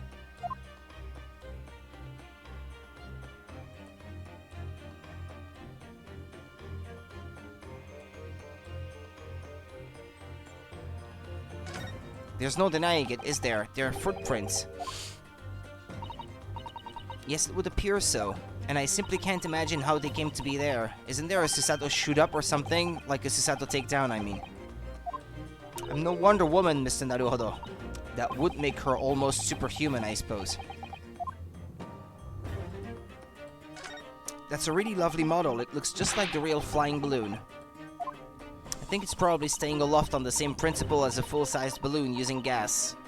A green flying balloon. It does have the old marks of that amazing deception at the Great Exhibition, doesn't it? Could it be that the whole thing was planned here in this very workshop?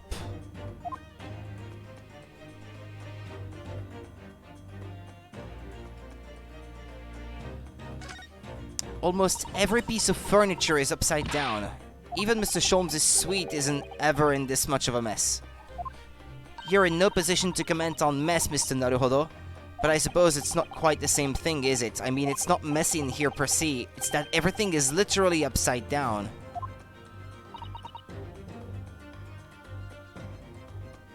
The room was the other way around before? Is it a room that rotates or something?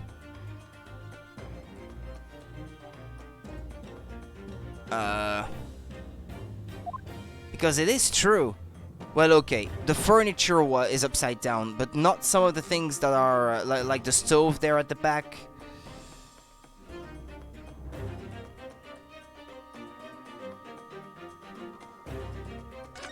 Mr. Sholmes, have you found something?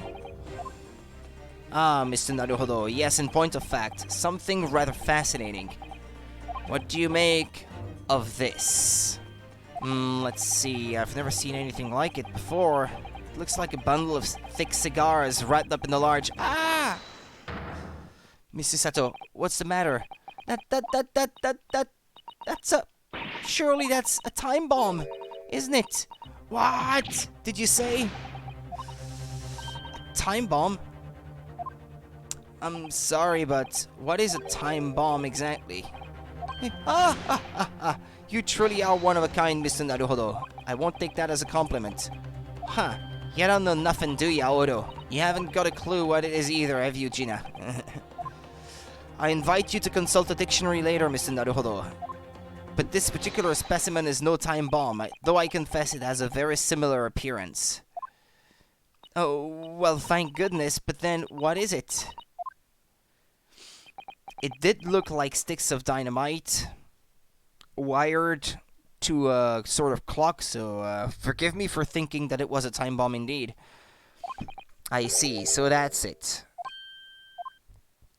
Goodness, Mr. Sholmes, have you seen to the heart of the matter?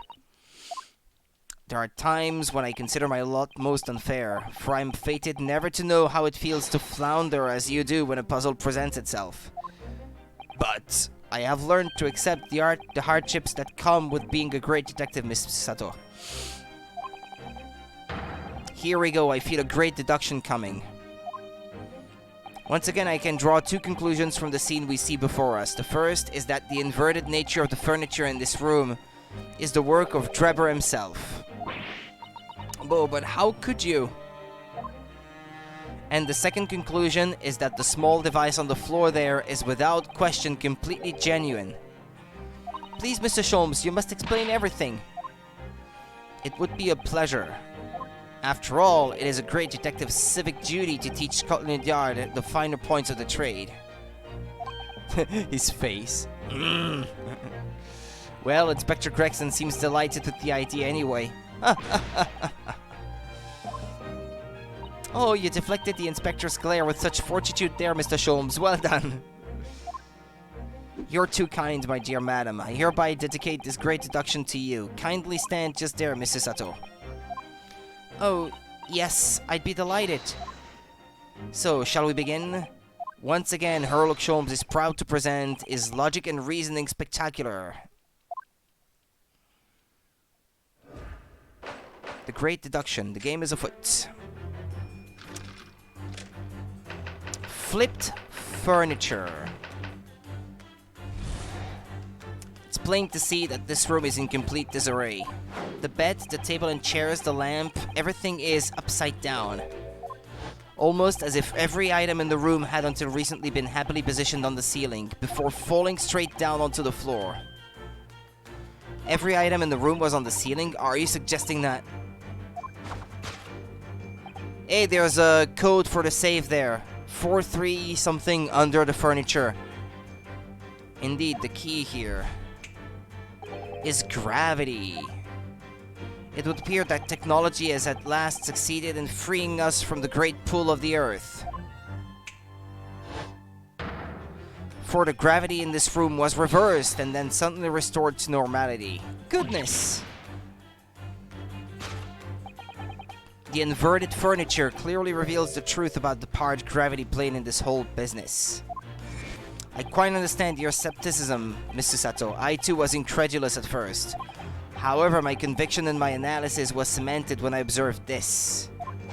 An anti-gravity device almost identical to one that featured in a dream of mine only the other day, in fact. But then why does it have a clock on it? A most relevant question indeed. That is a timing device that controls when the gravity direction will switch. There was clearly a requirement for the engineer to be able to restore normal gravity automatically. And the commotion we heard earlier from the other side of the door was the moment that restoration occurred. Yes, the reason why everything in here has been turned upside down is because of the anti-gravity device. So you see, we need to look no further to explain the state in which we now find this room. The direction in which gravity acts in here was reversed by Mr. Drebber. Before being restored to normality in an automatic fashion some time later by the timer device. I have witnessed precisely this scene in a dream I once had when I fell out of bed. Because gravity was reversed.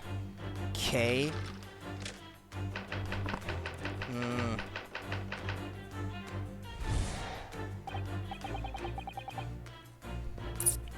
Now let us consider the next conundrum. What was our engineer friend's aim?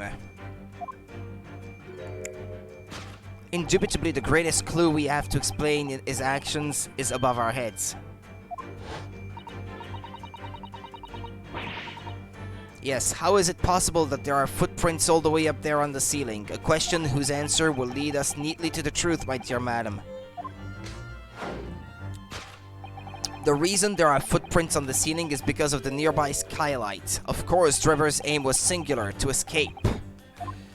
However, there is but one way into this room, excepting the skylight, that is.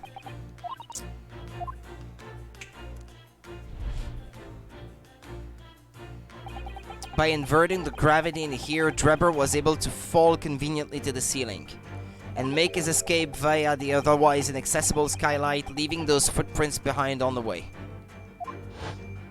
But the ceiling in here is very high, Mr. Sholmes, and if a gravity reversal was sudden, wouldn't Mr. Drebber have fallen up to the ceiling rather violently? Falling up is both scientifically and philosophically a rather interesting concept, I feel. But the man was cornered with nowhere to run, so escape through the skylight was his only option. You may recall that I found this in the room earlier, which I believe offers a solution. Oh, the rope! To reach the intended destination, what better tool than this rope? By anchoring one end to the wall, the man was able to lower himself safely to the ceiling. Which explains how Drebber was able to escape this room before our arrival. He reversed the pull of gravity and fled via the skylight, and personally, I should very much like to reverse the pull of gravity again now, just for fun. Escaped via the skylight. Thus concludes Sherlock Holmes' great deduction of this topsy-turvy puzzle.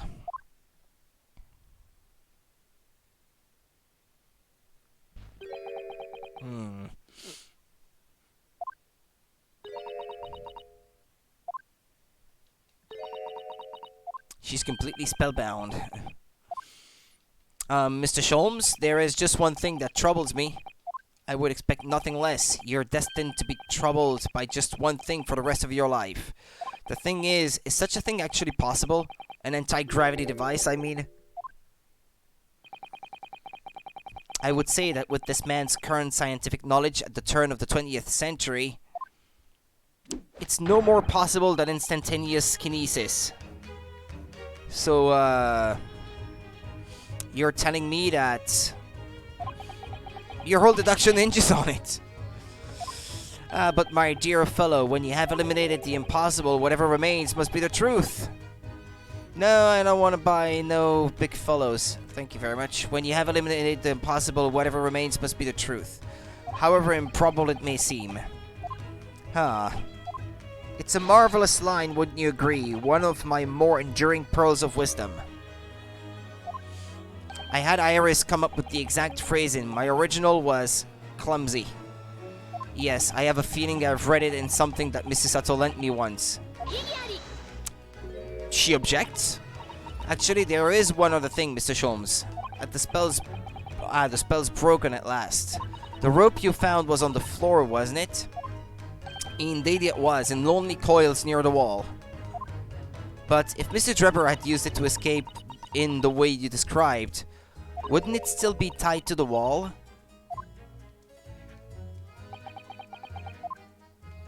Mysteries inevitably unravel in the end, as I think you'll find your ropes.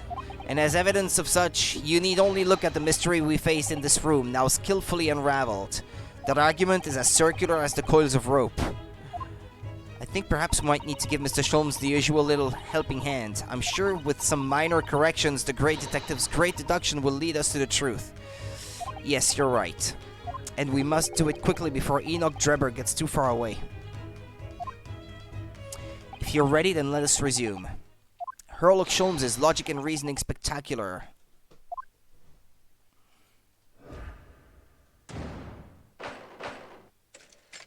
Course correction.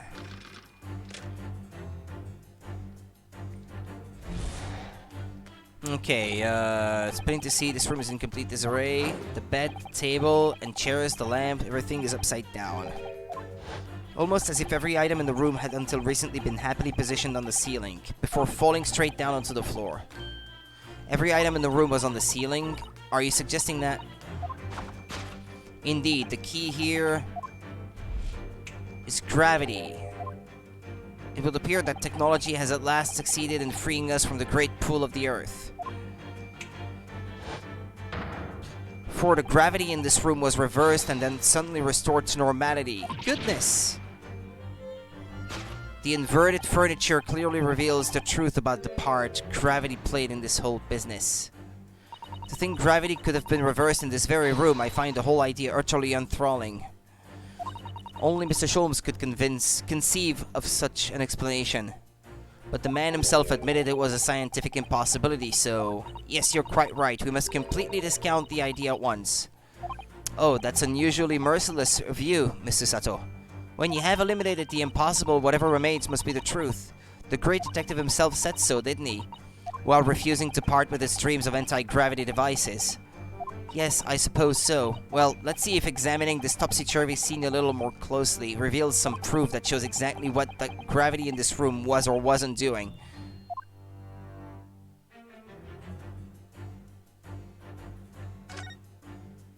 Well, well, I wasn't expecting to find a pretty bunch of flowers in here, that's for sure. Oh, look at that. I know, that slender little vase looks like it's about to topple at any moment, but the flowers are thriving. Somehow it makes you think of the fragility of life, wouldn't you say? To be honest, Mr. Naruhodo, something else about it made a rather deeper impression on me. The fact that it's still upright.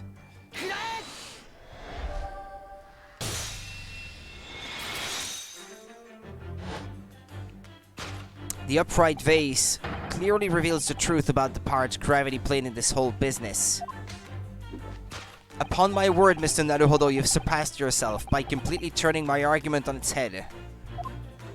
Trying to impress your assistant here, perhaps. No one is trying to steal your spotlight here, Mr. Sholmes, trust me. As you rightly say, though, it appears at first glance that all the furniture in the room is upside down. This unassuming, slender vase is standing keenly to attention. And unlike the large safe, there is nothing affixing it to the floor. And it's the exception that breaks the rule. In short, much as it pains me, the gravity in this room was never inverted at all. My deepest sympathies for your loss. Oh, poor Mr. Sholmes. But the show must go on, so let us continue with our deductions. Now that we know this contrivance is not in fact an anti-gravity device, there remains but one other possibility. You don't say. Someone deliberately turned over every piece of furniture in here. Which might sound obvious, but leaves one mystery very much unsolved. Namely, why would anyone choose to do that? Looking for the code to the safe. Quite naturally, there is an explanation. Yes, the reason why everything in here has been turned upside down is because of the anti-gravity device. He's absolutely determined that this device must have something to do with it. I'm afraid the lure of an exciting scientific explanation is too strong. Well, there's no doubt that somebody did this. Somebody turned all this furniture over. So whoever it was must have had a reason. I'm afraid nothing comes to mind at all, though. Well, let's look around to see if the answer presents itself.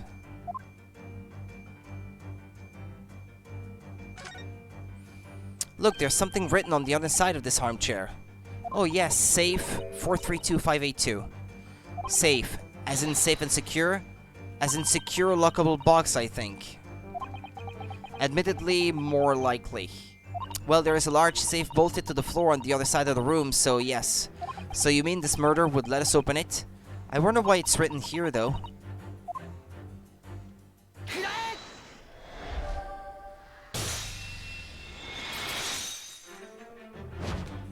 Yes, the reason why everything in here has been turned upside down is because of the safe combination. Precisely, I believe, Mr. Naruhodo, that you had a very similar experience once, did you not? Yes, last year when I bought a lottery ticket and noted the ticket number down on the inside cover of a book just in case. That's it, for people are forgetful souls at heart and always make a written note of important information. Just keeping the ticket itself would be more sensible, I think. And what, pray, happened next, Mr. Naruhodo? When the day of the draw came around, I'd forgotten which book I'd written the number in and had to turn my room upside down to find it.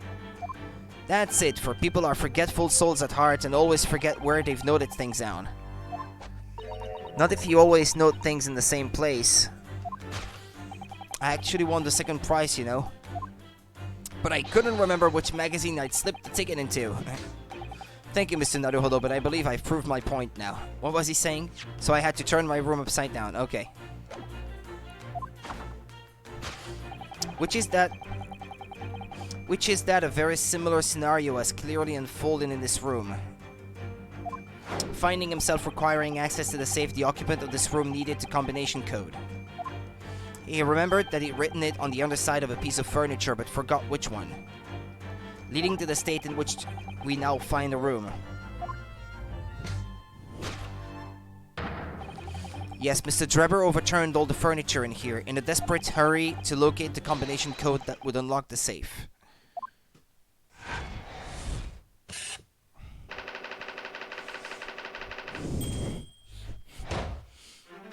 Okay.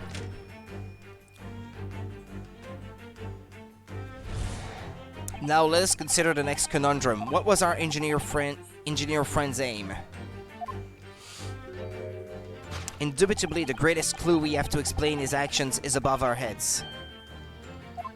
Yes, how is it possible that there are footprints all the way up there on the ceiling? A question whose answer will lead us neatly to the truth, my dear madam. The reason there are footprints on the ceiling is because of the nearby skylight. What if a change in the direction of gravity can't explain it? Then how did those footprints get there? Yes, I feel as though that particular mystery has just become even harder to solve. I can't think of any other way to explain it at all. Oh, life was so much simpler in those halcyon days when gravity couldn't be reversed. It was minutes ago and those halcyon days never existed in the first place. Well, I suppose we must simply put our faith in Mr. Sholmes and observe the area in more detail. Putting our faith in Mr. Sholmes is what gets us into these situations in the first place.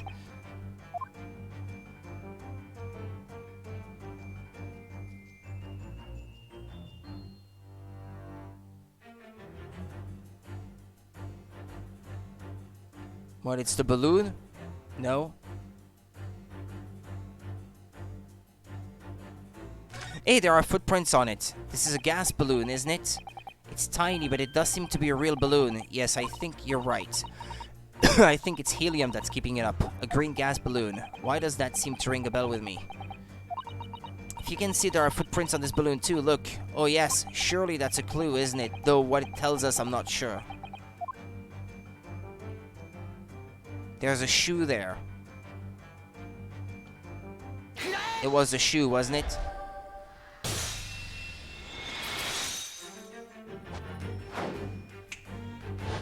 The reason there are footprints on the ceiling is because of the nearby shoe. And on closer inspections, there are clearly footprints all over the balloon as well. In other words, the aim was never the skylight at all, but the balloon. But for what purpose? A green balloon. That seems somewhat familiar data. Ah! It was a piece of a green balloon's envelope that Mr. Naruhodo and Iris found at the scene. And inside the green balloon that Mr. Master Gotts claimed he saw above the stage when the incident occurred was the second birdcage, the crux of the whole instantaneous kinesis deception. You mean to say, if we assume the balloon in here is a model of the one used on the day, there is a strong possibility something may be concealed inside it. Something our absconder was desperate to retrieve before making a hasty getaway. A hasty getaway, sorry. But the balloon's out of reach, so he was trying to throw his shoe at it. Hence why he resorted to a projectile, namely the shoe. Most probably Drebber intended to tear a hole in the envelope by assailing it with a shoe. However, his efforts were thwarted when the shoe itself became a prisoner of those lofty heights. Oh dear, we desperately need to examine that balloon. If only there was some way we could see inside. You may recall that I found this in the room earlier, which I believe offers a solution. Oh, the rope.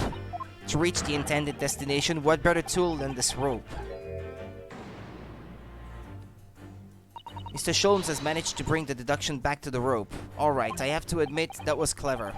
So we just throw the rope up to the balloon and then pull it down to us on the ground? Which is much easier said than done, I feel. And could take us a very long time in as well. True, perhaps we need a more surefire method. In fact, we already have one, of course, don't we?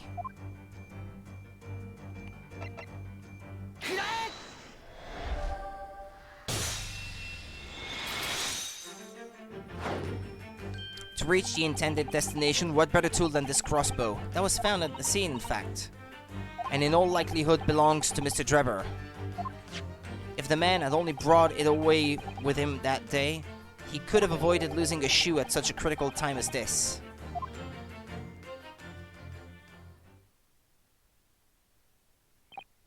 So, shall we? Your curiosity is deeply stirred, no doubt, my dear fellows. What is it that Enoch Drebber has hidden inside that balloon? Bam.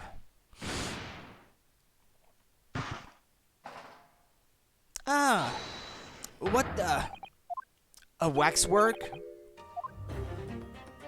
Indeed it is. A waxwork head inside a metal mask. A mask that is shut tight and fastened with a strong and quite impenetrable lock. So we can't see the face inside, that means. Just a moment. This is the head of a waxwork model? Does that mean... Oh, goodness! I see you've joined the dots, Mr. Sato. Excellent. Ah, of course, a headless waxwork model. The case of the abducted Madame Taspel's model that you'd largely solved. It was only the head of the killer that was still missing. Indeed it was, but I believe Madame Taspels will now have to settle her sizable account with me. This, as you have now surmised, is the head of the infamous professor. But why is it here? This conclusively confirms my suspicions. The man responsible for stealing the professor from Madame Taspels and returning it sans tête earlier today, headless that means, was none other than Enoch Drebber. This is incredible. Professor Harebrain's case and the waxwork abduction are... They're inextricably linked by Enoch Drebber's workshop. The waxwork head has been entered into the court record.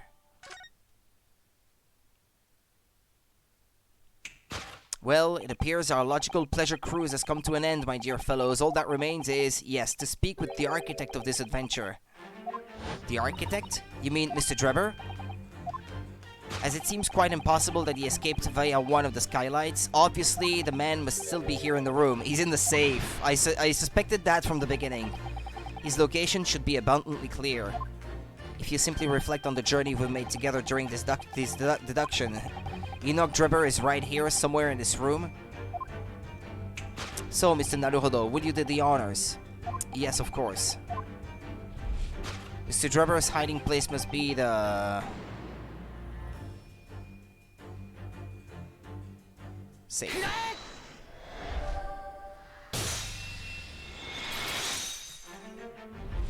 Before we gained access to this back room, we heard noises from in here, which tells us that the engineer was still in the building at that point in time.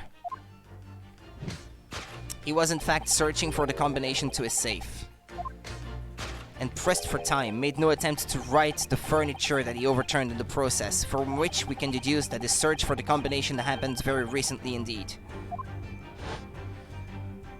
In summary, Mr. Enoch Drebber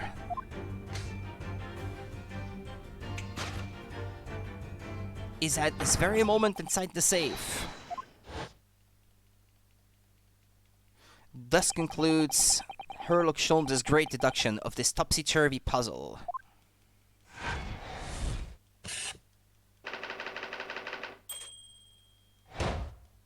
Mystery solved. Elementary.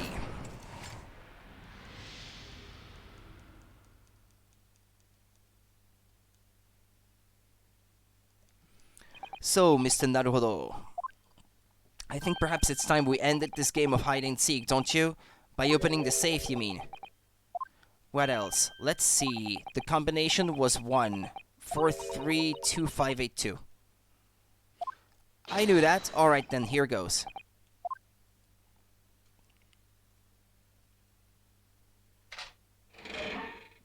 Hi there. You found me.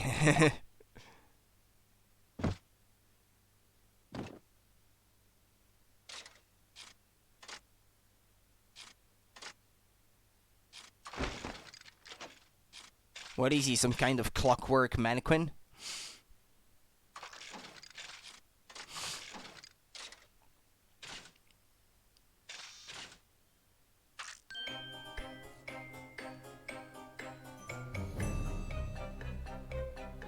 Right then, sir. Mr. Enoch Drebber, I presume?